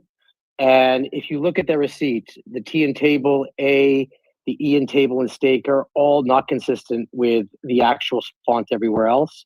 The date doesn't make sense. The alignment in 947 does not align. The numbers are different heights. So I've pointed out, I tagged you, Paramount, in this. I tried to send you DMs, but I'm not. You don't see my DMs at the moment until you receive. I tried to send this to you earlier, but it clearly shows how the entire receipt has been altered completely. So, and he's gaslighting you. No, show us the number, show us the name. I'm showing you that this receipt, forget about the name, forget about the number. The whole thing has been altered in order to fit the narrative. In the same way that I also demonstrated earlier, it's amazing the Mandela effect. And I wonder if this is about creating jury tampering by tainting the jury before there's an actual trial. in the sense that how many of us believed that what's his name, Tyler, was in Dairy Queen? And it now turns out I did a grok analysis that shows, given the shadows on his body and the lack of shadow on the ground, that is probably and most likely a Photoshop picture. And there is no evidence that it was from that day. 6:38 was a random time she picked out of, whole cloth and used that to feed a whole narrative. But both people, even people who are against what they're doing, actually believed he was in Dairy Queen when it's pretty clear there's no evidence that he was ever in Dairy Queen. That picture has no time or date stamp, and it clearly indicates that it's photoshopped. I'm showing now how the receipt that Diligent claimed exists is clearly also altered or photoshopped. Who did the altering? Who did the photoshopping? I don't know.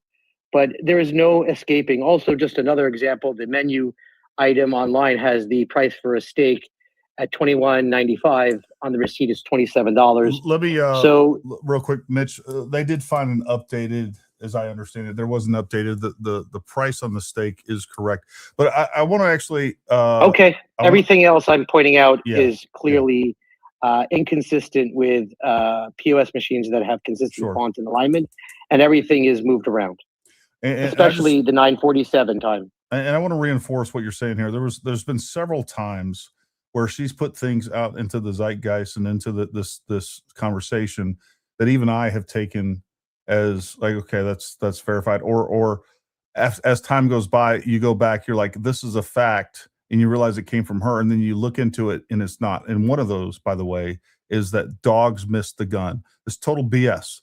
It's total bullshit, folks. No dogs missed the gun, but you'll see people say that all over the place. There's no anywhere. And by the way, I've had people reach out to me that were on the ground that said that was a false. And by the way, that was also highlighted in, they never brought up any dogs. They never brought up missing any gun or anything else. That was a manhunt. They wouldn't even know to look for a rifle.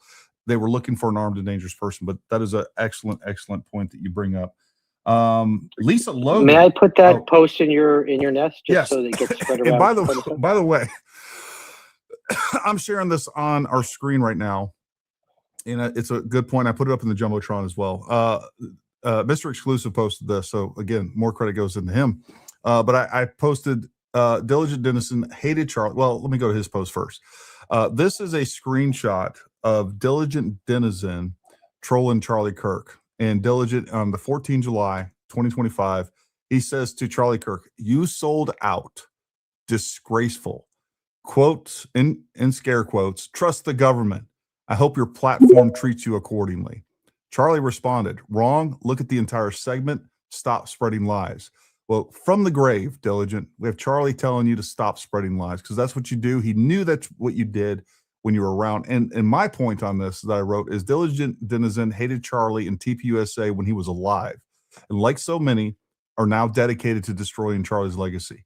And this is what the vast majority of these people, from the Ian Carrolls to so many other Diligent Denizen, so many others, they hated Charlie. They hated TPS. They were hitting him with the same tropes.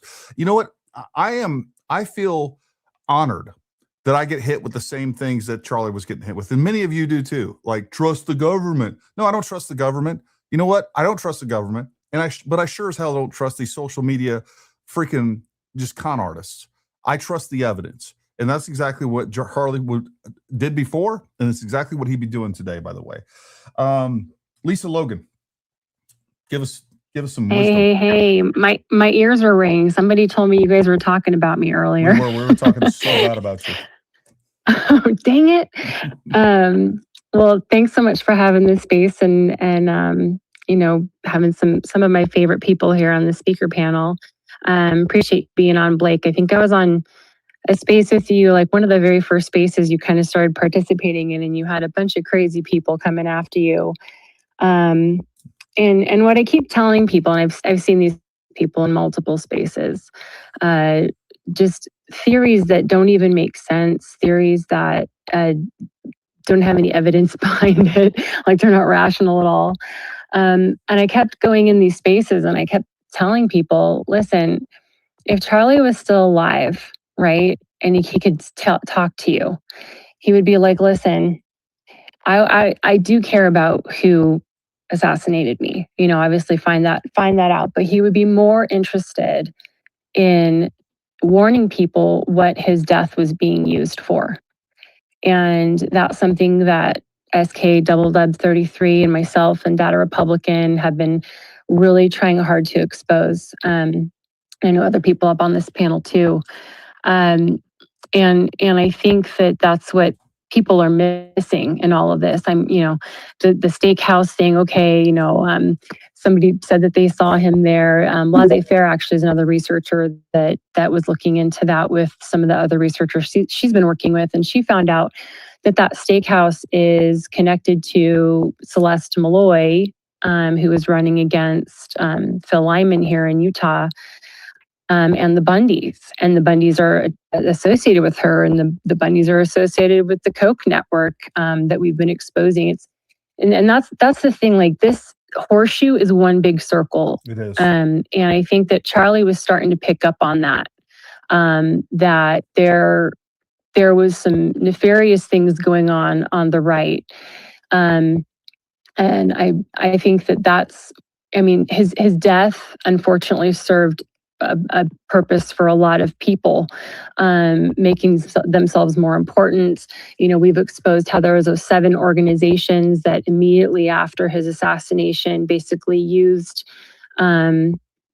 political violence and the situation around Charlie to push for something called the Dignity Index. Mm-hmm. And how Ermia Fanayan, who were you just talking about, was a coder for the Dignity Index. How the Dignity Index and the website that it's now attached to was launched out of the Biden administration. It now redirects. It was for a different purpose during the United We Stand Summit, which was put on in correlation with the SPLC, the same SPLC that said, declared TPUSA a hate group.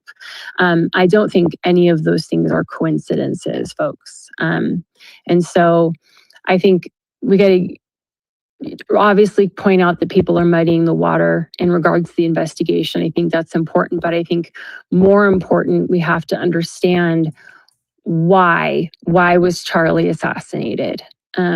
What are they trying to use his death for? And I think it's to bring things in to censor a whole lot of people. I think it's to change our economy to a well-being, resource-based economy. There's a lot of things. And so just pay attention to that. Like sometimes when the noise gets too loud, just pay attention to the real purpose behind all of this. And it is to destroy America. It is to completely upend our country and our Constitution. So thanks for lunch. No, that's great, Lisa. No, I think you're absolutely right. And again, what we need is more voices. Look, I'm here to recruit you. This is not for you to listen to and be entertained. And I'm glad that if that's happening, that's great. But this is a call to action. We need more people. Your country needs you. All right. The old Uncle Sam freaking posters. And right now back then they needed people to go to war. We need you to go to war too, but it's on a digital front. The risks are much less. That people are going to say mean things about you, but we need more people in the fight for sure. I want to hit Kristen and then Davey. Try to keep it under 1 minute. I want to try to get to as many people as we can in the next 25 minutes. Hello. Kristen, how are you? Thanks for good. I wanted to first say thank you so much for all of the work that you put into this, and especially to you and Blake. I listened a couple of nights ago, and the patience that you guys show is I certainly could not. So it's pretty admirable. But my question is regarding refuting claims and, fighting back, because we do need to. Would it make sense to put together a database? But there's so much good info from you, from so many people who have done the research, have debunked things. Would it make sense to put it all in one spot so we're not reinventing the wheel and, wasting time arguing without, referencing and all of that? I could put it together if people send me info, but I thought I'd throw that out there. I think it'd be an awesome idea. Like, I can't even find my own database. I'm like, I know I made a short on this, and I go digging through my computer and I can't even find the stuff that I made, much less all the other things that people have addressed. And if we can get together and put together a database, I mean, that would be huge. Something that can. Yeah, I'm happy to. I would love to take you up on that offer. So I'm going to follow you right now. If you guys aren't doing so, go follow Kristen Beck. I'm following her. You should too. And we're going to put together a database and continue. And this is the thing, like they have these things. We have Ian Carroll putting things together. These people are so much more organized, and this is why there's more of them. They're more energized and they're more organized and they're working together. And like, that's why they're kicking our ass. And they shouldn't be, because we have truth, justice, God on our side. And all they have is a bunch of lies and grifters. And they're not even that bright. They really aren't. We have every intelligence on our side, like everybody, like all the resources are in our camp. We're just not using them. So I would love to take you up on that offer and send me a DM, and we will start working on that. Davey, go ahead. Oh, sorry, Kristen, did you want to land that real quick? No, that was it. Thank you. Thank you, Davey. Go ahead, buddy. Yeah, hi. I just wanted to say, and you're right, what you just said really hits home, is we should be beating them on every front. Yeah, and one of the problems is we're always playing defense. We're always protecting ourselves against these outrageous, outlandish conspiracy theories, whatever. And so we need to get our offense going. And that doesn't mean a violent offense, but we need to start thinking more in terms of offense. And you can't argue with these people that are so far from the truth. I have a friend of mine who I love, but he believes the earth is flat. And I'm not going to argue with him why the earth is not flat. It's just so far, I just let it go. Yeah. And I move on. And this is for Blake Neff. And I wanted to say this to you, man. All of us here, that are in this space, from everything I'm hearing, we know what it is to love. We've felt love. We've experienced love. We have love in our hearts. Some people don't. They don't seem to have it, or it's so submerged it's not even there. I watched during the election 2024, when Trump was elected that night. I was surfing around a lot, but I spent most of it with Charlie there. And Charlie, even after it was clear that Trump was winning, he wanted proof. He was afraid that it would be taken away from him. And finally somebody said, yeah, Fox News, it's been confirmed. They've announced it. Trump has won, and tears were in his eye. And Erica came from behind without showing her face. I didn't even see her face. She put his hat on, his MAGA hat, his red hat, and she wrapped him in her arms. And I never saw her face during the whole thing. So this woman who wants all this attention, and she just was hugging him, and I just saw love, and everything I've seen is love coming from her. So anybody who needs a list of things that love. Well, if you love someone, you do this, you do that, you do this, you do that. And how much do you love them on a scale of 1 to 10? Would you take a bullet for them? Would you miss a meal for them? It's all ridiculous. We know what love looks like. And Blake, keep up the fight, man. I mean, the thing is, it's all quality versus quantity. We live in a time where it's all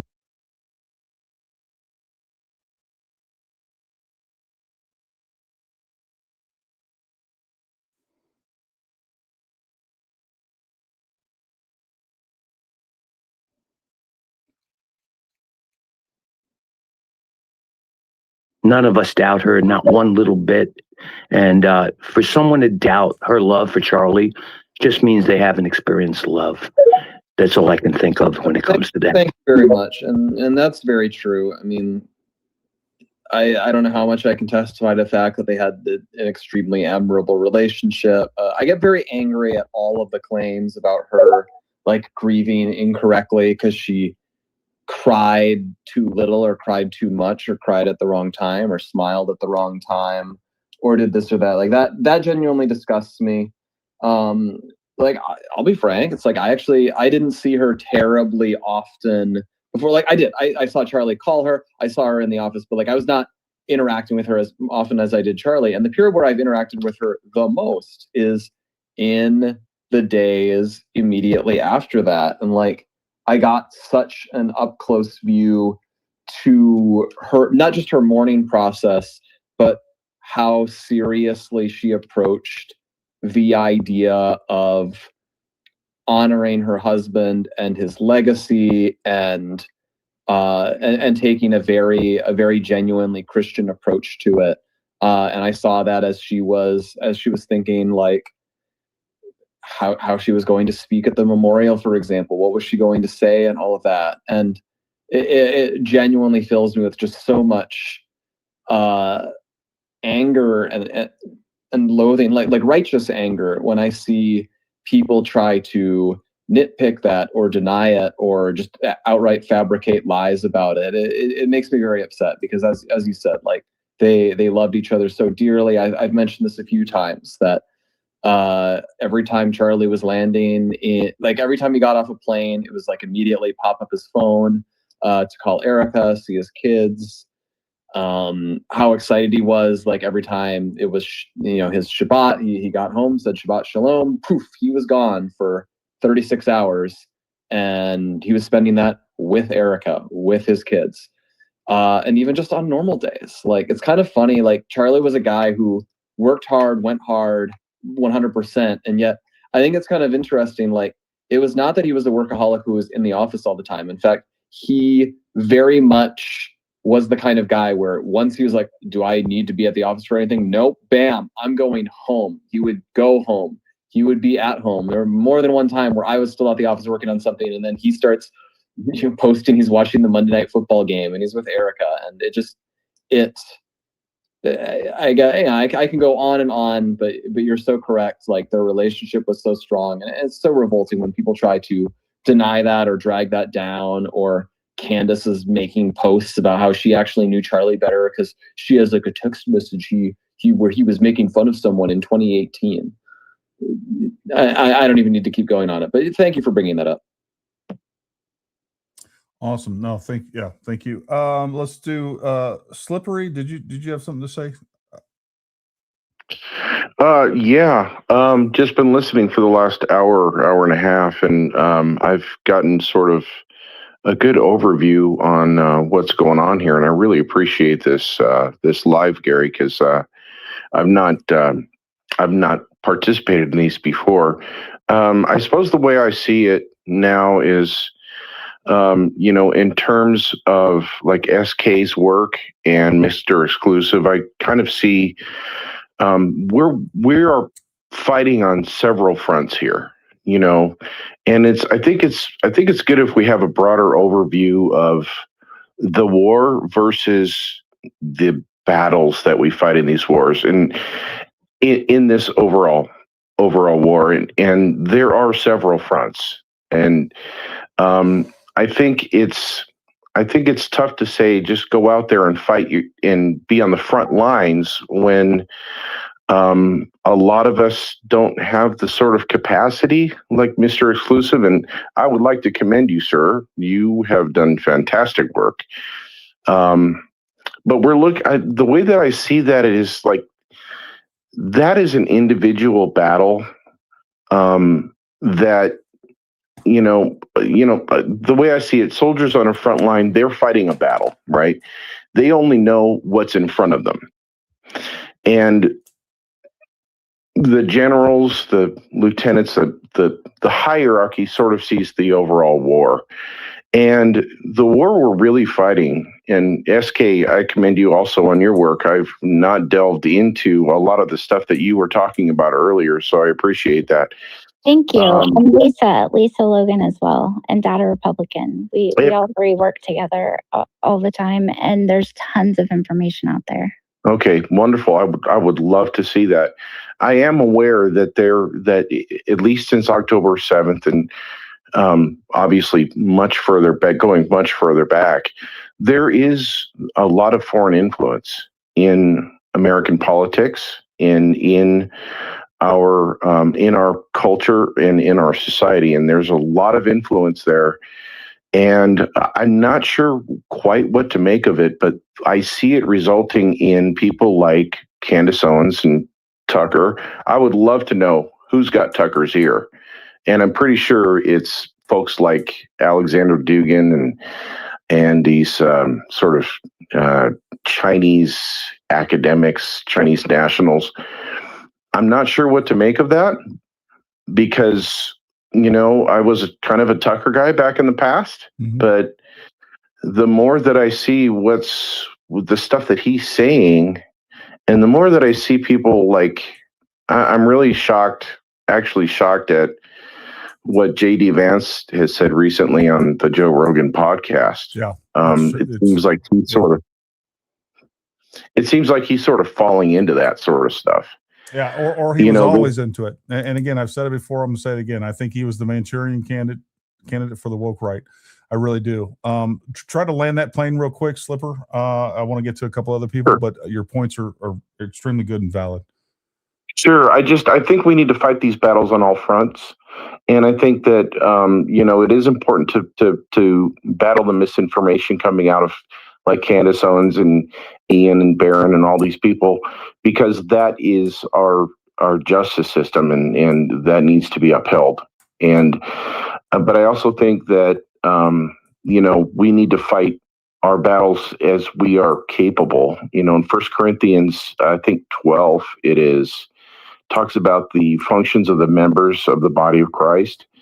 And we can't all be a fist. We can't all be an arm. We can't all wield the sword, but we can serve in our capacity as much as possible to sort of combat these battles as we see them. I agree. And I talk about this all the time. Not everybody's supposed to be a YouTuber, but some people are, whether you're just good, like Insurrection Barbie, things that she does, other people that have become prominent on X just for posting and doing the research, or maybe you're a researcher, or maybe there's all kinds of things that are your perfect niche that you're called to help in this fight. Like, not everybody is a sniper, not everybody's a Green Beret, but we need logisticians, we need truck drivers, we need everybody. And you need to find out what it is that you can bring to the table and bring to the table. And that's what it's all about. Thank you, Slippery. We appreciate your input. Thank you. Yep. Let's go to Living for Good God Foundation. And try to keep it under a minute, please. Good evening to you, everyone. Hope you're doing well. Sorry, first of all, this is my first time to join Paramount Space. I just want to agree with all of you here. And I think everyone here has his own, like the way you have been speaking. I just agree with you all. And I think everyone is right. Awesome. Well, no, thank you very much, and welcome to the space. We're going to start holding these more often, and we are very glad that you came in tonight. So you're welcome. You're welcome to now and in the future. So hopefully we'll see you as a regular Living for God Foundation. Thank you. Let's go to the Cold-Blooded Christian. What's up, dude? How are you? Hit that mute button. Hit that mute button. Unmute your mic. Unmute your mic. All right. I'm going to add Ari.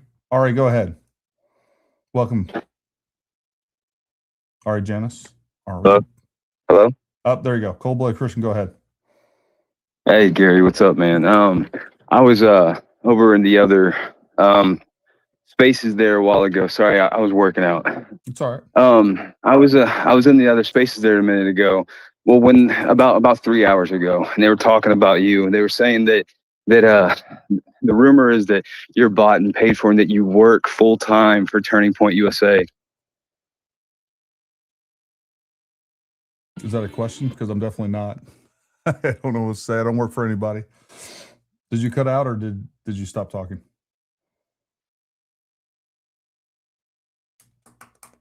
TPUSA got him. Took him right out. It's the Jew assassins. You're cutting out, brother. The last thing we heard was that I was bought and paid for by TPUSA.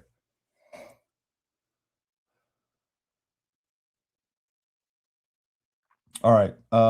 Hey, brother, find some interwebs and then come back. Ari, go ahead.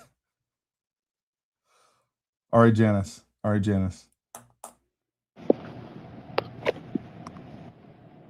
Yeah, I just wanted to say, can you guys hear me? Yeah, we can hear you great. Welcome. Okay. Thanks. I just wanted to say that neither the defense or the prosecution has brought up Tyler being at the Cowboy Smokehouse restaurant in their timeline of that day. I think they went through like pretty much the whole day, what he did that day. And I mean, I think either the defense could have brought that up if that was true to show that, I mean, he was in a different place 3 hours away, but also the prosecution could have used that to show that he was establishing an alibi, which is pretty common when people commit a crime. They go out somewhere in public to create alibis. So, and then he did go back to the scene of the crime after that and get stopped. I think by if that was security even officer. him, and I think the evidence is pointing more and more towards that was not him, and I think Yeah, and that's why I'm saying like I don't think. I mean, they would have used that either the defense or the prosecution if it was real, which I don't think it is either. I think, but I'm just saying like that. Even if it was, like, it would have just created an alibi because I don't really think he. I think he probably thought he was gonna get caught right away. That's what he wrote the letter or the written letter. So I think, yeah, even that could have been, but that doesn't, like you said, it doesn't prove that it doesn't exonerate Tyler Robinson. You know? No, and I want to touch on what you said. Like everything looks like he had and then later on, and I've said this long before we had the text messages where he was saying that, I'm probably not going to make it back. I'm probably either dead or captured at this point. Like the execution of this seems to be a lot better planned than the exfiltration, the escape. I don't think he had a good plan for that. After. Yeah. And I think I don't think he thought he was going to be successful. And I don't think that I think he thought if he was successful that he wasn't going to get out of there alive. And it just so happened that, sometimes stupid criminals get lucky. And unfortunately for everybody involved, he did that day. And I just don't think he had a good plan for the after action.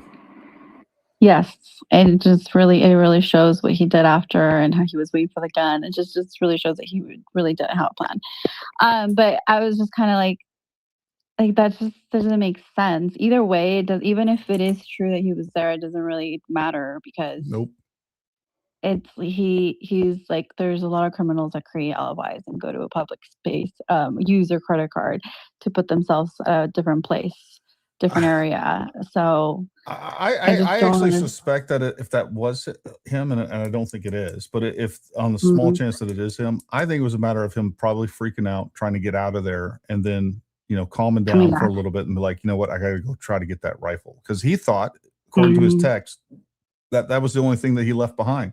That was the only evidence. That's how idiotic this kid was. Like he didn't think about DNA. He's like talking about prints. Like this is 2026.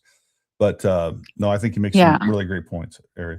And I also thought it was funny that Candace doubled down today about that she brought that up.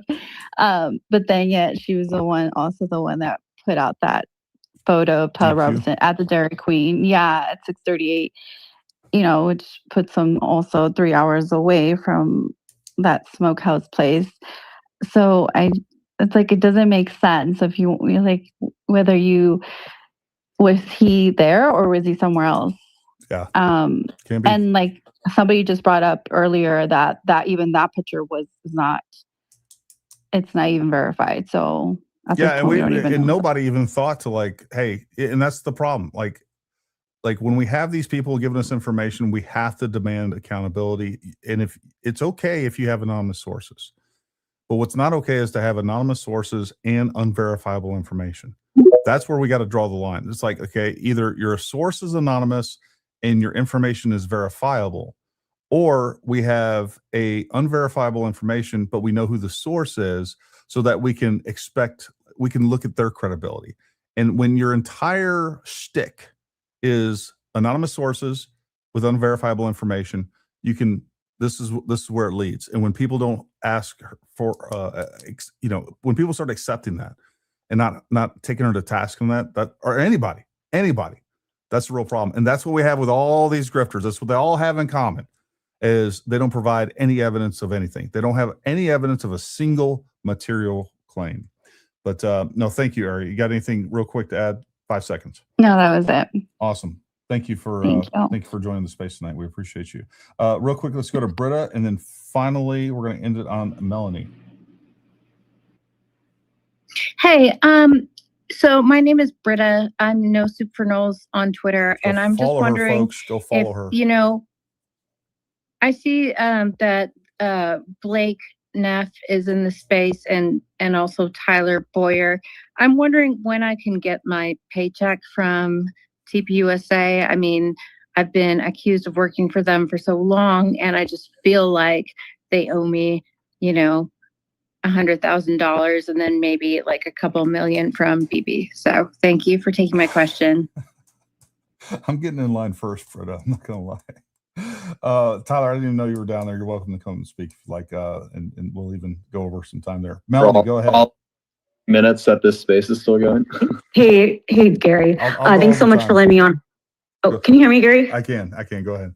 Okay, great. I know you have a hard stop, and I know how wives can be, so I want to let you go real quick. So I want to point out,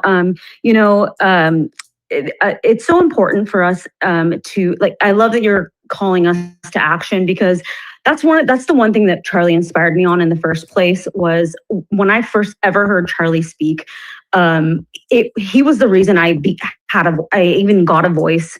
And I was so afraid as a conservative to speak out and like share my opinions with just people around me. And because of him, and there was a specific podcast that he put out. It was at a church, and he was just talking to us as Christians and as conservatives to not be afraid and to just be able to stand on what you believe and on the truth.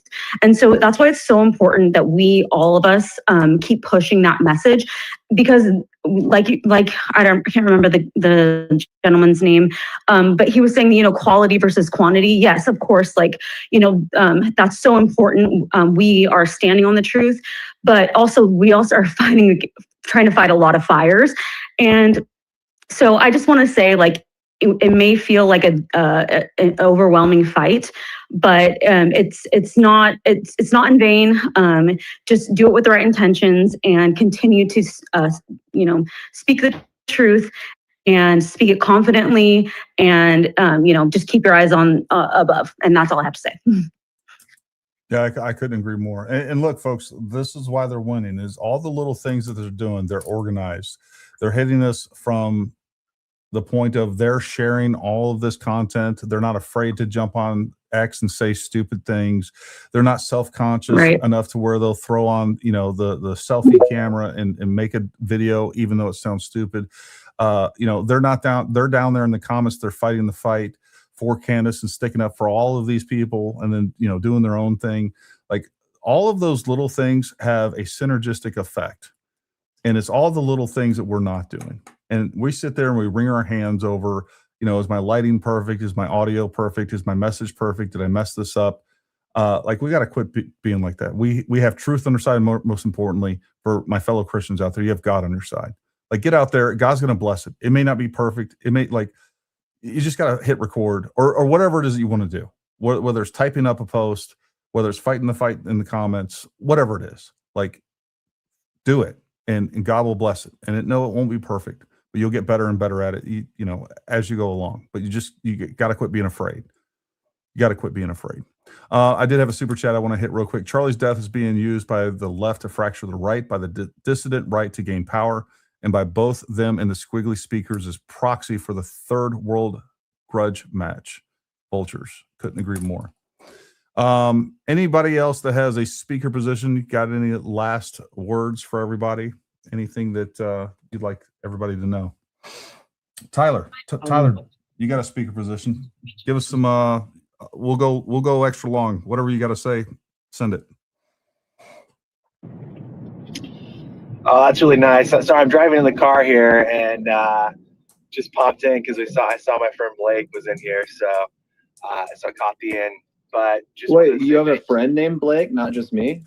Yeah, that guy, Lennon himself. But I wanted just to say a huge thank you to everybody that's here. I know so many people have been obviously praying for each other, praying for Charlie's family, all the team that's here. I mean, we've got sometimes we get so caught up in all of the storm of the craziness online that we forget there's thousands and thousands of full-time staff and activists and young people. I mean, high schoolers all the way through college kids to people of faith and different walks of life that are getting involved. And with what I run at Turning Point Action, we have a full team that's out there trying to fight the good fight against the real radical evil left that's trying to hijack the country, and all of this plays together because it's all harmonizing. And one of the things I just wanted to say to everybody, because I've been around since the beginning with Charlie,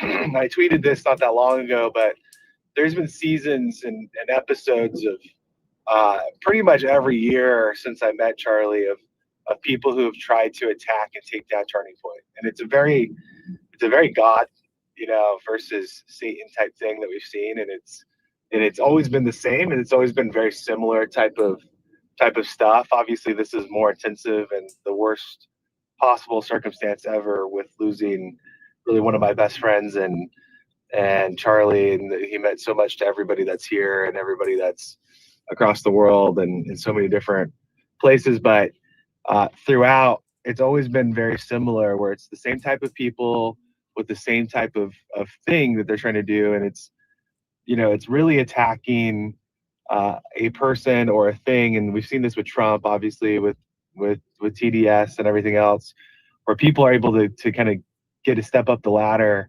and get some notoriety and really cheap points by going after kind of the big dog or the big organization. And we've been dealing with this for a really long time, in early days with college kids and rogue college kids to kind of now where, you have some of these characters, some people we've known for many, many years.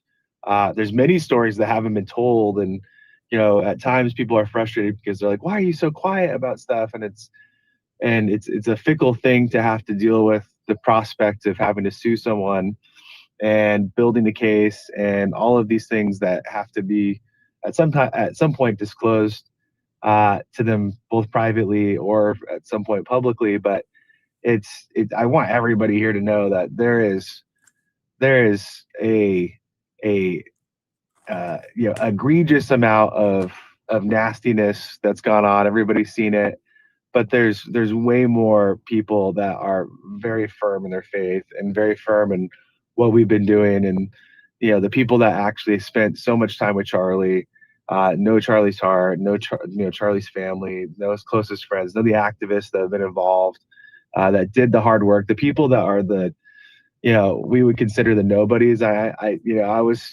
been blessed because, I got to spend so much time with Charlie, but we have so many people who have done so many incredible things for this country that they'll never get credit for. And they've blood, sweat, and tears poured into, everything up to the last 2024 election. And obviously people are doing that here now with 2026. And it makes it even more despicable, the type of animosity that people are directing towards an organization and just in general a movement of people who are trying to do the right thing to save the country.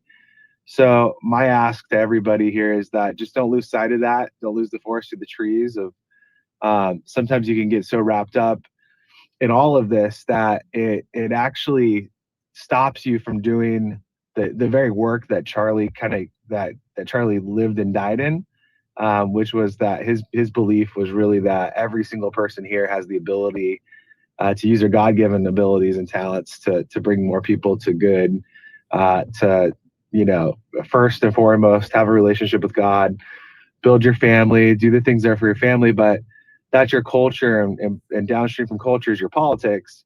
And so in order for us to be able to protect those things, you have to involve yourself and unfortunately do some kind of activism work, where, even if it's just a few hours a month that you can dedicate, or a day a month, or a few days or a few weeks a year. Those are the types of things that help save the country. So anyways, I just wanted to say thank you again and appreciate it. Thanks for letting me chat for a few minutes, and hopefully we can do some more of this as time goes on, especially as we get out of the election this year. Yeah, no, thanks for that, Tyler. And look, folks, I loved Yeah, we started off on a negative. We have some evils to fight out there, but I loved how it really quickly turned positive. I don't see this in those other spaces because we have a bunch of people on our side that love this country, that they're genuinely patriotic. They don't believe that this country is ran by the Epstein class. That's total crap. This is the stuff that the Russians, the Chinese, and enemies of this country want you to believe. They want you to believe that this country is fundamentally flawed. It is not. It is the greatest country on the earth. And we're not perfect, but we're better than everybody else. We're better than everybody else. And I just want to thank everybody for tuning in tonight, whether you were watching us on YouTube, X, Rumble, at Space, however it was. Thank you. Make sure you like, subscribe, share this. We appreciate all those things. Keep fighting the good fight. Your country needs you, and it needs you right here. And all it needs you to do is have some courage. And I promise you, get out there, take a risk. You'll be glad you did, and it's a muscle, right? You got to get out there and exercise this thing, and you'll get better at it and better at it and better at it. But we need your voice, and we need it now. So anyways, until next time, stay armed, stay ready. We'll talk to you soon.